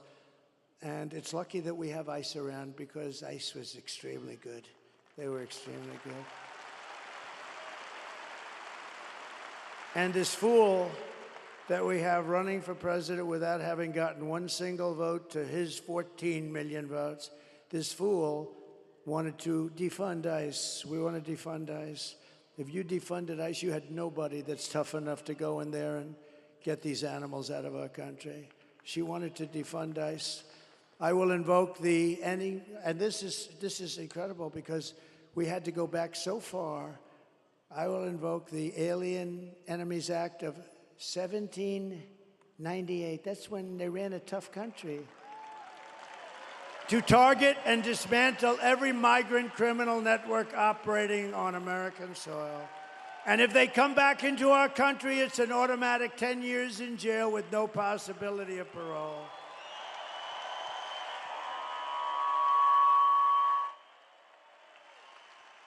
And I am hereby calling for the death penalty for any migrant that kills an American citizen or a law enforcement officer.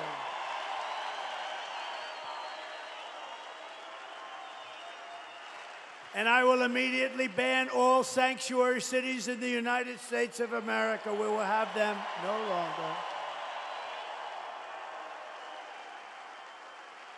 And despite all the damage she has caused, Kamala has spent the final week of her campaign comparing her political opponents to the most evil mass murderers in history. You know that, right? All of us, you, me. 2 days ago, Joe Biden called our supporters garbage. He called them garbage. That's worse than deplorables, isn't it? Remember Hillary? How did that work out with deplorables? Well, garbage is working out even worse for him. They called you, all of us, garbage. We're garbage. And I believe we have 250 million people. I believe we have most of the country is about making America great again. And my response to Joe and Kamala is very simple. You can't lead America if you don't love Americans. You just can't do it. It doesn't work.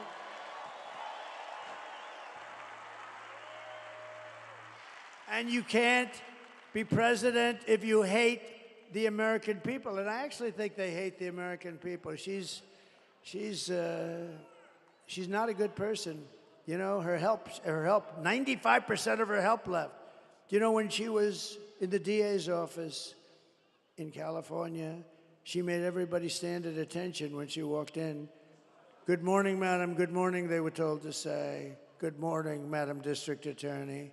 Stand up at attention. She's not a good person. Kamala's closing message to Americans is that I believe she hates you. I do believe that. I do believe that.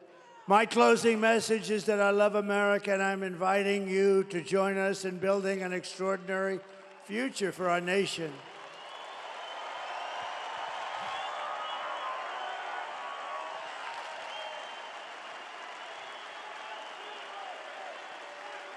My oath of office is an oath of allegiance to you, the American people. We're gonna straighten this mess out.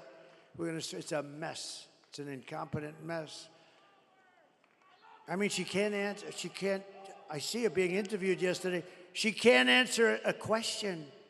She goes all over the place. She doesn't know what the hell she's talking about. She's crazy. It's crazy. I'm asking for your vote, but I want you to know that whether you vote for me or not, when I win, I will fight for you with every breath in my body. I'm going to fight very hard whether you vote for me or not.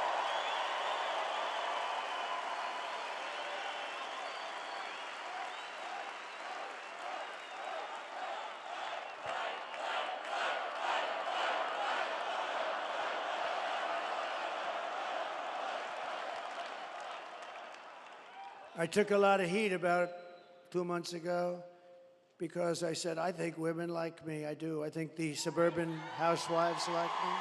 I do. I think it's a con job by these people. I think it's a lot of crap. But I think they do. And I said, I think they like me because they know I'm going to protect them. And they said, oh, it's such a horrible thing. I said, no, I want to protect the women of our country. I want to protect them in many ways. But some of the ways are suburban housewives, they say, don't like me. I think they do like me because, thank you. She said, I love you. No. Where do you live? What part of Westchester do you live? Oh, well, that's nice. Illinois.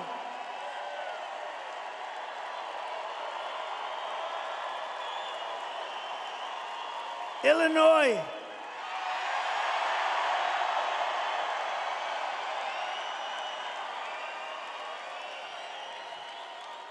You may have the worst governor in the entire country.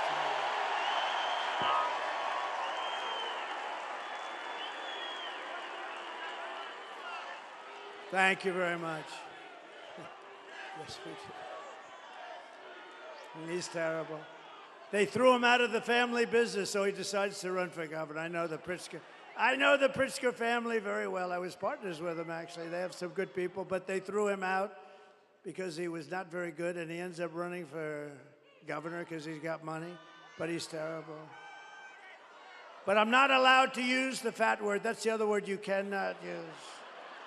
You are not allowed to use the fat word, so I will not do it, but that guy is disgusting. Everything Kamala says is a lie. Her entire campaign is one hoax and slander after another. But the more they lie, the more they smear, the more you need to get out and vote. We're going to get rid of these people. We're going to get rid of them fast, right?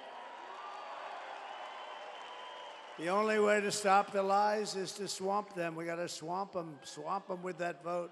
It's true. Kamala has no vision. She has no ideas. She's got no brain power. She's got no solutions. All she can talk about, did you see it the other night? All she can talk about is Donald Trump, Donald Trump, Donald Trump. Good evening, everyone. Tonight, I will speak about Donald Trump. Donald Trump, Donald Trump, Donald Trump, Donald Trump, Donald Trump, Donald Trump, Donald Trump, Donald Trump, Donald Trump, Donald Trump, Donald Trump, Donald Trump, Donald Trump, Donald Trump, Donald Trump, Donald Trump, Trump.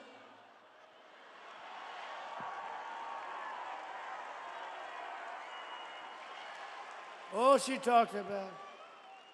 You know, there are some people who thrive under pressure, and there are some people who crack under pressure. She cracks under pressure. And the more pressure Kamala is under, the worse she crumbles. She is, at this point, very rattled. You take a look at her. Is there a chance she would resign before the election 3 days? I actually think they should have left Joe. I think he would have done just as well, maybe better. And it's come out today upon extremely good authority, the press, therefore it's no authority. But it's come out today that Joe Biden likes me more than he likes Kamala. And that he would rather have me win than Kamala win, because they took away his presidency. It's the first time in the history of the presidency they stole the presidency from him.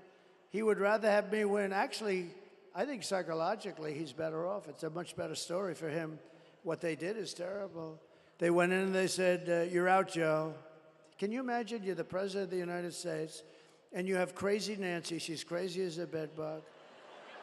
Crazy Nancy, who had a lot of Visa stock, and she sold it one day before it was announced that Visa's under major investigation. And the fake news doesn't do anything about it. And then you have Kamala, who couldn't do an interview with Joe Rogan, who frankly is very fair. I call him tough but fair, but he's great, great guy. You know, we had it was the biggest interview. He did me last week, as you might have heard. The biggest interview that he's ever done in terms of hits. Over 100 million, much more than 100 million. How much? Like 100. Where's TikTok, Jack? He knows everything. This TikTok, he's a TikToker. You know, if they're 20 years old and they work, I have a guy, TikTok Jack. When they turn 20, they're finished in that business. No, they're too old, much too old. Then you get sued for age discrimination. If she can't handle an interview, then she can't handle, certainly, President Xi of China. President Putin, he would have never done it. She can't handle anything, but she's not equipped for that. She's not a president. She'll get overwhelmed, meltdown, and millions of people will die. You're going to die. This is not a charity event. This is an election for the biggest and toughest job anywhere in the world. This is the toughest job in the world. With the most at stake, right? So do you want to lose your life savings because we put a weak and foolish and incompetent person in the White House? I don't think so. Do you want to lose your job and maybe your house and pension because Kamala has the economic understanding of a child? The presidency is a job held by Teddy Roosevelt, Abraham Lincoln, Dwight Eisenhower, George Washington, and even Ronald Reagan, people of strength and intelligence, people that have a leadership quality. Would you trust Kamala Harris to talk with Russia or China about nuclear war? I don't think so. I really don't. Would you trust her to steer us out of an economic crisis? I don't think so. Nothing is more dangerous than to give immense power to a very weak and incompetent person with an extremely low IQ. We had enough of low IQs in the last 4 years. We can't go through another person who's a dummy. We can't do it. You wouldn't put Kamala Harris in charge of even a kindergarten class. You can't do it. You can't do it. So at the end of the day, you need to ask yourself, can you afford to put someone this incompetent in charge of our country's future? No, you can't. No, you can't. But on top of it all, Kamala says she would not do anything different, not one thing different than Joe Biden did. In other words, she should not run for office because he was the worst ever. Take a look. You have done something differently than President Biden during the past 4 years. There is not a thing that comes to mind. I stood there on the tarmac watching you check your watch. The chaotic and deadly U.S. evacuation from Afghanistan stunned Americans and the world and cost the lives of 13 U.S. soldiers. Would you have done something differently? There is not a thing that comes to mind. More than 13,000 illegal immigrants convicted of murder have been caught at the border and then released into the United States. An Afghan national is in custody today after being accused of plotting an election day terrorist attack. The suspect entered the U.S. on a special immigrant visa. Gut-wrenching new details in the murder of Georgia nursing student Laken Riley. The illegal immigrant suspect, who cops say committed the heinous murder, is a Venezuelan national who crossed the unsecured southern border back in 2022. 2 men investigators say are in the country illegally from Venezuela are charged with capital murder in the death of Jocelyn Nungaray. A fifth illegal immigrant accused of attacking 2 New York City police officers over the weekend showed no remorse or regret. Would you have done something differently? There is not a thing that comes to mind. Only 18% say the economy is in excellent or good condition. US inflation has hit a new 40-year high, increasing by 9.1% over the financial year. Authorities saying Train Day Aragua, which has been linked with more than 100 criminal investigations here in the U.S., has now been found operating its criminal enterprise in apartment complexes. Were you the last person in the room? Yes. Thank you. There is nothing that would come to mind. Can you imagine? How about the 325,000 children that she could have saved if she had the correct policy? No, she doesn't want to bring that up either now. She actually would have changed things, but she couldn't think of it. You know, she didn't have enough time. She only had about 4 days to prepare. If you want to end this disaster, you must get out and vote. We're going to solve this problem very quickly. It's going to happen fast. It's going to be beautiful to watch. We're pleased to be joined today by your next senator from the great state of Wisconsin, Eric Hovde. Eric, thank you very much. You're going to have a great, great career. He's a good man, too. Good man, loves the state. And he is he central casting? And I'll tell you what, she is a disaster. Okay, she's a horror show. Thanks as well to Senators Ron Johnson. Ron, stand up. Wow. Good man. He's a good man. He really is. Thank you, Ron. Great job. Great job. Thank you. We have a man who's just become recently, who's a great attorney general, and he's now a senator. He won a big race, a tough race, a race that everyone said, well, there's no way anybody's going to win this race. And he beat somebody that was supposed to win. And he's become a star in the Senate, Eric Schmidt. Eric, thank you. Thank you. And from the great state of Oklahoma, I love Oklahoma. You know, they have 77 counties, and I won all 77. You know who second was? Ronald Reagan. Ronald Reagan was second. He won 56. I won 77. I have to move there immediately. I have to move. Mark Wayne Mullen. Thank you, Mark Wayne. Thank you. Thank you very much. Thank you, Mark Wayne. And we have Representatives Brian Stile. How are you doing with the Act of Blue or whatever it's called? You got to get it done before the election. He's working on one of the biggest scandals in the country. It's like where the Democrats put money into the Act Blue or whatever the hell they call it, and massive amounts of money, and everybody's talking, and he's in charge. So we're going to blame you if nothing happens, right? No, but everybody knows it was a rip. But honestly, you got to get this stuff done before elections, not after elections. And we learned that. They're finding all sorts of things now in Pennsylvania. Who would have thought you had to do this? But good luck with that, Brian. That's so important, okay? Thanks. Good luck.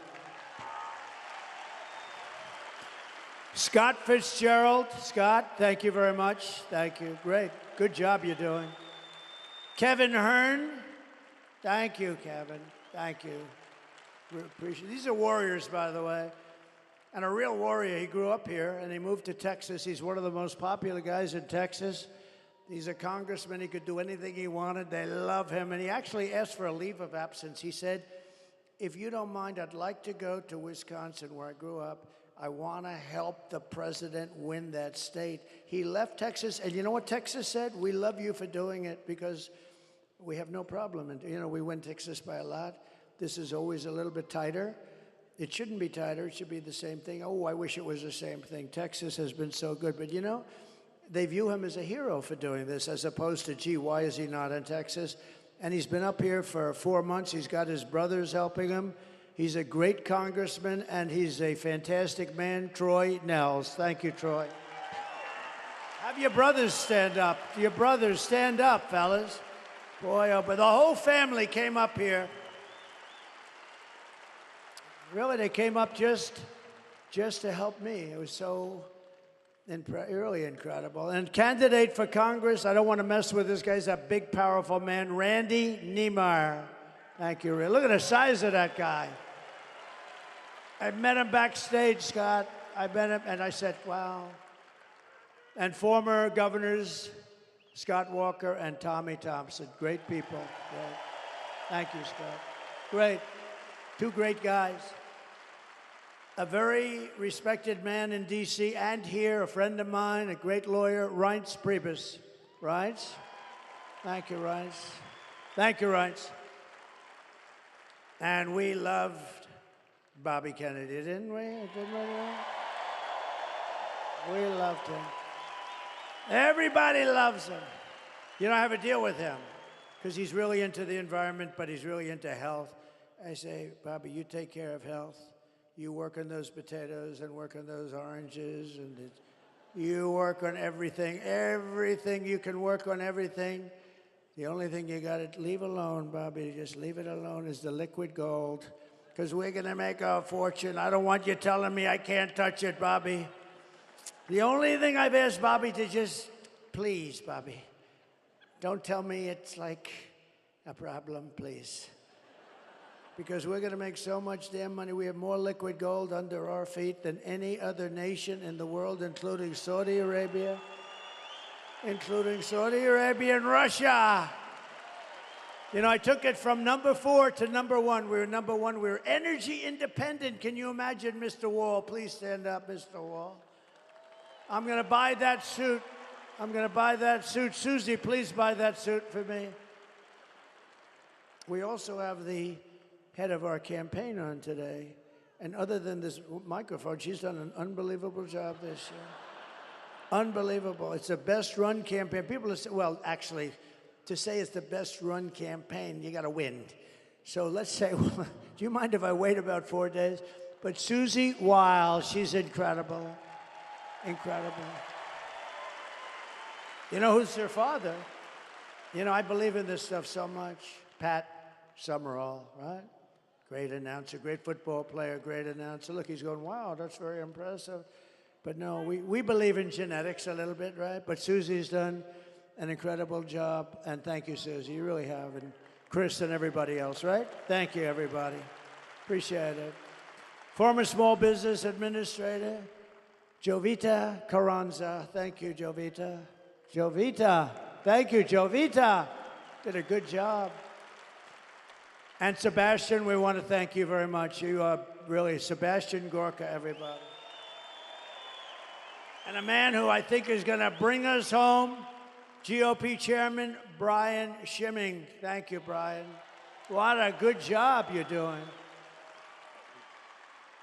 I heard him speak the other day. I was in the plane flying in, and he was up saying, "You are good. You are psyched, right? Like we all are. We want to win. This is the biggest win. This will be the biggest win. Think of it. And if we win the whole thing, it'll be the greatest event in political history in this country, and maybe beyond. The greatest.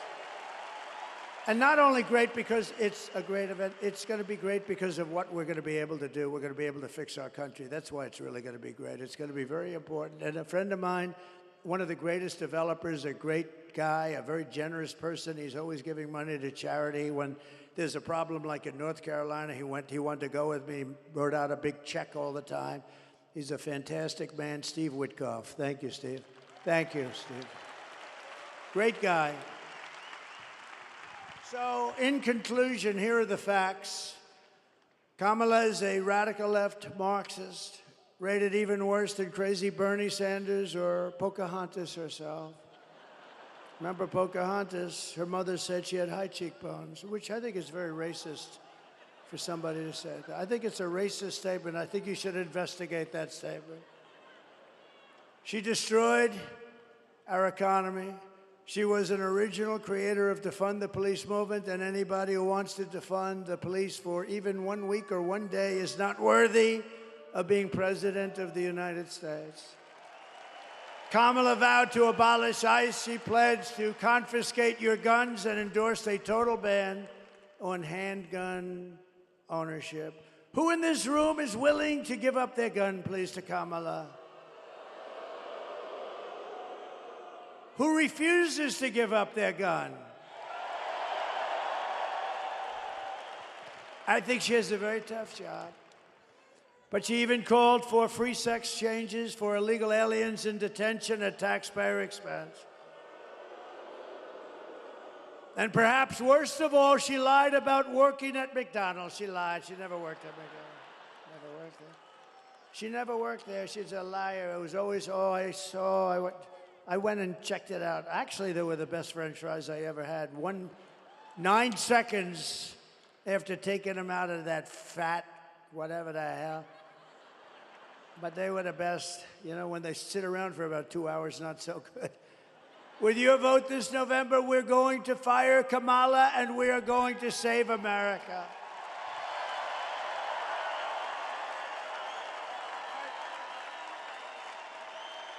We will cut your taxes, end inflation, slash your prices, raise your wages, and bring thousands of factories back to America and back to a place called Wisconsin. We will build American, we will buy American, and we will hire American. That's what we want. And I will end the war in Ukraine. It would have never happened if I was president. And I will stop the chaos in the Middle East. October 7th would have never happened. All those people would be alive right now. And I will prevent World War III. We're not going to have World War III. With this people, you'll have it. And it would be a war like no other. This would be a war like, because of the power of the weaponry. We will crush violent crime and give our police the support, protection, resources, and respect that they so dearly deserve. We will strengthen and modernize our military. We will build a missile defense shield over our country, all made in the USA. And we will rebuild our cities, including our capital in Washington, D.C., making them safe, clean, and beautiful again. We will teach our children to love our country, to honor our history, and to always respect our great American flag. And we will put in a bill into Congress. They say it's unconstitutional. I don't know why, but we're going to protect our great American flag. Anybody burning the American flag or destroying our American flag gets 1 year in jail. Thank you very much. And we will get critical race theory and transgender insanity the hell out of our schools.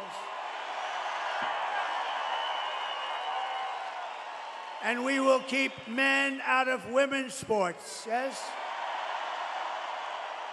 I will defend religious liberty, I will restore free speech, and I will defend the right to keep and bear arms. Our Second Amendment will be totally protected. After years of building up foreign nations, defending foreign borders, and protecting foreign lands, we are finally going to build up our country and defend our borders and protect our citizens and our land, right? And we will stop illegal immigration once and for all. It will be stopped. And we want people to come into our country. We do. We want people. But they have to come in legally through a system. They have to love us. They have to love our country. We will not be invaded. We are not going to be invaded. It's like an invasion. It's like a military invasion. You know, the guns and weapons they have, some of these guys have, they're military grade. They're at least military grade. Some are better than military grade. We will not be invaded.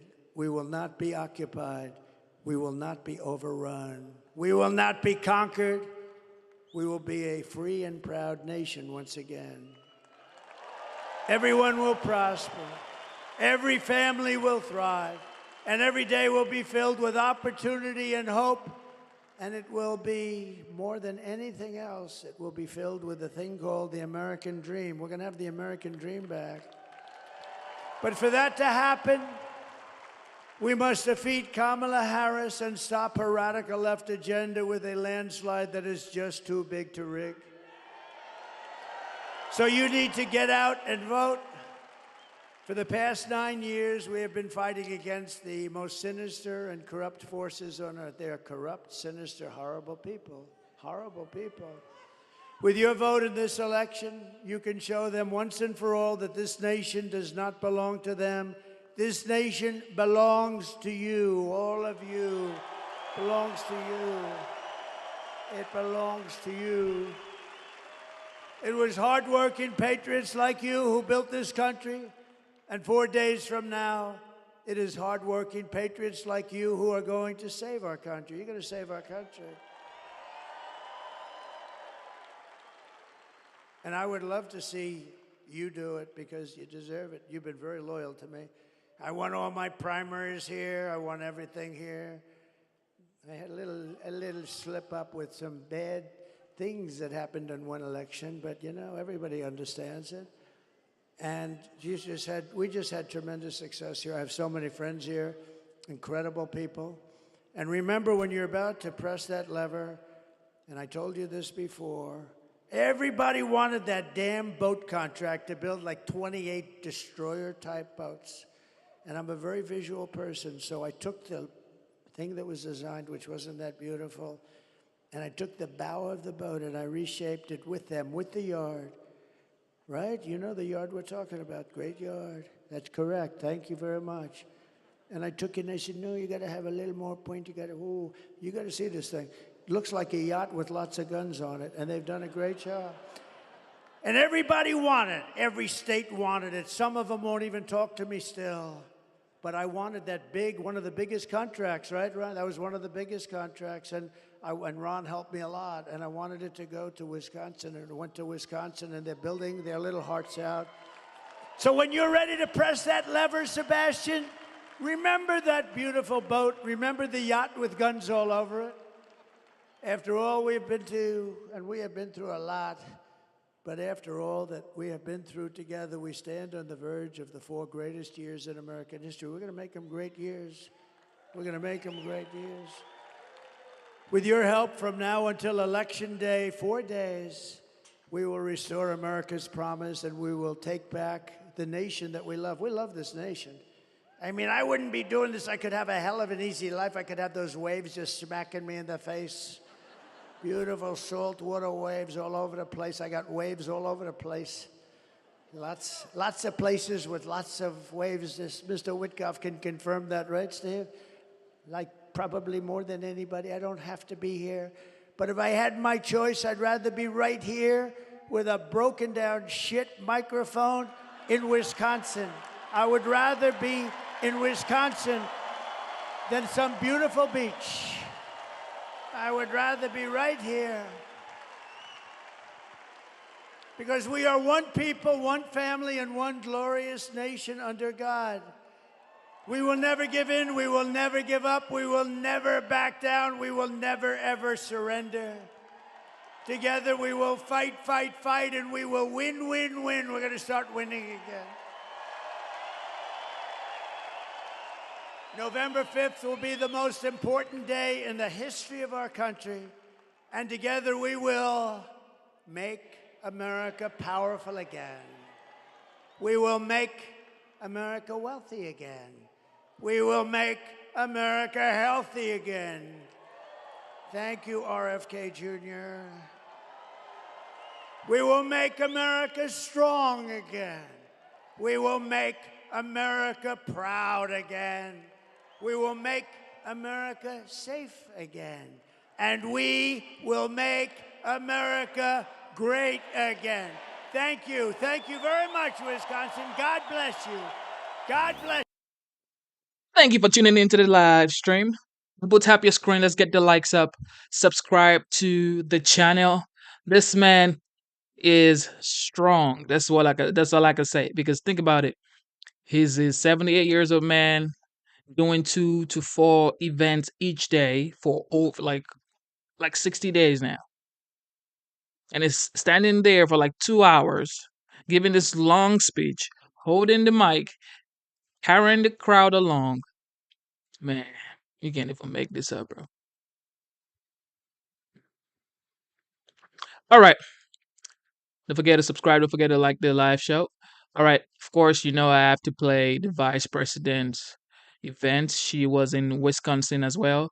So let's listen to what she has to say. Of course, you know her speech is usually like 24, 25 minutes. So don't worry, it's gonna be short. All right. Hard work. Hard work is good.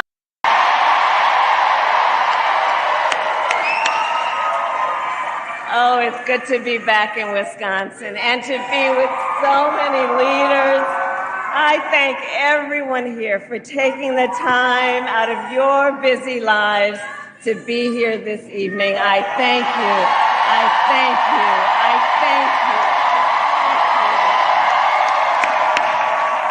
And can we please hear for Tammy Baldwin? Let's re-elect her to the United States Senate.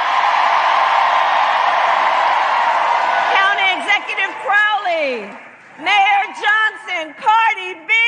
Let's give it up. And can we hear it again for MC Lights, O'Malley, Glorilla, Keegan Michael Key? Oh, what a good night.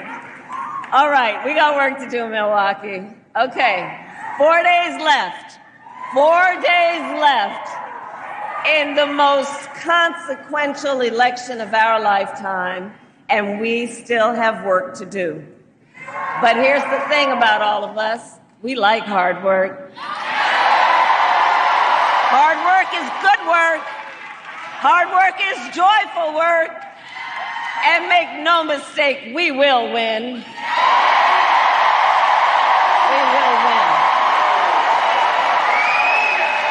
And here's one of the reasons why. Because when you know what you stand for, you know what to fight for.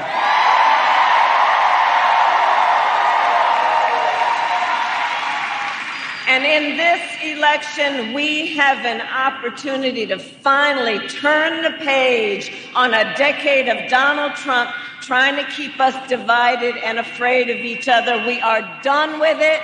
We are exhausted with it. We are turning the page.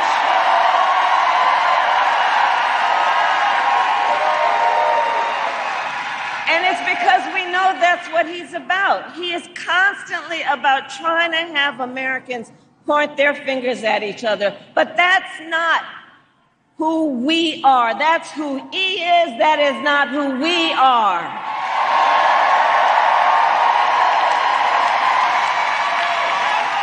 And it is time for a new generation of leadership in America.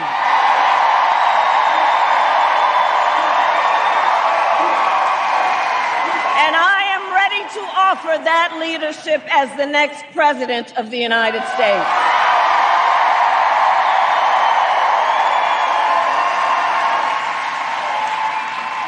And Wisconsin, you know me. I'm not afraid of tough fights, obviously. For decades as a prosecutor and the top law enforcement officer of the biggest state, I won fights. I won fights against the big banks who were ripping off homeowners. I won fights against for-profit colleges that were scamming veterans and students. I won fights against predators who abused women and children. I won fights against cartels that trafficked in guns and drugs and human beings.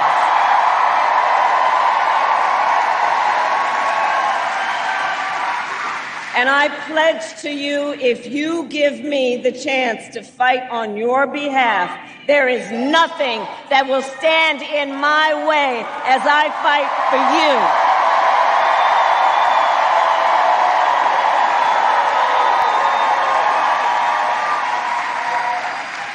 And look, we know who Donald Trump is. This is not someone who is thinking about how to make your life better. This is someone who is increasingly unstable, obsessed with revenge. He is consumed with grievance. And the man is out for unchecked power. And look, in less than 90 days, it's either going to be him or me in the Oval Office.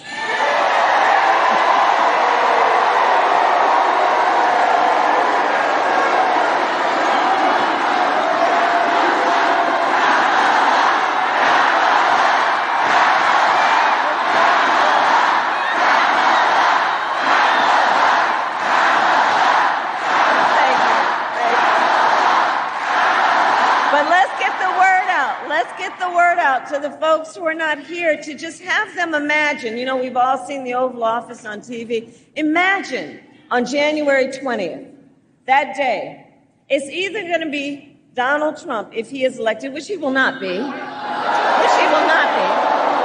but to help people imagine what the stakes are. It's either going to be him there on day one, walking into that office, stewing over his enemies list, or when I am elected, walking in on your behalf with my to-do list.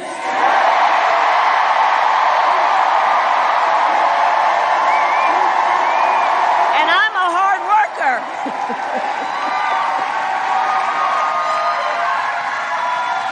And at the top of my list is bringing down the cost of living for you.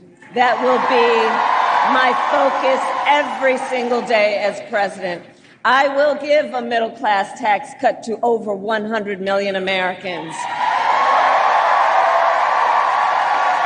I will enact the first ever federal ban on corporate price gouging on groceries. And I will fight to make sure that hardworking Americans can actually afford a place to live.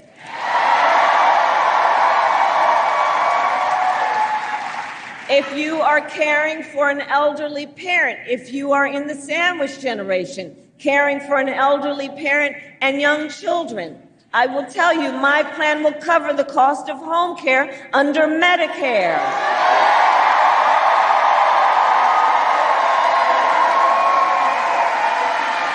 Because I took care of my mother when she was sick. And I know what you are doing. Whether it be trying to cook something that they feel like eating, whether it be trying to help them put on a sweater, trying to find a moment where you can bring a smile to their face or make them laugh. That work is about dignity. That work is about dignity. And I'm going to make sure you have the support and they have the support they deserve.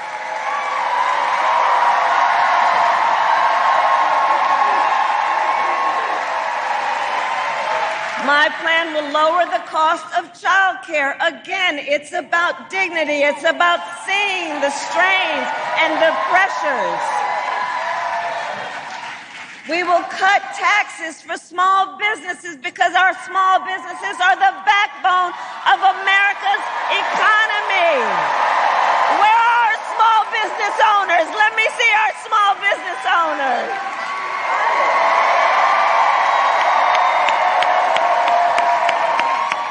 And we will lower health care costs, because here's where I come from on that. Look, I believe access to health care should be a right and not just a privilege of those who can afford it.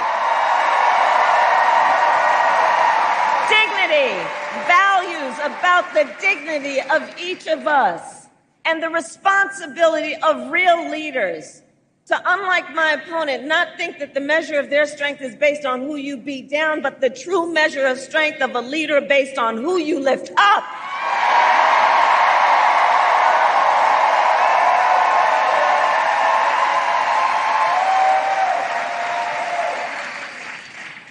And then you got Donald Trump, who...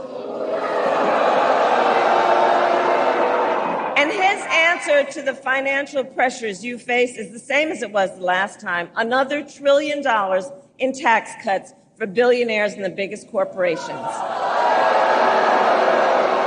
And this time he will pay for it with a 20% national sales tax on everything you buy that is imported: clothes, foods, toys, cell phones. A Trump sales tax that would cost the average American family, the economists have measured it, more than $4,000 more a year. And on top of that, Donald Trump is still trying and still wants to get rid of the Affordable Care Act, which would throw millions of Americans off their health insurance and take us back to when insurance companies could deny people with pre-existing conditions. You remember what that was like? Well, we are not going back. We are not going back. We're not going back. We're not going back. No. Because just like Wisconsin's motto tells us, we will move forward. Yes, we will. I love Wisconsin. And ours is a fight for the future, and it is a fight for freedom. Like the fundamental freedom of a woman to make decisions about her own body and not have her government telling her what to do. And we all remember how we got here. Donald Trump hand-selected 3 members of the United States Supreme Court with the intention that they would undo the protections of Roe v. Wade. They did as he intended, and now in America, 1 in 3 women lives in a state with a Trump abortion ban.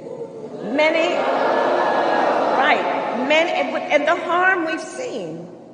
Many of those laws with no exception even for rape or incest, which is immoral. And he's not done. He would ban abortion nationwide. Yes, even here in Wisconsin. Even here in Wisconsin, it would be impacted. And he would restrict access to birth control, put IVF treatments at risk, and force states to monitor women's pregnancies. Just Google Project 2025. Just look at it. And everyone here I know understands, and let us agree, one does not have to abandon their faith or deeply held beliefs to simply agree the government shouldn't be telling her what to do. Not the government. Not the government. Not the government. Not some people up in a state legislature, and certainly not Donald Trump. And I pledge to you, when Congress, together with Tammy's help, when Congress passes a bill to restore reproductive freedom nationwide, as President of the United States, I will proudly sign it into law. Proudly.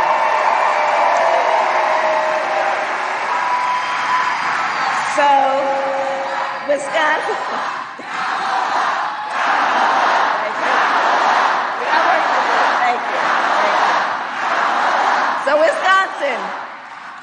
I am asking for your vote. I am asking for your vote. And here is my pledge to you. As president, I pledge to seek common ground and common sense solutions to the challenges you face. I am not looking to score political points. I am looking to make progress.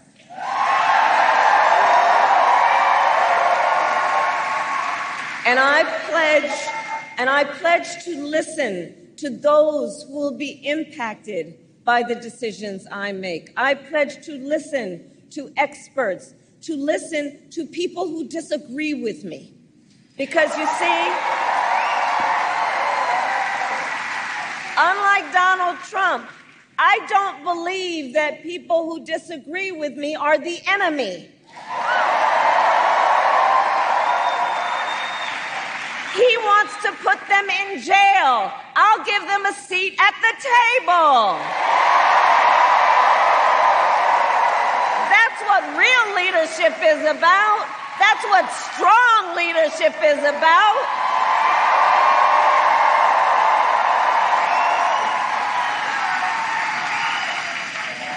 And I pledge to always put country above party and self, and to be a president for all Americans. All Americans.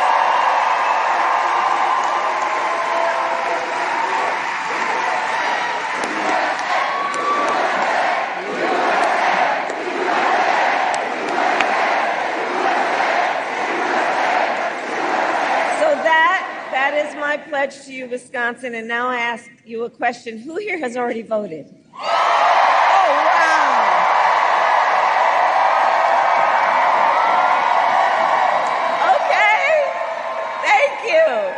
And now I ask you to please talk to your friends and your family and your neighbors and share your perspective on why this election is so important. And for you who have not voted yet, no judgment. Let me just be clear, no judgment at all. But do get to it if you can. And for those who have not yet voted, please think about right now your plan for voting. And think about where and when you will vote. And if you live here in Milwaukee, remember you can vote early now through Sunday, November 3rd. And go to iwillvote.com for all the information you need, including when and where you can vote and where to drop off your absentee ballot, because we need everyone in Wisconsin to vote. You are going to make the difference in this election. You will make the difference. You will make the difference. So listen, it all comes down to this. We are here together because we love our country. We love our country. We love our country. And when you love something, you fight for it. You fight for it. And I do believe it is one of the highest forms of patriotism, of our expression for our love of our country, to then fight for the ideals of our country and to fight to realize the promise of America. That's what this is about. And I have always believed in our nation's promise because I've lived it. You know, I grew up a child of the civil rights movement. My parents would take me to marches when I was in a stroller. And there were, at those marches, we all know, people from every walk of life coming together to fight for freedom and to fight for opportunity. You know, growing up, I saw how hard my mother worked to raise her two daughters to have the same chances that our country gave her. And I was blessed to have family by blood and family by love, right? instilled in me a sense of community and compassion and faith. And I've spent my life fighting for people who have been hurt and counted out, but who never stopped believing in our country that anything is possible. I have lived the promise of America. And today, I see the promise of America in everyone who is here, in all of you, in all of us. We are the promise of America. We are the promise of America. It's the fathers and mothers and grandparents who work hard every day for their children's future, in the women who refuse to accept a future without reproductive freedom, and the men who support them.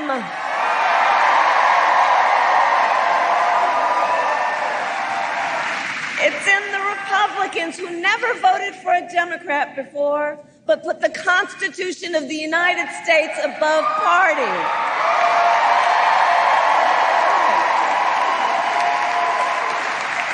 I see the promise of America in all the young leaders that I see right now who are voting for the very first time. Raise your hand. I love Gen Z.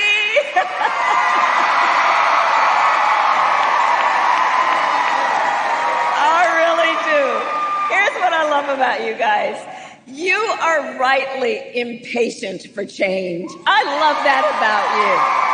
I love that about you. You are determined to live free from gun violence. You are going to take on the climate crisis. You are going to shape the world you inherit. I know that. I know that. And here's the thing about our young leaders. None of this is theoretical for them. None of this is political for them. It's their lived experience. It's your lived experience. And I see your power. I see your power, and I am so proud of you. Can we please hear it for our first-time voters? Can we please?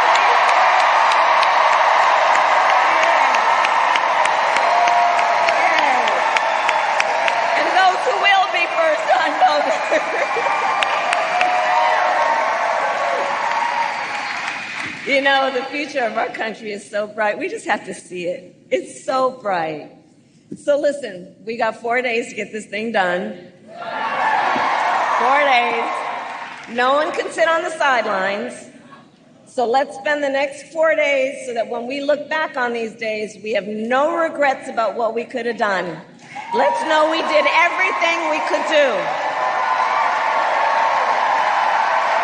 So let's knock on doors, let's text, let's call, let's reach out to family and friends and classmates and neighbors and coworkers. And here's a request that I have in that process. And while we are doing all of that, let's please be intentional about building community. Let's please be intentional about building community. You know, there's something about this whole Trump era, and it's made people feel like they have to. It's been powered by this idea that Americans should be pointing their fingers at each other, you know, and to make people feel alone and make people feel small, when we all know that we all have so much more in common than what separates us. So let's be intentional about building community and building coalitions. There is strength and power in that will be long-lasting. And finally, I'll say, just remember, and let's remind everybody we know, your vote is your voice, and your voice is your power. That's your power. In a democracy, that is a power that is yours. Don't let anyone take it from you. Don't let anyone take it from you.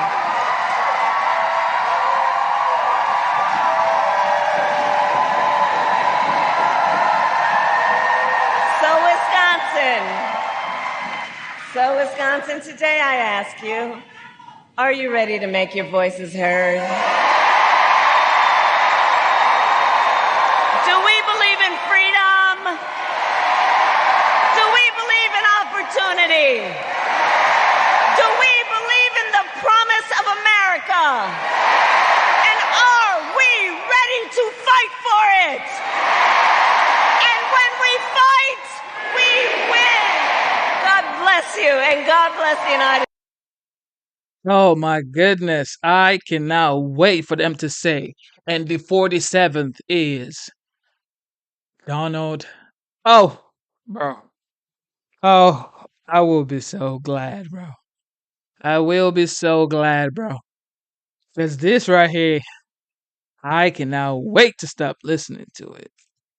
But she did what she was supposed to do. She convinced the Gen Z, of course, when you're just listening to new things like the environment and stuff like that, you know, it is what it is. Double tap your screen, subscribe to the channel. You know what time it is.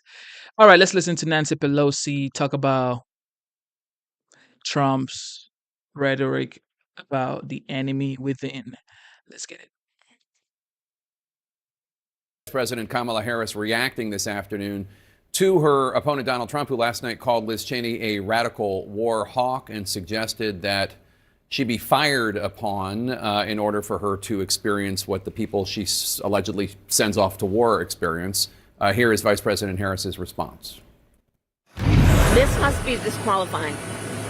Anyone who wants to be president of the United States who uses that kind of violent rhetoric is clearly disqualified and unqualified to be president. Trump, in a Truth Social post this afternoon, wrote, quote, "All I'm saying about Liz Cheney is that she wouldn't have the guts to fight herself. It's easy for her to talk, sitting far from where the death scenes take place, but put a gun in her hand and let her go fight, and she'll say no thanks," unquote. Joining us now to discuss the election, former House Speaker Nancy Pelosi. Speaker Pelosi, thanks for joining us. So Vice President Harris says that Trump's comments were disqualifying. Trump says, "I'm not calling for violence against her. I'm only saying she's a war hawk. She wouldn't want to fight in war herself." What do you think of it all? Well, for me, it's personal as well as official. It was 2 years this week since the sanctity of our home was invaded, and also the safety of my husband was compromised. It was a deadly assault on him, which fortunately he survived. But the man coming into our home was saying, "Where is Nancy? Where is Nancy?" echoing what was happening on January 6th, which the former president, or Donald Trump, called a day of love in the Capitol. Political violence has no place in our democratic society. Politics is the peaceful resolution of conflict. For the President of the United States to say what a former president and somebody who aspires to be president should, again, I agree with Kamala Harris completely, should disqualify him. It should disqualify him from ever being invited to your home. Would you want your daughter to marry somebody who said something like that? Would you want your children to imitate somebody who says something like that? So from a personal standpoint, from an official standpoint, from a patriotic standpoint, from the sanctity of our elections, to free it of this political violence, he must stop. He has no shame.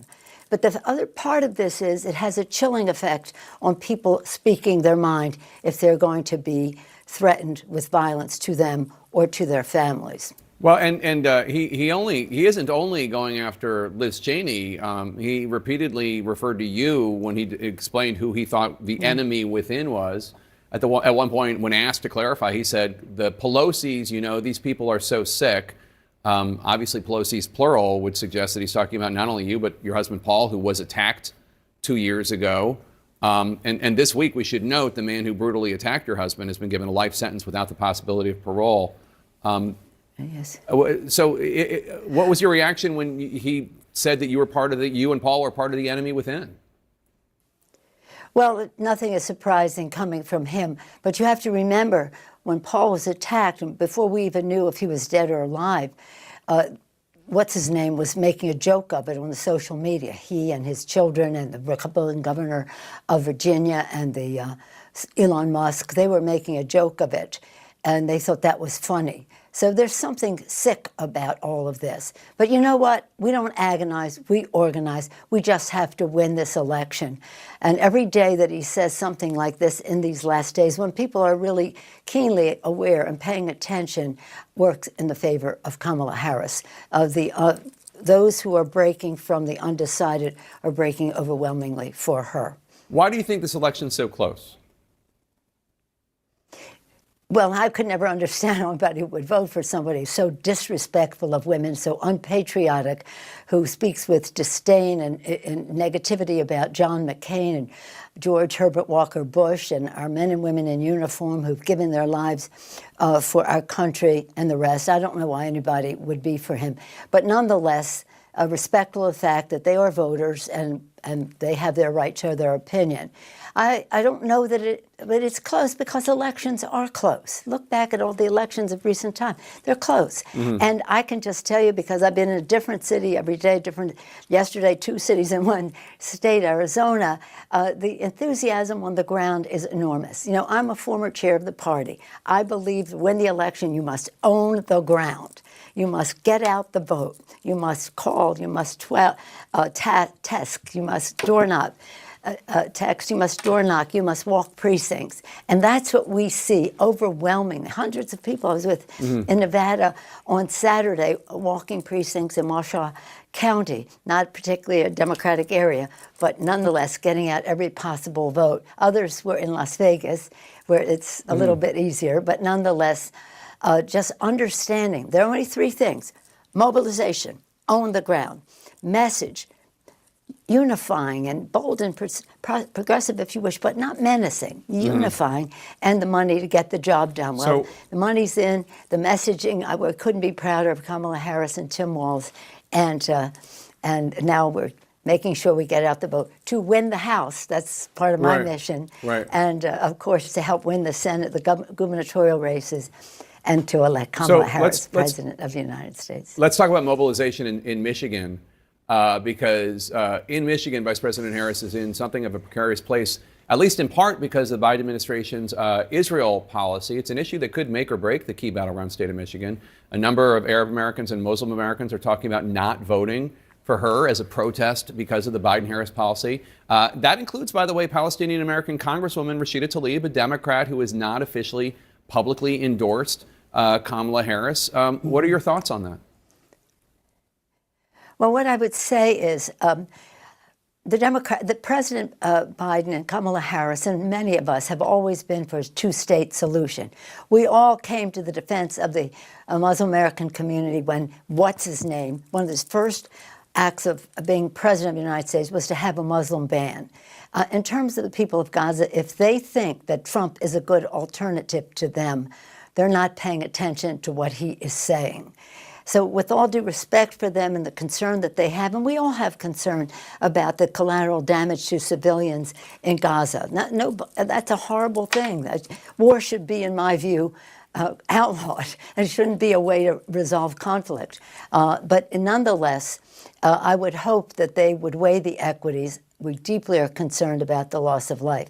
But we also want a 2-state solution, which is not where the person that they might benefit by not voting refuses to go.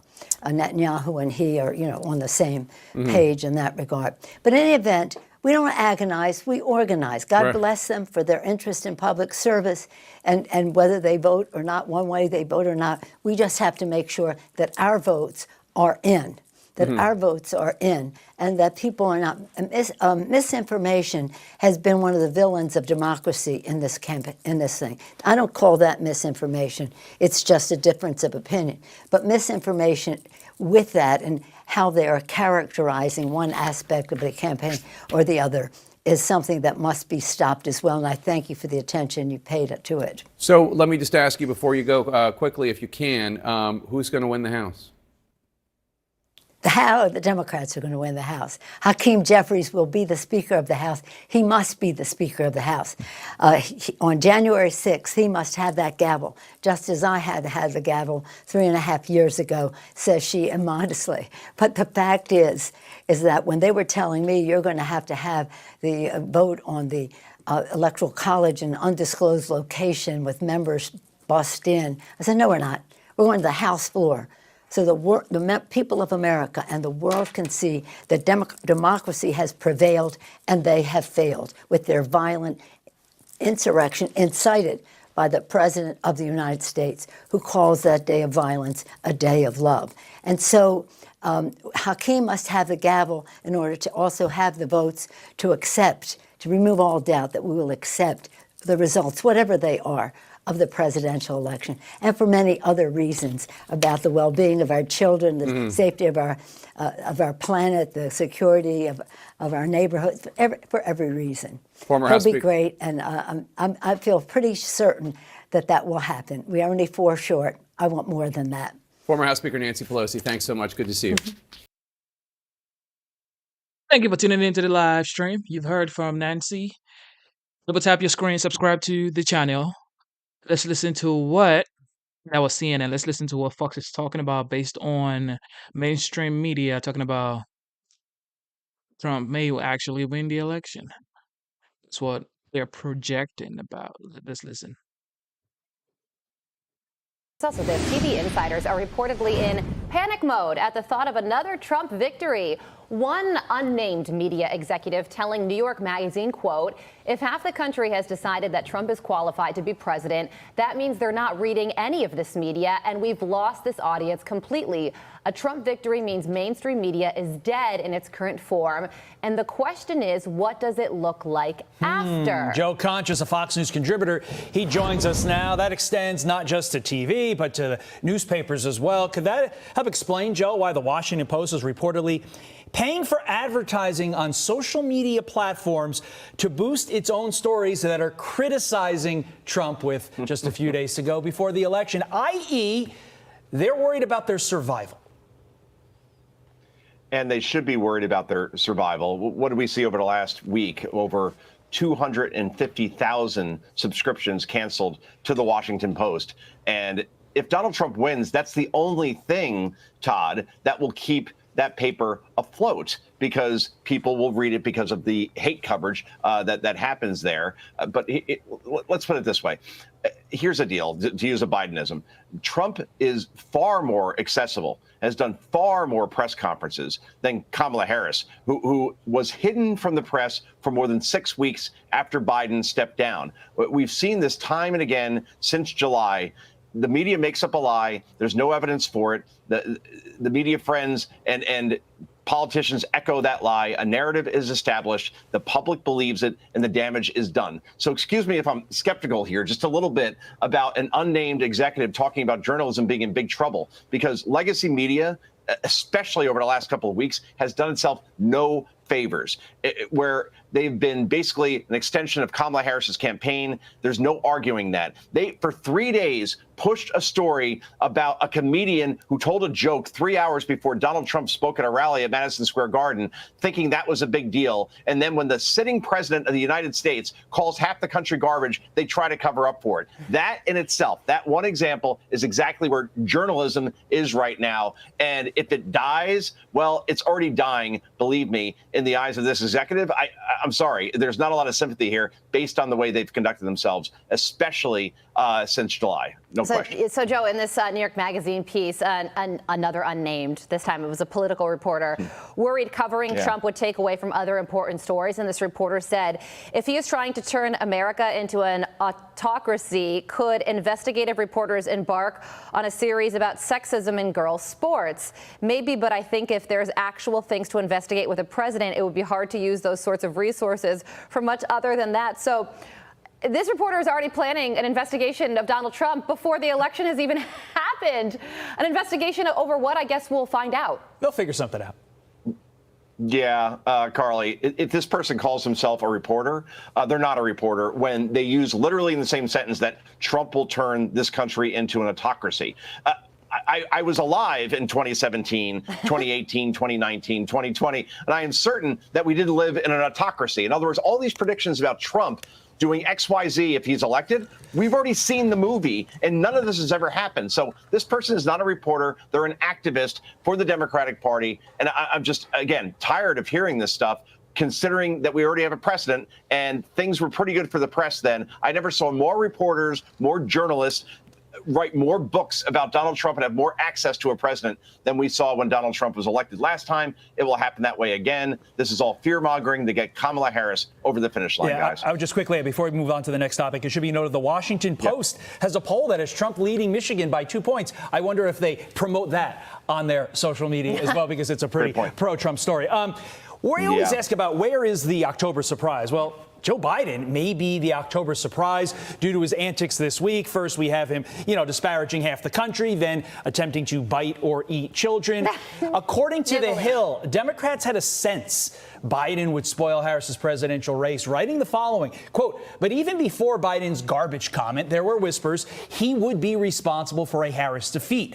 These voices say Biden's withdrawal from the race in late July didn't do Harris any favors since she hasn't had enough time to properly telegraph her biography. Others said he never should have run for re-election and that he should have allowed the party to have a full primary to pick his successor.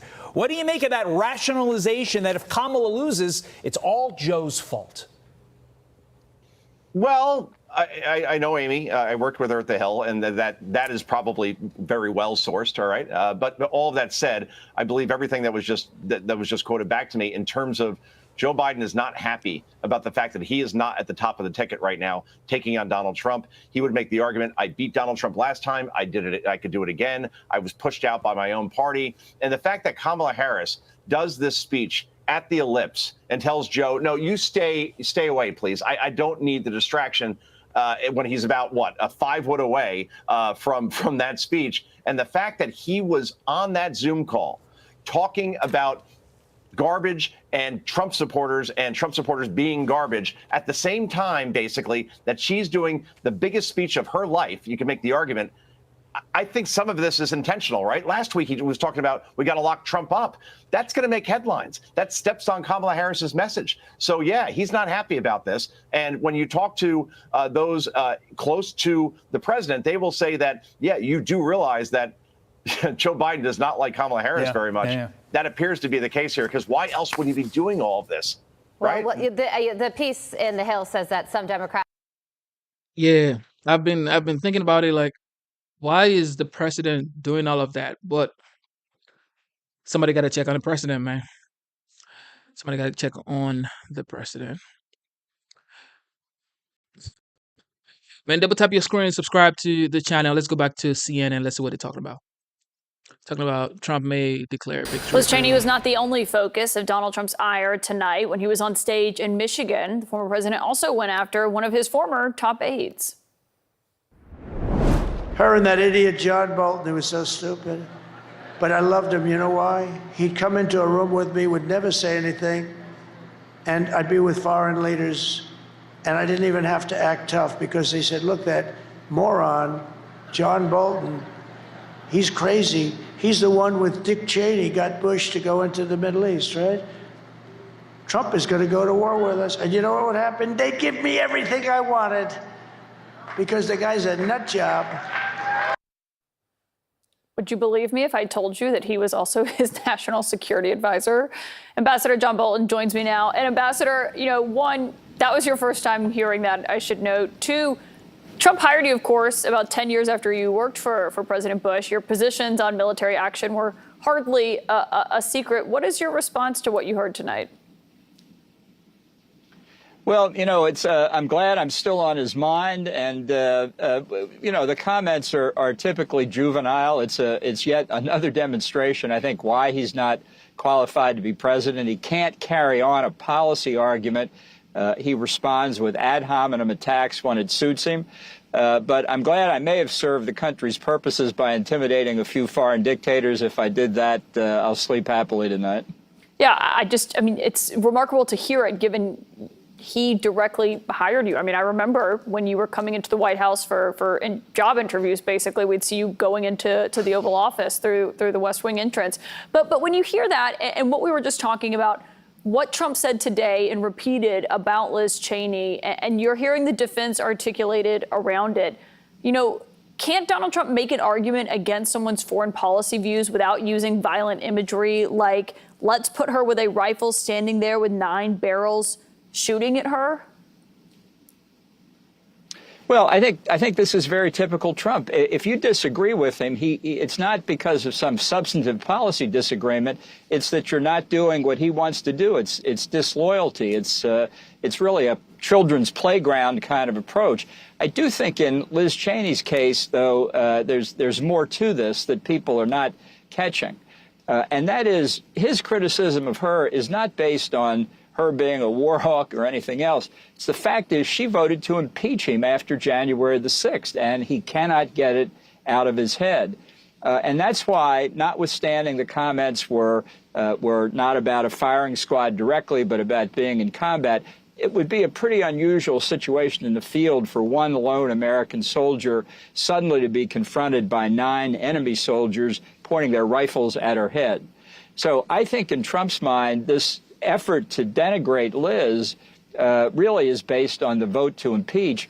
And in his mind, this violent image is very real, and it's disturbing. It's not the first time it's come up, and it's just typical the way he goes after people. When you're on the wrong side of Trump, there's no hope for you in his mind. But on the foreign policy front, I understand you're saying it has nothing to do with her views. It's just because she criticized him for January 6th for trying to overturn the election and was on the committee that led that investigation, the January 6th committee. He said that Cheney wanted to stay in Iraq, but look back at his record as commander-in-chief. He kept troops in Iraq. He kept troops in Syria. He ordered the strike against the Iranian general Soleimani. I mean, when you look at what he's saying she did and what he actually did as commander-in-chief, I think that's also worth a view. Well, he never makes a mistake. It's always somebody else's mistake. I mean, the withdrawal from Afghanistan, for example, although he's criticized Joe Biden, it was the Trump-Pompeo withdrawal agreement with the Taliban. Thank you for tuning in to the live show. Double tap your screen. Let's get the likes up. Subscribe to the channel. Didn't Trump end this lady on the left career? I think Trump literally ended her career in a town hall. You remember? So of course she ain't gonna say nothing about the former president. And that Biden was carrying out, and that turned out to be a terrible mistake for the United States. But that gets into the substance of the policy disagreement, and Trump just isn't capable of carrying on a sustained discussion there. He translates that sort of thing into a direct attack, and he's very good. He's found a way to say things that are really outrageous, but with enough of a qualification that he can slough it off later. For example, saying he wants to be a dictator, but just on day one. Some people hear dictator and they don't hear just the day one part, but it allows Trump to work both sides of the street, and that's what he's done here. He's projected an image of violence against Liz Cheney, but then said, no, I'm just criticizing her because she's a war hawk. Yeah, and you can criticize Biden certainly for the execution. Many have, many in his own party. But I remember when Biden said he felt like he needed to live up to that agreement that Pompeo and Trump had with the Taliban. And so he viewed that as following in that presidency. Overall, as we're talking about what happened 4 years ago and what this looks like, we're about to hit Tuesday night. And there's, we're hearing from the Harris campaign, they think Trump's going to come out and accept the results regardless. Do you think Trump will accept the results of the election if they're not in his favor on Tuesday?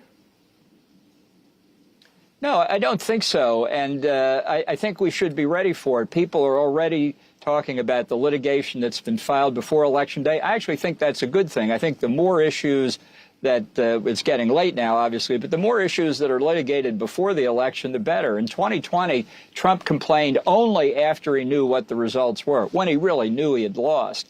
And after the election's over, courts are very reluctant to intervene and say you got to have a new one. It almost never happens. At least now some of this litigation is filed beforehand, and we're getting results, some favorable to Trump, some not favorable to Trump. It's taking those issues off the table. But I think everybody ought to be ready because Trump never loses.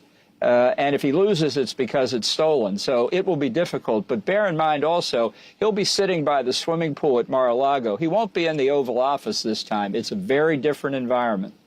Yeah, but we'll see, of course, what his campaign does, his attorneys that they have lined up in certain states, and, of course, his supporters. Ambassador John Bolton, thank you for your time tonight. Glad to be here. Oh, who is ready for November 5? Is it Tuesday? I think it's Tuesday. Do you think we're gonna know the winner by Tuesday evening? I think so. I don't know what you think. Let me know what you think, man. Double tap your screen, subscribe to the channel. Let's know what time it is. Okay, so what is this? She's a radical war hawk. Let's put her with a rifle standing there with 9 barrels shooting at her, okay? Let's see how she feels about it. You know, when the guns are trained on her face. You know, they're all war hawks when they're sitting in Washington in a nice building saying, oh, gee, let's send 10,000 troops right into the mouth of the enemy.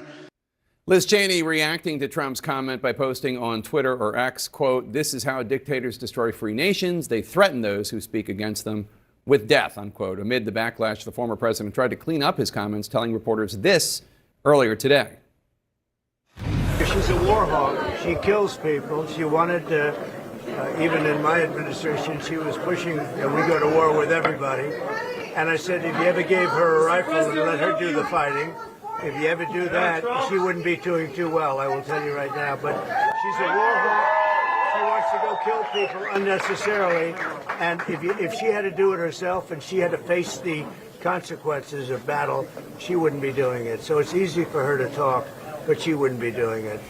She's actually a disgrace. CNN's Steve Contorno is with the Trump campaign in Warren, Michigan. Steve, we're hearing a lot of blowback. So wait, you guys are saying we're not gonna know on Tuesday evening? That we have 90% of what we know about Donald Trump, we know because of Maggie.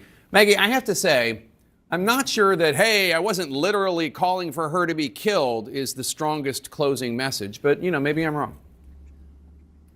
Look, he appeared to be making an argument about people who send other citizens or citizens' children into war and don't fight themselves. This is an argument that we heard back in the 2000s when Liz Cheney's father was in office as the vice president during the war in Iraq. But he made it in the most violent way possible and in a way that is not really, or one of the most violent ways possible. And this is not how wars work. People don't go and have 9 barrels on their face. So, you know, this is just, it's another thing that he says. They shouldn't be surprised that it's getting coverage. This is the things like, you know, statements that candidates make in the closing days of a race are going to get attention. This is something that I don't think the Trump campaign wants to be dealing with. You can see they're trying to clean it up. He tried to clean it up himself. He posted on Truth Social. It's just, it's one other thing that just, you know, potentially could factor into voters' minds as they are making up their final, you know, choice on a ballot, particularly women voters where there's a gap. Yeah, and I mean, this comes after J.D. Vance was lecturing Democrats to take the tone down. This comes after Joe Biden made his idiotic comments about Trump supporters being garbage, which he says he didn't mean to be saying. We see how the Trump campaign is doing this, and you heard Steve Contorno say that Jason Miller, the Trump campaign official, was yelling at the media. Are there Trump campaign officials who are worried about the fact that he said this and it could be damaging? I think the Trump campaign, from everyone I talk to, feels very good about their chances right now. They're pretty confident. I don't, you know, doesn't mean that they think that this is an easy slam dunk. They've been pretty careful in certain conversations to note that a lot of these states are very, very close, but in general, you know, that he's in a better position. And Tony Fabrizio, the campaign's pollster, said this in a public memo yesterday, that he's in a better position in the battlegrounds than he was in his previous 2 races, and that's true. Do they want to be dealing with this? No. Do they want to blame their own candidate? Generally, no. It's much easier to blame the media. Why do you think the Trump campaign still has not brought former South Carolina Governor Nikki Haley out on the campaign trail, given that the Harris campaign is making a direct play for Nikki Haley voters? It's a good question, and I think there's a couple of reasons. You know, Haley was on Fox the other day saying that she has not spoken to the former president since June, since before the convention, that they know we're on standby, is I think what the quote was, and just it has not worked out for whatever reason. There were discussions about doing some kind of a town hall with Sean Hannity on Fox, as I understood it. I think it's a few reasons. I don't think Trump wants to. I think Trump doesn't like the sense that the intimation that he needs Nikki Haley's help. There are a lot of people who are still still very resentful about the race she ran. And look, there were primaries. Indiana is the one I'm thinking of. That was a closed primary where she was off the ballot and she still got a significant segment, or not off the ballot, but she was out of the race, and she still got a significant segment of Republican votes. So I think it's just fraught, and I think they would like to not, remind people and have people ask all of these questions about what happened with the two. Mostly, Jake, I think this is candidate driven. I don't think he wants to do it.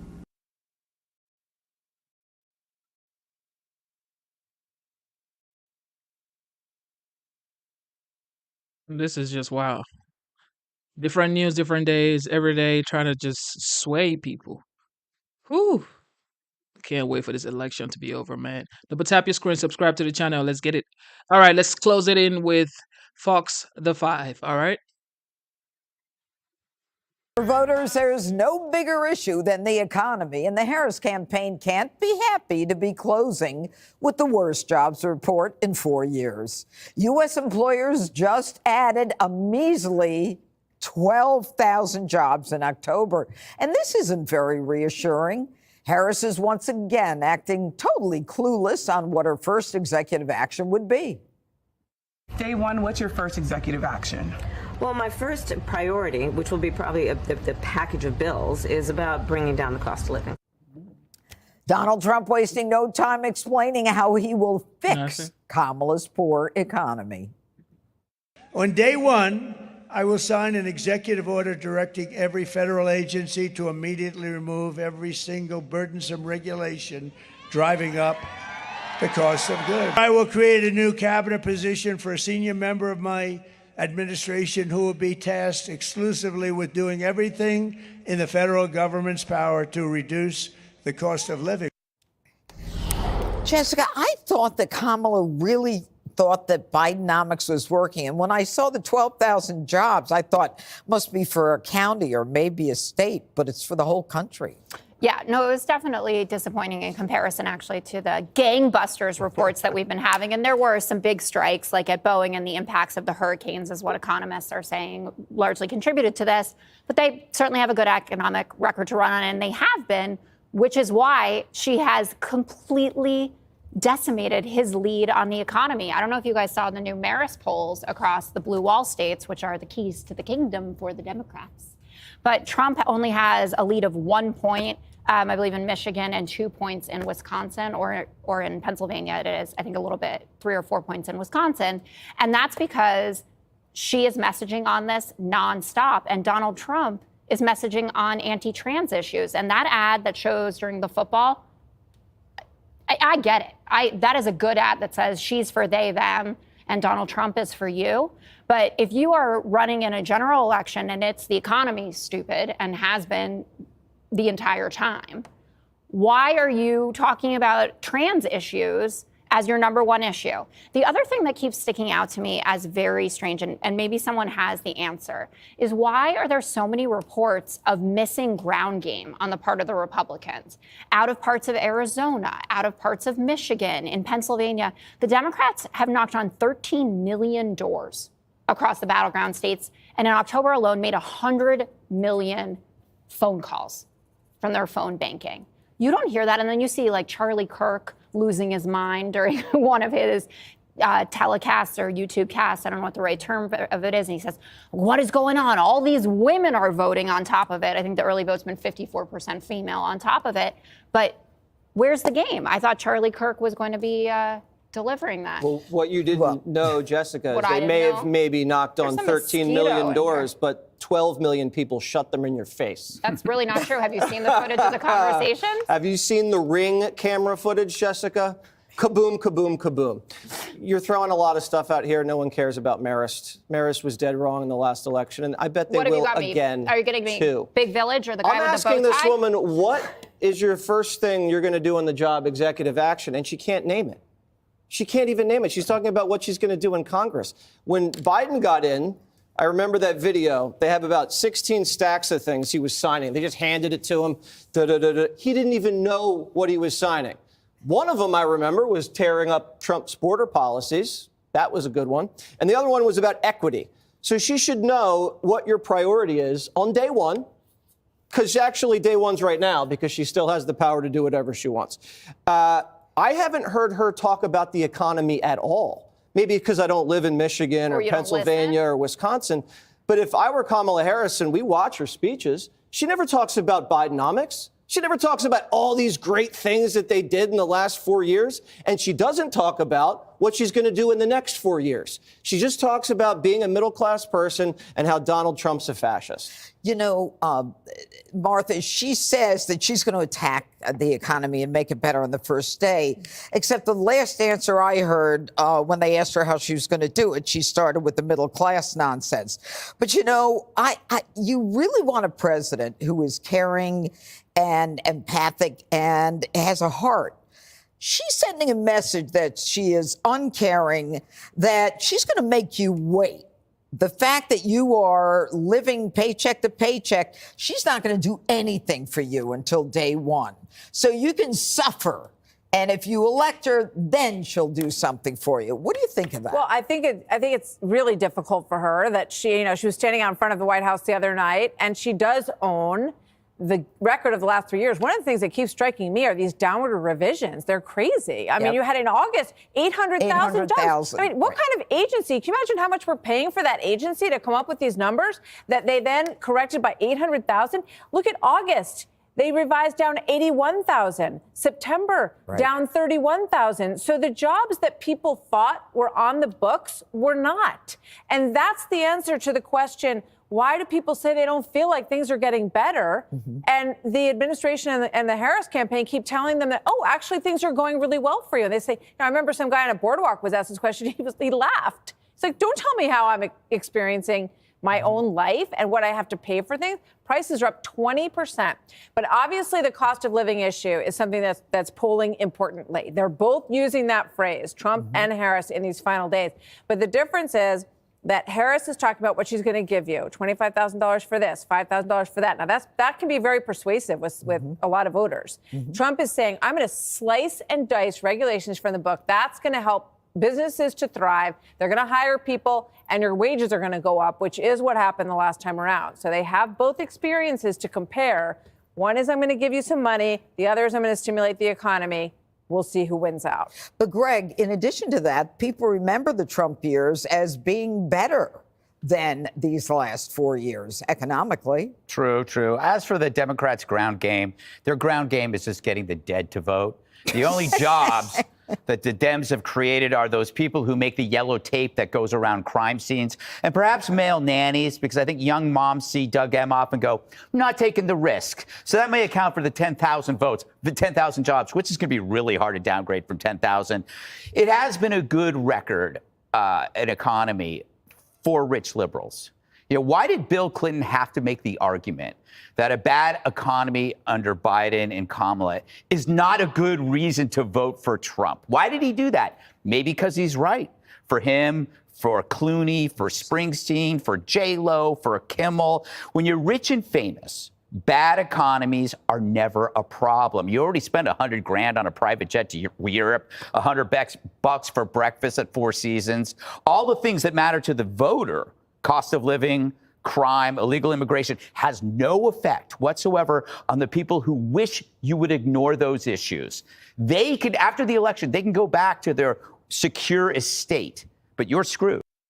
Exactly. When you're rich and famous, cost of living don't matter to you.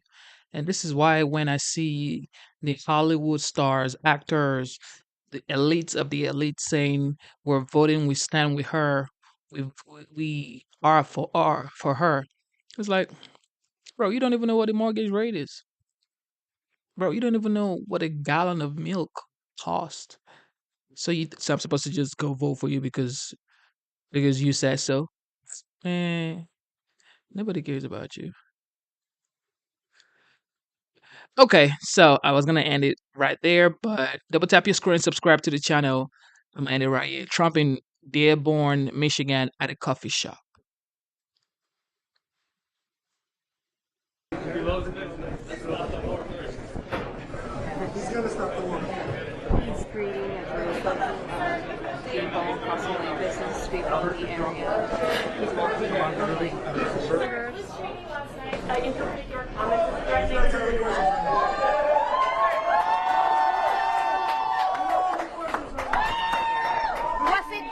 it necessary to make the comments? Was it necessary to make the comments about Liz Cheney? Was that necessary? Was that necessary to make the comments in that Oh, form? yeah, sure. She's a war hawk. She kills people. She wanted even in my administration, she was pushing that we go to war with everybody. And I said, if you ever gave her a rifle and let her do the fighting, if you ever do that, she wouldn't be doing too well, I will tell you right now. But she's a war hawk. She wants to go kill people unnecessarily. And if she had to do it herself and she had to face the consequences of battle, she wouldn't be doing it. So it's easy for her to talk, but she wouldn't be doing it. She's actually a disgrace. President Trump, will you have Nikki Haley? Can I go with you in the final? Well, she is campaigning. I mean, she's campaigning for us. Yeah. Mr. Trump, I'm sorry, guys. You said last night, President Trump, you said last night you would essentially let Robert F. Kennedy Jr. do whatever he wants with health care. Well, he's going to have a big role in health care. HHS, maybe? In fact, we just left. In fact, I think he might be here. He's right here. You're comfortable with his views on vaccines, President? We'll be talking about a lot of things, but he's going to have a big role in healthcare, a very big role. Is it HHS, He knows it better than anybody. He's got some views that I happen to agree with very strongly, and I have for a long time. I mean, for years, you and I would agree. We'll be seeing it as a... What about his views on vaccine and maybe a position of all HHS? of these things we'll be talking The about. Avengers. This meeting is for the community of Justice Dearborn, League. so please let us welcome Mr. Donald J. Trump.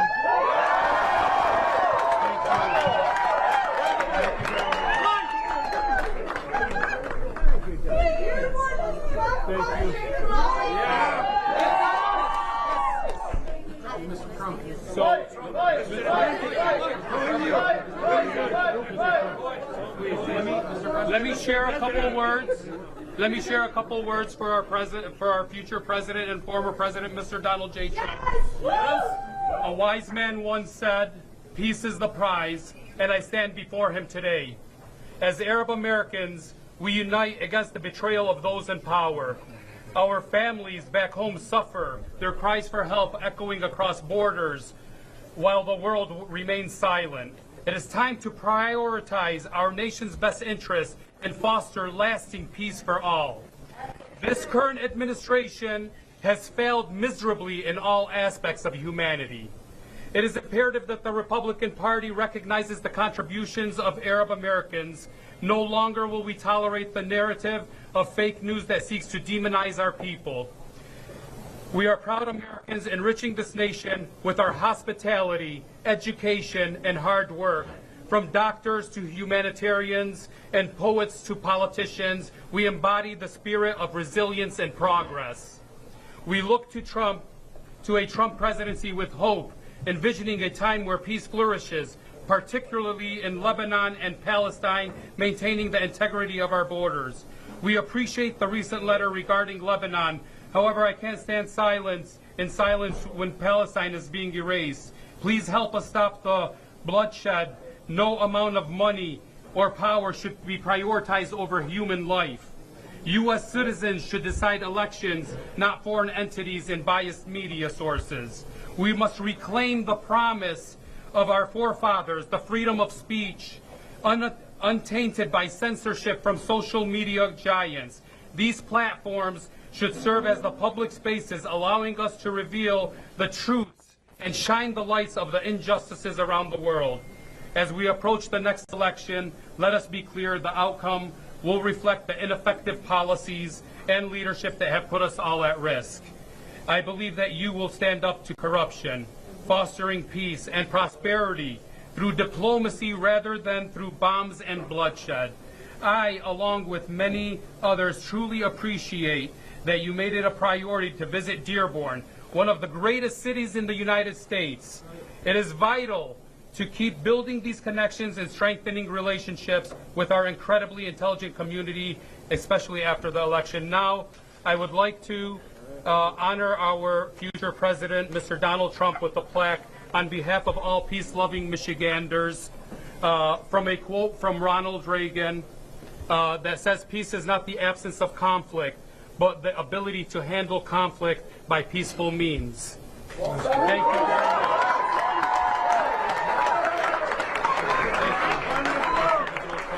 Thank you so much. I will hold on for you so you don't have to walk around with it. Thank you.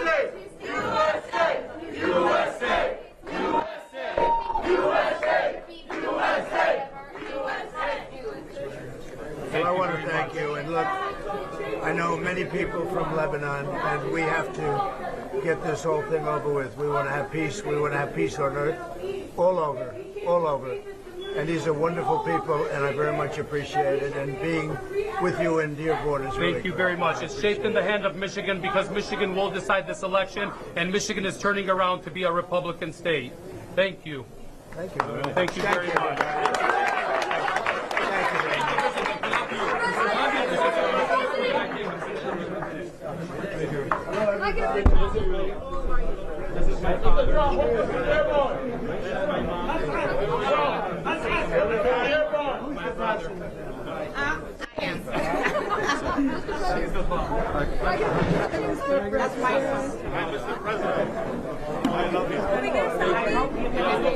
I love you so much. You guys, 1 second. There you go. There you go. Let us walk through, guys. Mr. President, can I get a picture by chance, sir?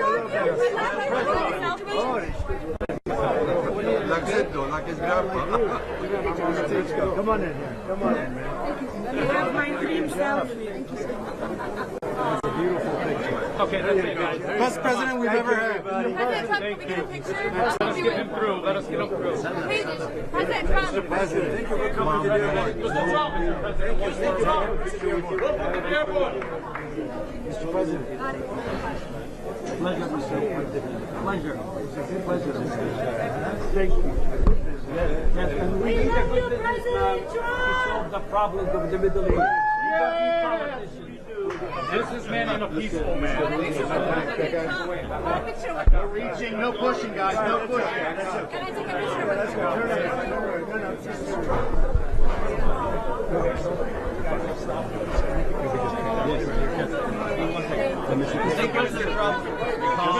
Be calm, please. Yes, come. I'm not. Go ahead.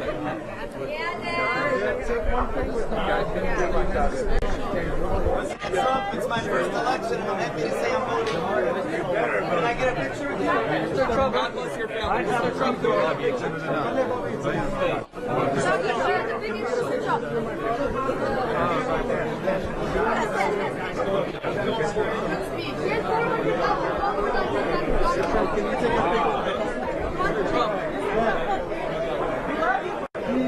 Everybody loved this man.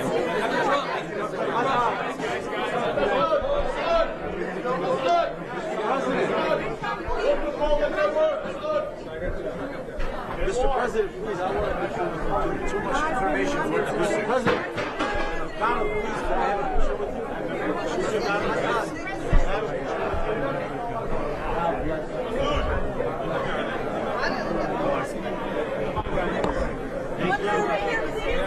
oh, look at this. We have our mayors from our various cities.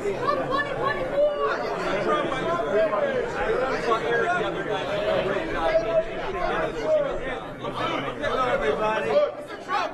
What's up, brother?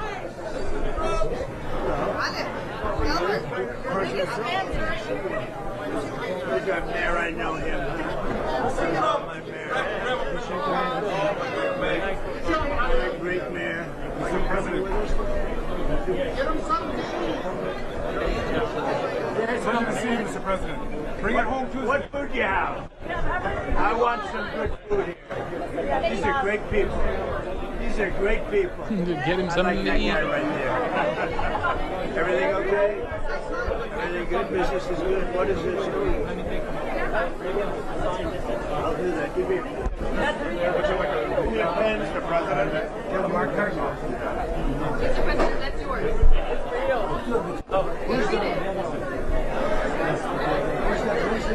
Tariffs No, it's not a card. The great fight. The great fight. Okay. I'm going to sign this for you. I'm going to give it to you. Okay. Thank you. Anything you have to say about the Muslim ban and There is no Muslim ban. America was created based on the hard work of good Muslims as well. It's a nice one. Okay, thank you very much, everybody. Thank you, everybody. Very nice. Thank you. You're working hard. I've been watching you, huh? Is she doing Exactly. a good job? She's doing a good job? doing a great job. But I think I'm working harder. 62 days in a row. Mr. President, why was Dearborn so important to you? You're the first candidate. Because we really do. We have a great feeling for Lebanon, and I know so many people from Lebanon, Lebanese people, and the Muslim population. They're liking Trump, and I've had a good relationship with them. This is it. This is where they are, Dearborn. We want their votes, and we're looking for their votes, and I think we'll get their votes. What do you think? Do you think we'll get their votes? I have a feeling we will. You're going to get it. And we have polls that came out just now. We're doing very well in Michigan. We're doing very well in Pennsylvania. We're doing great in Arizona. 8 up, 9 up, something like that. And overall, we're doing extremely well. Somebody said 97% chance of winning. You saw that? 97%? But I don't know about that. All I know is you have to go out and vote. You're asking, are you going to all go and vote? And you wouldn't vote for Kamala. No! Kamala. Nobody's going to vote for Kamala. Kamala Harris advisors are saying that you will declare victory no matter what and ahead of time. What are your comments? All I can tell you is she's an inferior candidate. She shouldn't be running. She didn't get one vote. She is totally an inferior candidate. She shouldn't be running. They took it away from Biden. They've treated Biden very unfairly. I have to tell you that. When you talk about democracy, they have treated him very unfairly. Mr. President, the Vice President has criticized your elevation of Robert F. Kennedy. She just said that she thinks he's the last person in America that should be involved in healthcare planning. How do you respond? Well, that's because they've lost him. He was a Democrat all his life. It's the Kennedy family. He's the first one to do this, and they've lost him, and they're very unhappy about it. And I think they're very unhappy about their poll numbers because she is sinking like a dead ship. And no, he's great. You mentioned he is a great guy. I've known him a long time. And he's all he wants to do is very simply he wants to make people healthy, and I think that's good. You were asked about your health care plan. Yeah, it's on me, Mr. President. Now here's the mayor of a big city. More people should be a mayor like him. He's doing a good job, Thank you, right? sir. Coffee's on me. Let me have one. We're gonna need it. You can give them some coffee too. We'll calm them down, right? You want some coffee? You want some coffee? Yeah? She's gonna have some. Is it a plain black coffee? Yeah. I don't drink coffee, but these are minor details. My family home. Thank you very much. It's very nice thing. It's a nice trip. Put together a basket. Yeah, put together some for my people, and it'll be great.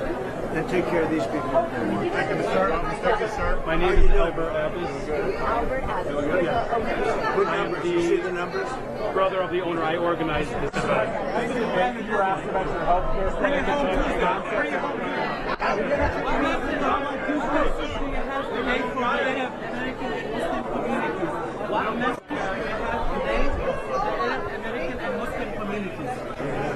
All right, thank you. What do you have to say about Gaza?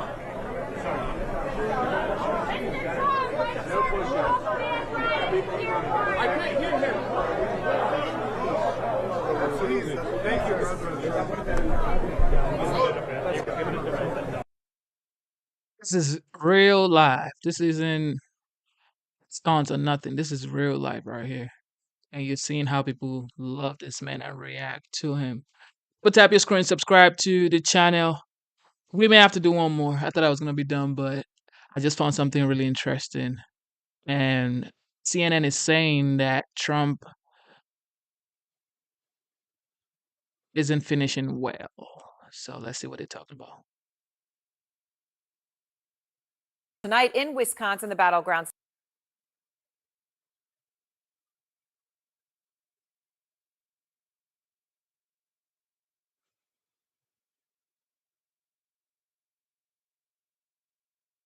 Before Election Day, David Oxford, you hear MJ saying, "Look, the campaign is they're feeling good, and they believe that they are outperforming Trump specifically on those undecided voters in the final days. That they're messaging about a democracy and disqualifying. They feel that is working. Those undecided voters, they say, are they're going that way.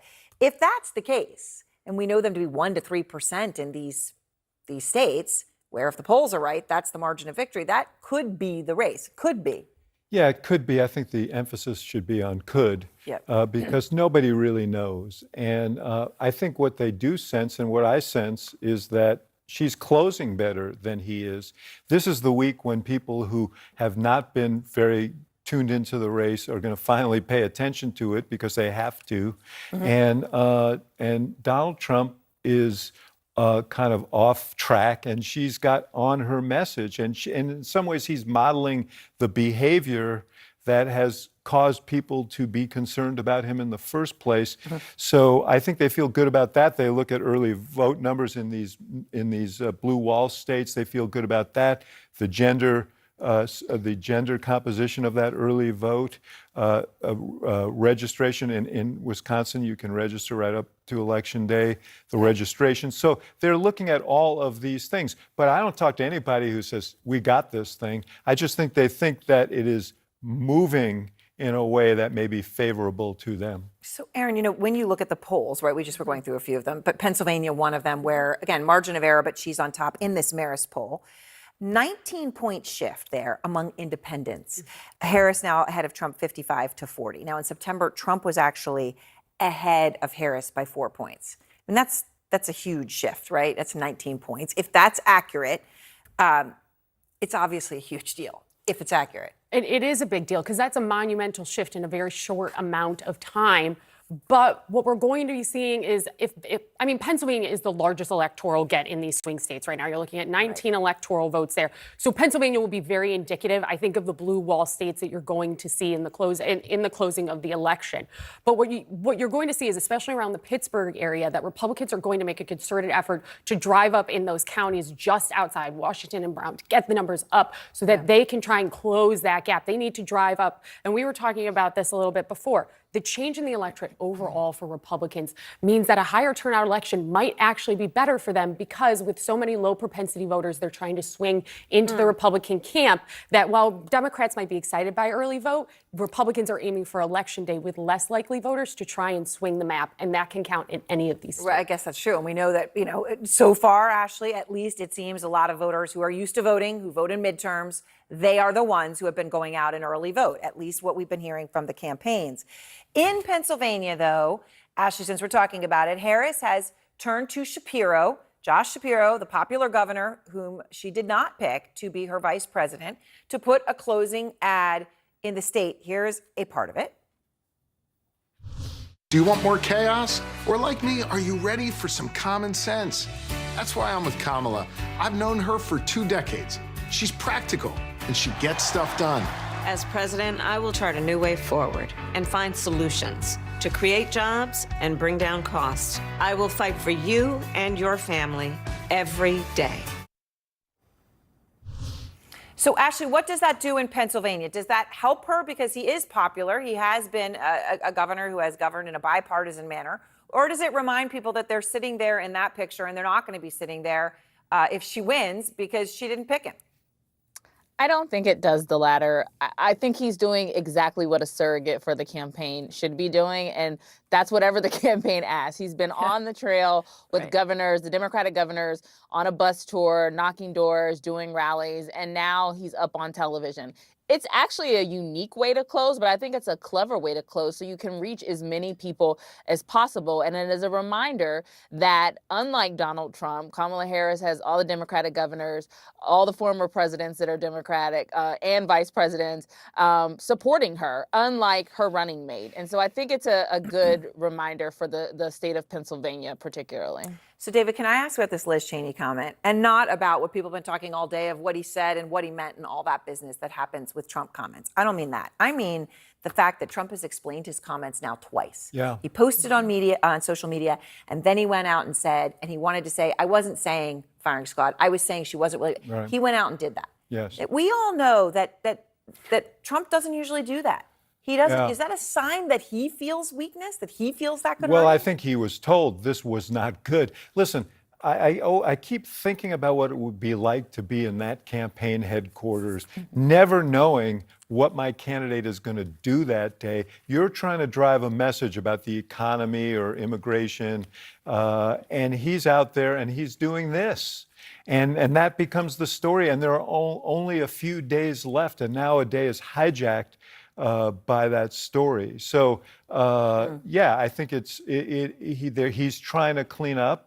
But if you're cleaning up, you know, the old expression in politics, if you're explaining, you're losing, he's doing lots of splaining. And you've worked with it, right? You know. So what do you read into him now explaining this twice? Well, it was interesting watching that tape back because the secondary set of remarks he made where he was explaining, that was loaded into the teleprompter. So there was a conversation, a broader conversation about moving those remarks for him.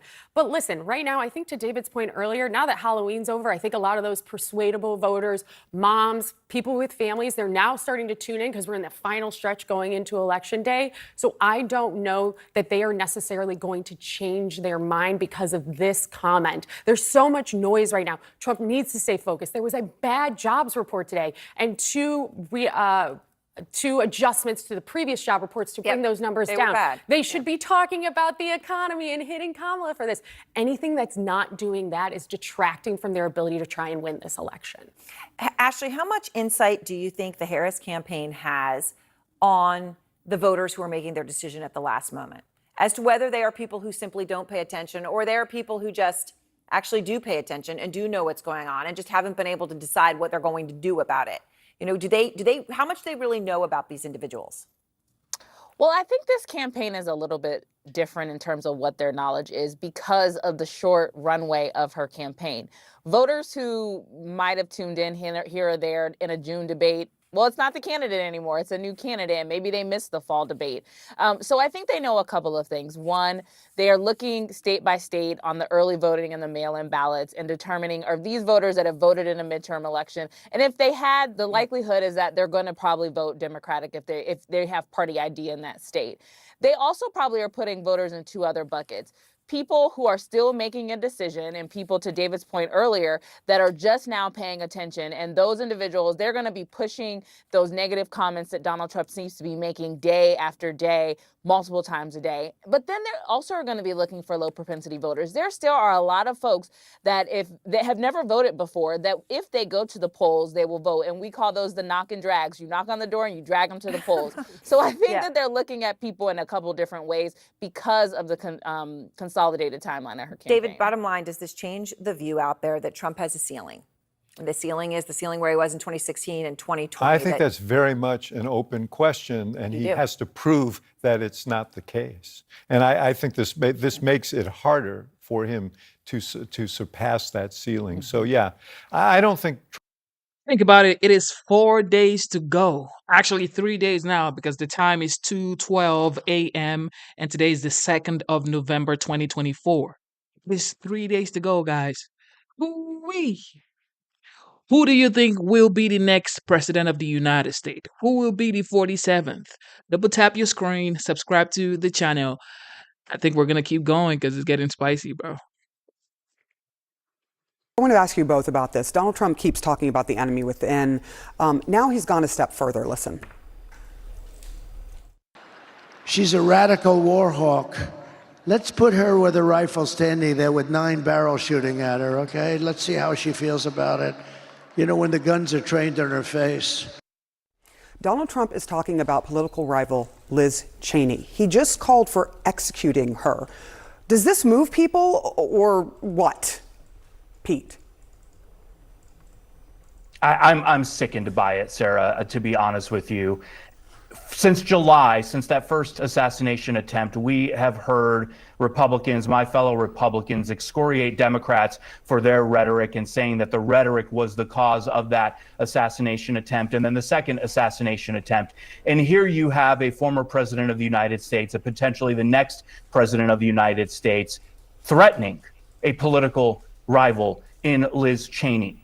If you want to be president, act like you want to be president and actually bring respect to the office. And I usually don't get that wound up, but listening to that just really, really, really bothers me.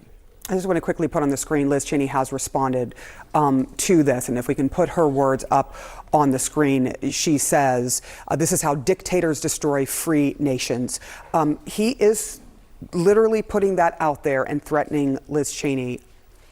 It's unconscionable. What is this message? It's unconscionable. I don't know how Republican leaders, many of whom served with Liz Cheney and at one point considered her a colleague and friends, cannot denounce this. It is dangerous. It's escalatory. He's also already called for war, like tribunals against her when he's back as president. It is so unpresidential, reckless, and dangerous, and it needs to be universally condemned. Joining me now is Trump campaign surrogate Mark Lauder. Mark, why is Trump saying things like that? Well, it's absolutely clear, Jim, that President Trump was talking about how Liz Cheney, the Cheney family, are quick to send American men and women into wars, and that it's easy to do when you are in an office building in Washington, D.C. with no experience in the battlefield and no experience for what that does to those men and women. Well, clearly he was saying that she should be shot.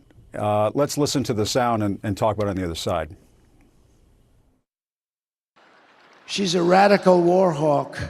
Let's put her with a rifle standing there with 9 barrels shooting at her, okay? Let's see how she feels about it.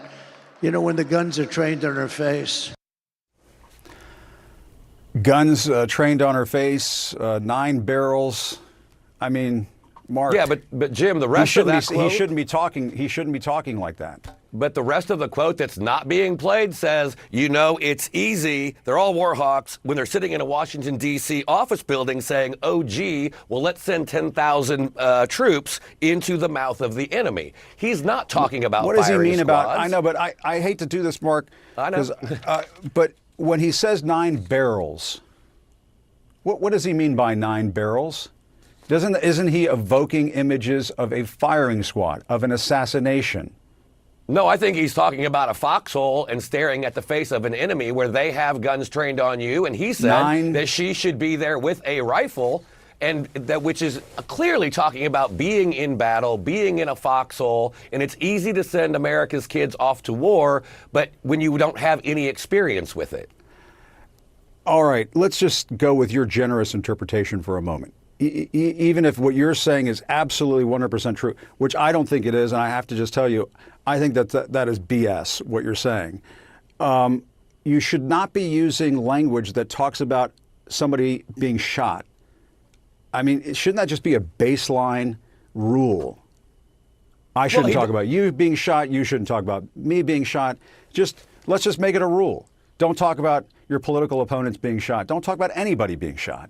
Well, and again, though, Jim, and I agree with you on that point, but what I'm saying is he didn't say she should be shot. He said that if she was holding a rifle facing an enemy that has rifles pointed back at her, she might think differently about committing America's men and women into war zones. And so let's play it again.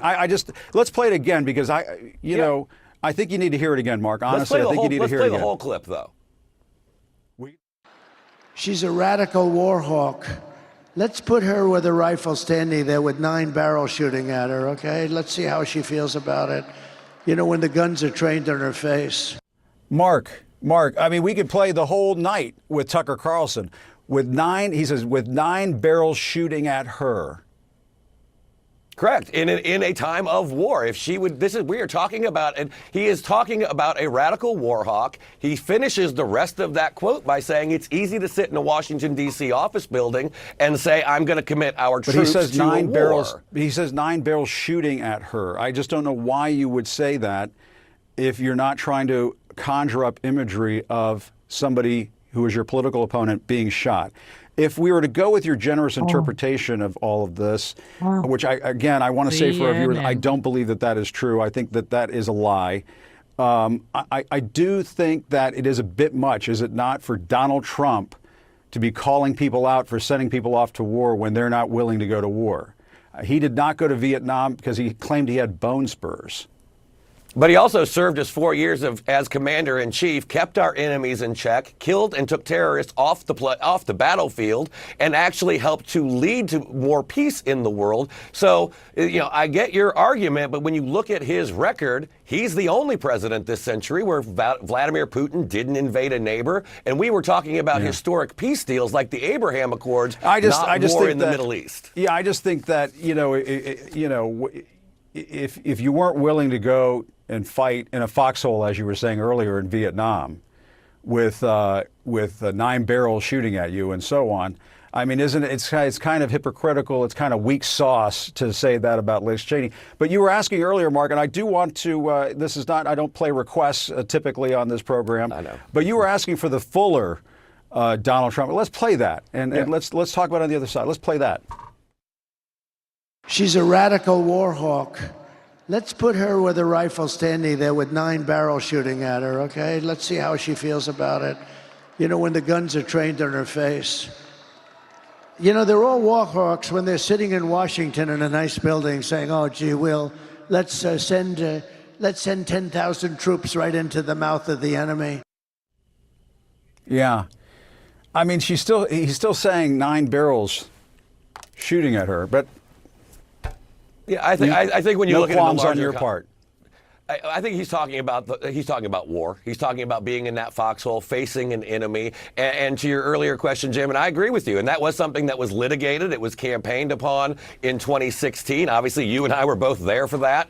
And it was discussed about his Vietnam service. But now I think his service as commander-in-chief replaces that, and his ability to keep us out of war, negotiate historic peace, I think gives him the right to be able to say that because he was commander-in-chief. Yeah, I just think in this country, and this is what separates the United States of America from other countries, we don't talk about our political opponents being shot. We just don't do it. I mean, I guess some crackpot at the end of the bar can do it, but a presidential candidate with days before a campaign, I shouldn't say it. That's just how I feel, and I guess you don't feel that way, Mark. But as always, Mark, I appreciate your time. Absolutely. Good to talk to you, Jim. Joining me now for more on this, CNN political commentator, Democratic strategist Maria Cardona, Republican strategist, and former RNC Communications Director Doug Heye. Maria, my question is does this change any minds? I think it might. I think it might. Yeah, I think it might too, Jim. You had earlier on your show a Republican former governor who thinks that this could be the October surprise and it could absolutely be game-changing. And look, I think what it does is it continues to remind people, maybe shake some of those last voters who had Trumpnesia about what another 4 years of Donald Trump would be like. This is who he is. He is not somebody who wants to bring people together. He is not somebody who wants to give his opponents a seat at the table like Vice President Harris does. He is somebody who will wake up every day and want to figure out what list of enemies he wants to impose his revenge and his vengeance and his retribution. That is not what this country wants, and that is not what they're going to vote for on Tuesday. What do you think, Doug? Well, look, I mean, two ways to look at this. Obviously, Donald Trump, or two different angles, I should say. Obviously, Donald Trump uses a lot of incendiary rhetoric. This is nothing new. It's just the latest outrage du jour that we get from Donald Trump. Politically, I'm not sure if it makes much of a difference. Obviously, there aren't a lot of undecided voters there, but states are close. And where I think this could matter, I want to emphasize could, is that for the past few days, Democrats have been on defense. They've been on defense about the Mark Cuban comments. They've been on defense about Joe Biden's garbage comment. It's why we're not going to see Joe Biden much for the rest of this campaign. Now it has changed, and so often this is what happens, is Democrats are on defense, and you have Republicans out there on attack saying, look at how awful the Democrats are and their rhetoric is, and it is dangerous and awful. And along comes Donald Trump to change that narrative pretty quickly. As usual. All right, you've heard from CNN concerning the Liz Cheney debacle. Let's listen to Fox on the same Liz Cheney. Ooh, you know you're 4 days out from an election when the truth just stops mattering. Some of the liberal and legacy media are going after President Trump, calling his latest remarks about former Congresswoman Liz Cheney, quote unquote, violent rhetoric. This is Outnumbered. I'm Harris Faulkner, here with my co-hosts Kayleigh McEnany and Emily Campagno. Also joining us today, Tomi Lahren, Fox News contributor and host of Tomi Lahren is Fearless. Indeed she is. It's on Outkick. And Charlie Hurt, Fox News contributor and Washington Times opinion editor. Here is what former President Trump said about Liz Cheney. She's a radical war hawk. Let's put her with a rifle standing there with 9 barrels shooting at her, okay? Let's see how she feels about it. You know, when the guns are trained on her face.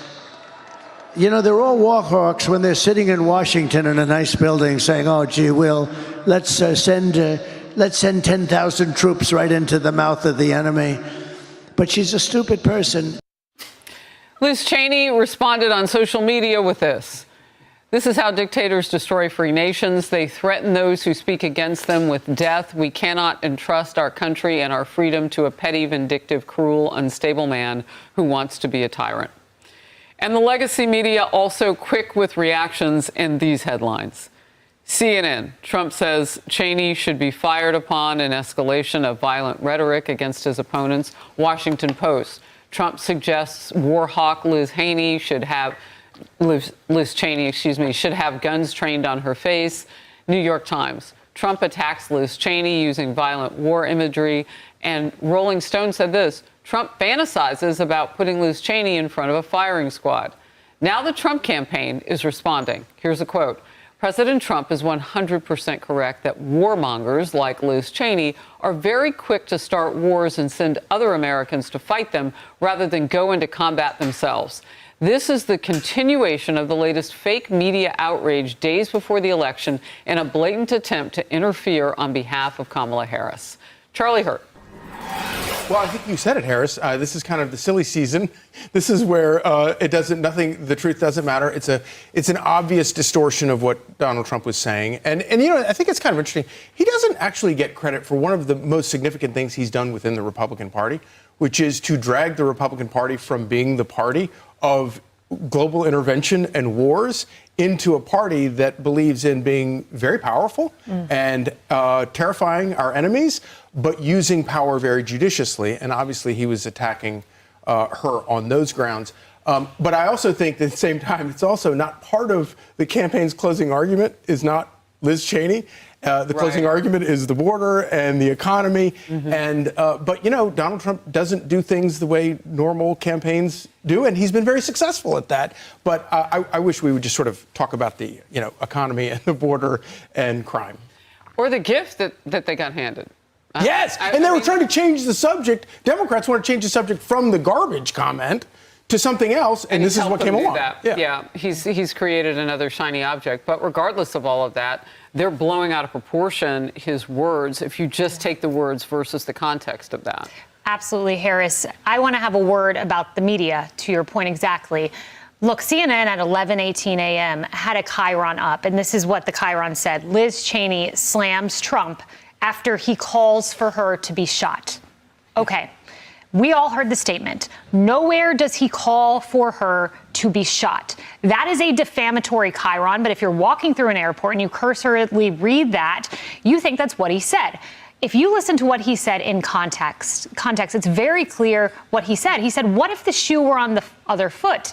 And it wasn't us sending your boys and girls to war, but our politicians were going to war. How would they feel if their life was threatened? Would they take those decisions way more seriously? And it made total sense to me because this is at Donald Trump's core. If you know him, if you've observed him for 8 years, one of the cornerstones of his policy is something he said on Wednesday, and it stood out to me. He said Wednesday, they've sent our blood and treasure to fight in stupid foreign wars where the countries don't even know who we are and we've never heard of the countries.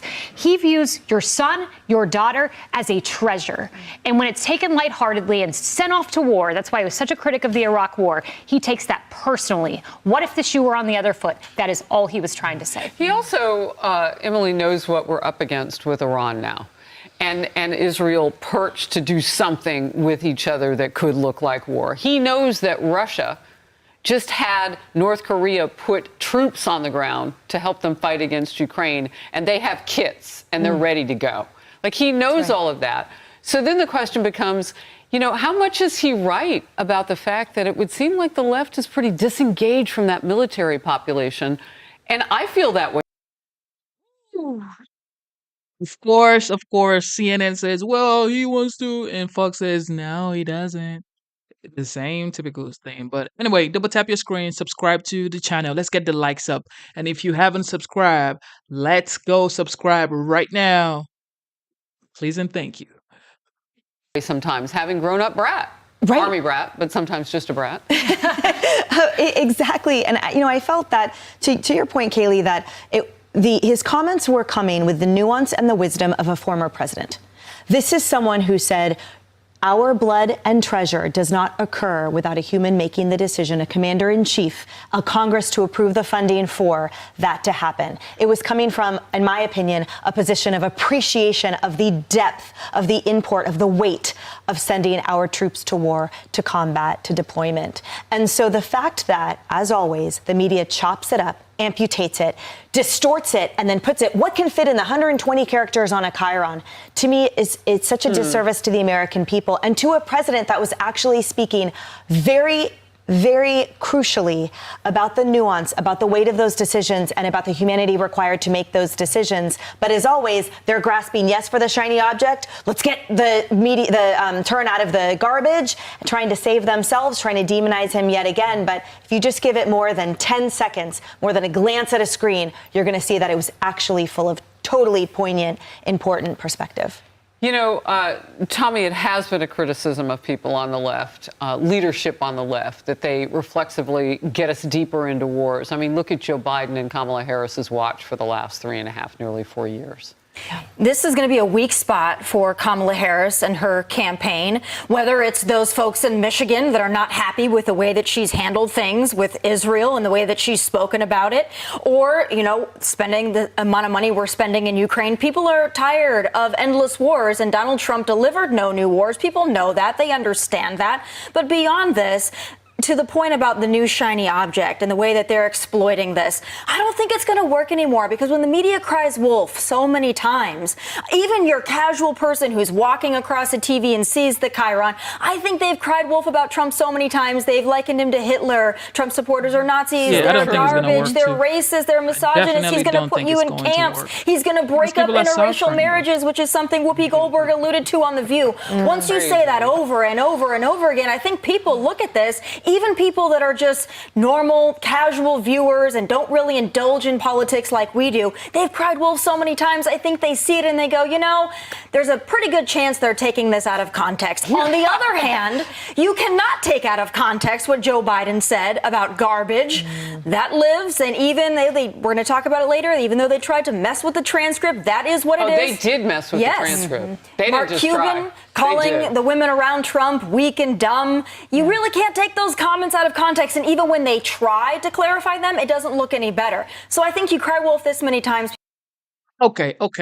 Let's actually go listen to what the former president said about Liz Cheney. We've seen the whole thing with Tucker Carlson, but for the people just tuning in, let's actually listen to that segment, okay?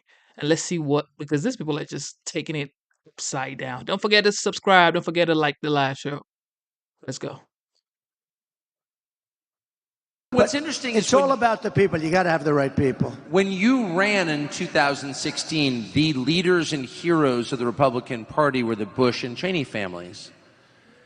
And is it weird for you to see Liz Cheney, that'd be Dick Cheney's repulsive little daughter, running against you with Kamala Harris?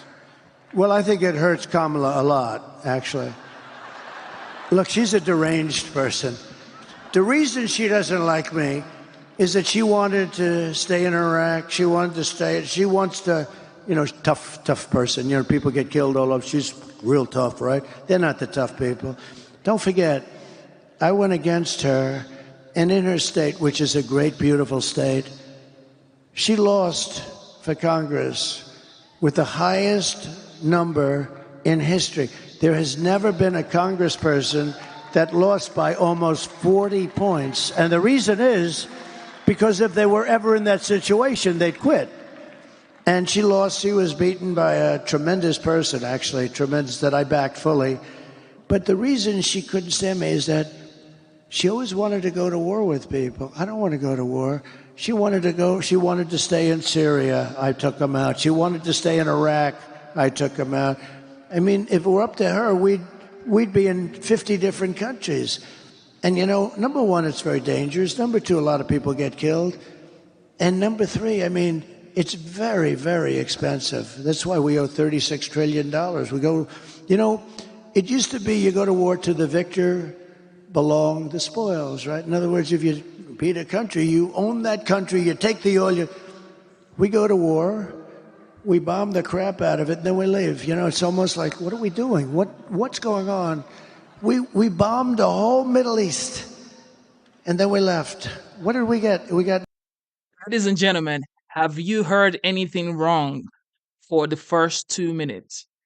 Have you heard anything wrong by saying he doesn't want to be involved in wars? I just want to know. Maybe my opinions are wrong or not.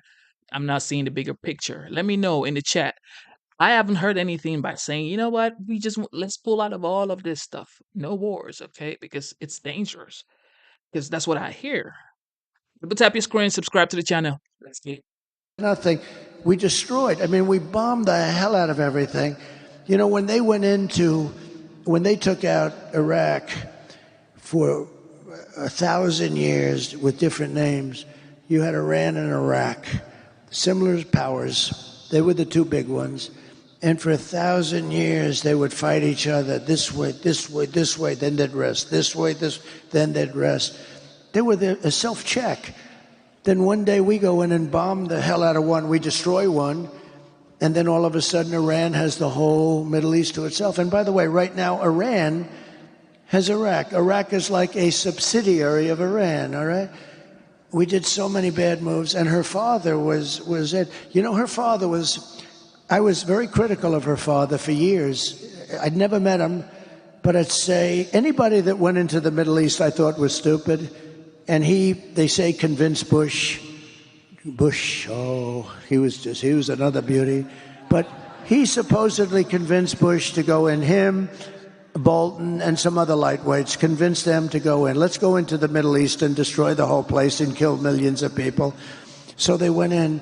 But I was never a fan of Cheney. I was always very critical. And when I announced that, I was very critical, actually, not personally, but I said, he made a horrible mistake. What are these people doing? We spent 9 trillion with a T, not even with a B. Normally I say not million, billion, but now I say not billion, trillion.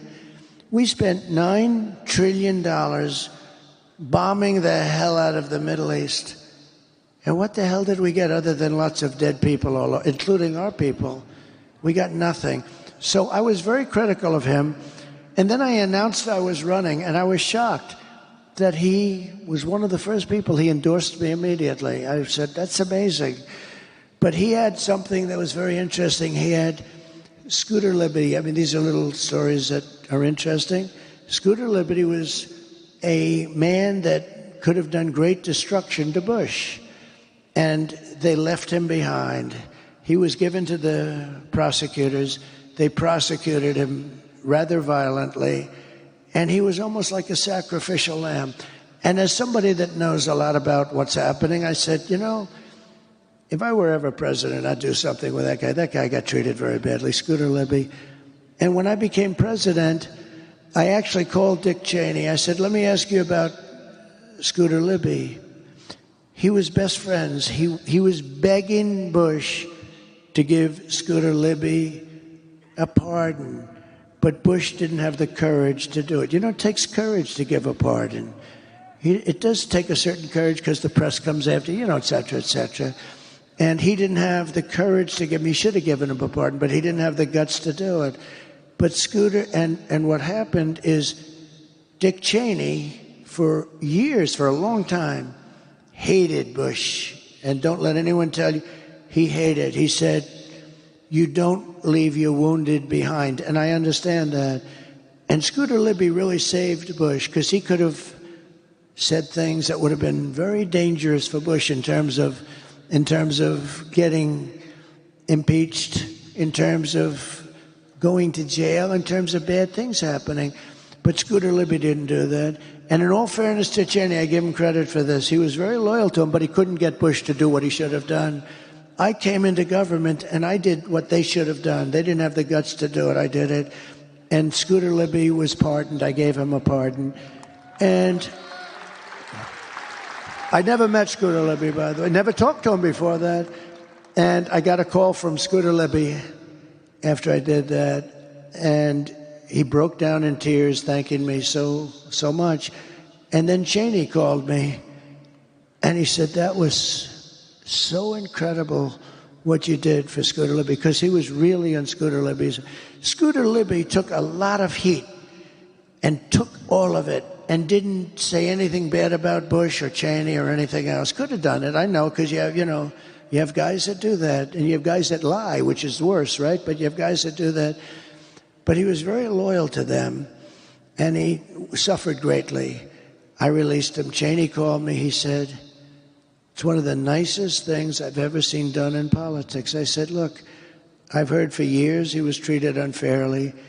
I've heard for years that Bush should have given him a pardon. All I did is do something that somebody else should have done. And Cheney was he said, I really want to thank you. He said, now I'm so glad that I actually endorsed you. It's amazing, but that you would do this. And I didn't speak to him about it. But then, go a couple of years forward or go now.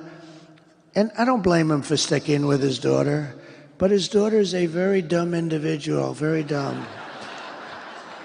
She's a radical war hawk. Let's put her with a rifle standing there with 9 barrels shooting at her, okay? Let's see how she feels about it. When the guns are trained on her face.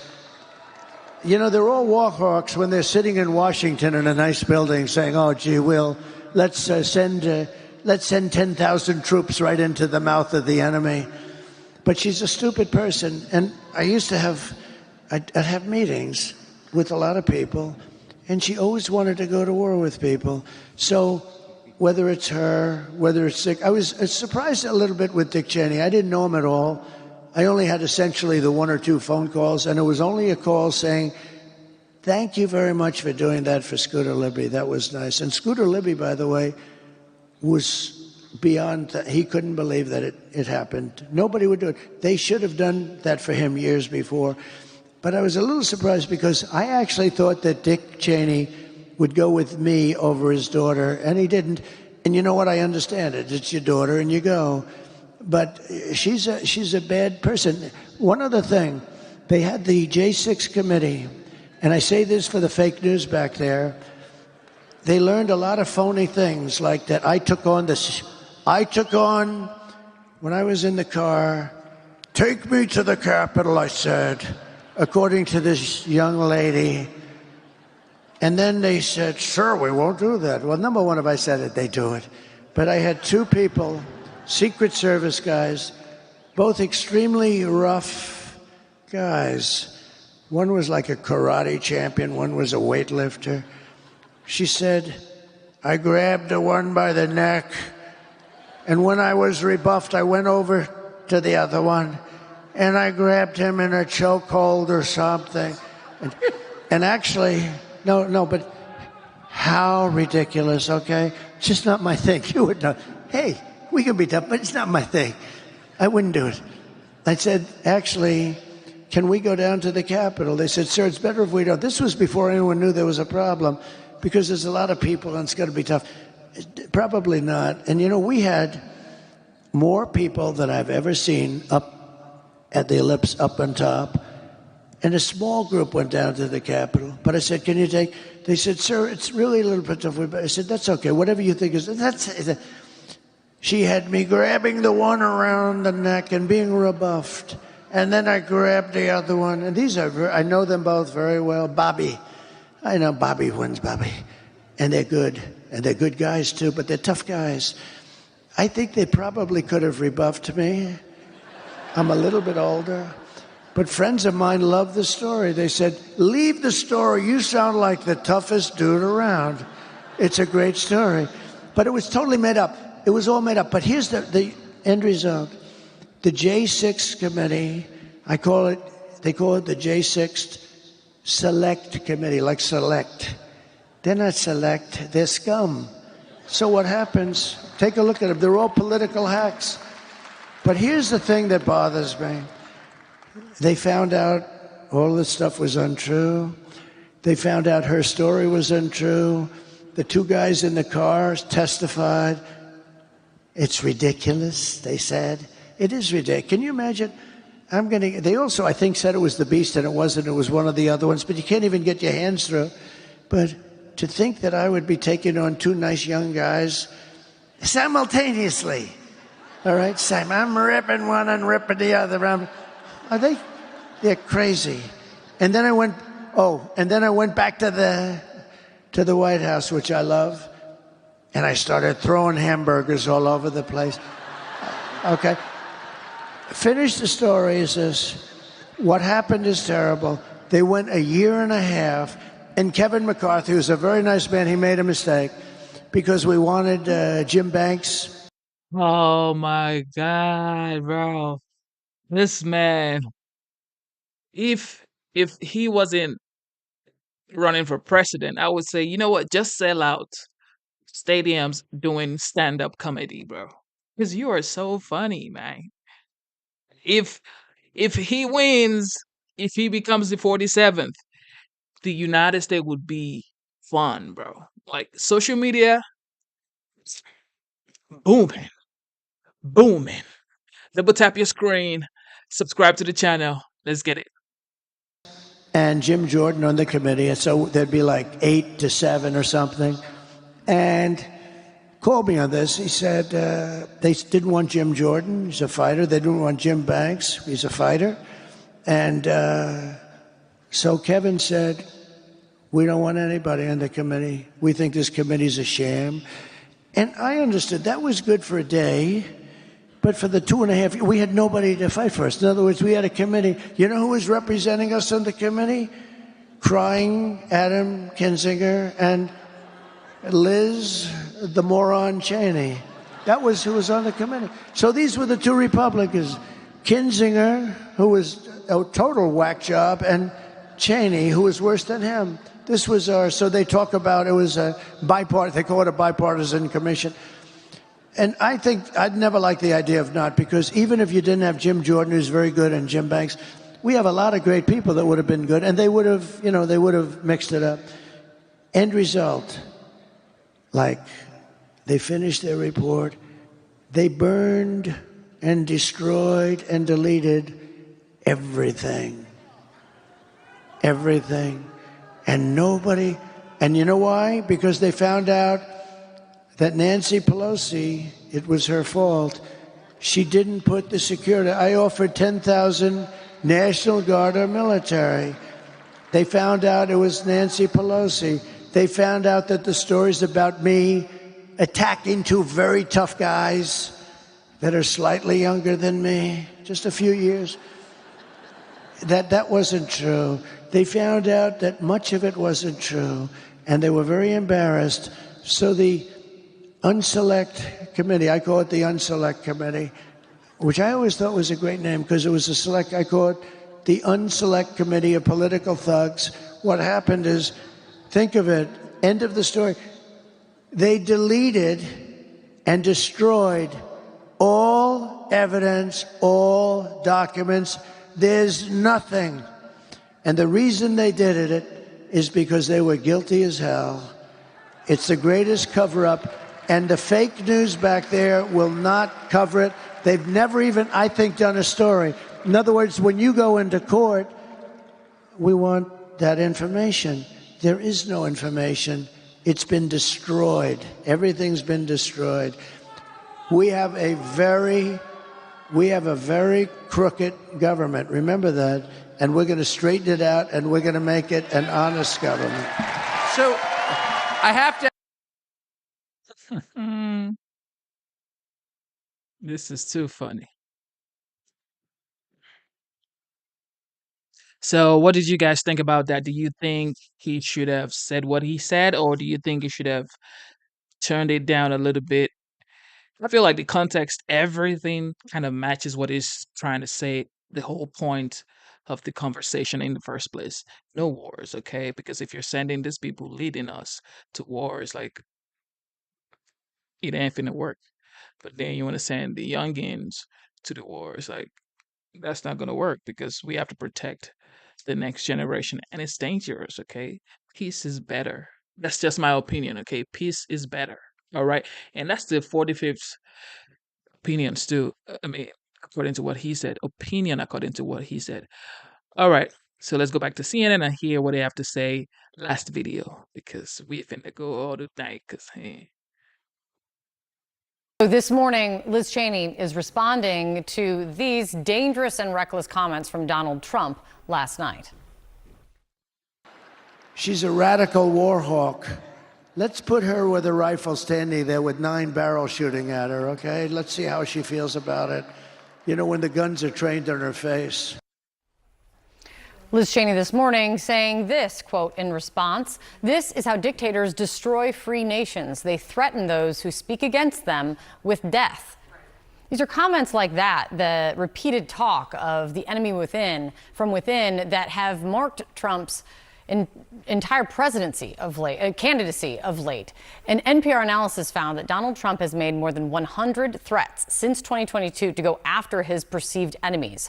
It's also the focus of a New York Times opinion piece by prominent conservative legal scholar, retired federal appeals court judge Michael Ludig. He says this in the opinion piece: "There could be no higher duty of American citizens than to decisively repudiate a man who betrayed the nation when he was previously entrusted with the highest office in the land and now threatens the persecution of American citizens who have crossed him. In the almost 250 years since the founding of the nation, no president before Donald Trump has ever so betrayed America." Judge Michael Ludig joins us now. Judge, thank you so much for being here. What Donald Trump said about Thank you for having Liz. me on this morning, Kate. Thank you, Judge. What Donald Trump said about Liz Cheney last night, his allies in the past have explained it away and likely will explain it away as he doesn't really mean what he's saying. What do you see as the danger when you hear him talk about his enemies like this? Kate, those despicable words spoken by the Republican nominee for the presidency, who Americans will either elect or reject as the next president of the United States of America in just 5 days, were reprehensible. They were unprecedented. I cannot tell you how many emails and texts I received this morning that just said, "Oh my God." And the only reply to those messages I could think of, Kate, was, "Yes, oh my God." Every citizen of the country, especially Republicans, has an obligation to themselves and to America to watch the video from last night, as I did before coming on this morning, and ponder those un-American words by Donald Trump before they cast their votes on Tuesday. The nation is now on notice, if it was not already. If Americans return Donald Trump to the White House after those comments about our fellow American Liz Cheney, statements that Donald Trump would make about any one of his countless other enemies from within, those who voted for him will get what they deserve. Apropos of his reprehensible words last night, of course, 3 nights ago, Vice President Harris spoke the most powerful words that anyone running against Donald Trump could ever speak. She said, "I will give those who disagree with me a seat at the table." Those, Kate, are the words of a president of the United States. Those are the words that Americans, especially Republicans and independents, need to hear and desperately want to hear from their next president. You said in your opinion piece, Judge, that this is not a difficult decision for voters. Why is it then such a close race, do you think? It's beyond my comprehension at this point, Kate. I will say this. Long before last night's insidious comments, just talking about people, Kate, not politics, it has been beyond my comprehension how or why any woman in America would vote for Donald Trump for all of the sordid reasons we all know all too well. By nominating Donald Trump as their standard bearer, I think the Republican Party has created the perfect storm for the election of the first woman president in America. And I fully expect that the women in America will elect Kamala Harris, that first woman president, this coming Tuesday. And Kate, if we ever needed a woman president, it is now. I know I would be proud for America to have a woman president in the person of the Vice President of the United States, Kamala Harris. And Judge, I mean, you have long been a Republican. This has long been your party. You write very powerfully about what direction you think your party has taken and what has happened to your party in your opinion piece, and you have spoken about it. And there's also then, leaning on your expertise in law, the decision on presidential immunity then coming from the Supreme Court, giving presidents broad immunity from prosecution. How much does that decision influence your view on a second Trump presidency? Well, it's not so much important of how it influences my view, but it ought to influence the American people's view of Donald Trump in particular. The decision by the Supreme Court essentially giving Donald Trump absolute immunity from prosecution for crimes that he did commit against the United States of America and may commit against the United States of America if he's elected President of the United States again, was itself a decision that for the first time in American history put the President of the United States of America above the law. No longer can it ever be said that in America, no person is above the law. The Supreme Court of the United States held that Donald Trump is above the law. Okay. Thank you for tuning into the live stream. You've heard both sides tonight. Let me know what you think about the live show tonight. Of course, we try to make it interesting for each other because I learn from you, you learn from me, I guess. Whatever, but we just make it interesting. And you guys are the best. It is your boy, Genesis. Double tap your screen, subscribe to the channel. Instead of looking for perfection, seek for consistency. Never give up on yourself. Never give up on your dreams. Never give up on God. Believe in yourself, believe in your dreams, and believe in God. Okay? It is your boy, Genesis. I am signing out. The time is currently 2:56 a.m. Today is the 2nd of November 2024. The year is almost going to an end. Dear Santa, make the 40, 50, 47. Don't need nothing else. I'll give myself my Christmas gift. Just give me the 45th as the 47th. Okay? Thank you from the North Pole. All right. Have a wonderful night. God bless you. God bless you. God bless you. Smash the like button. Subscribe to the channel.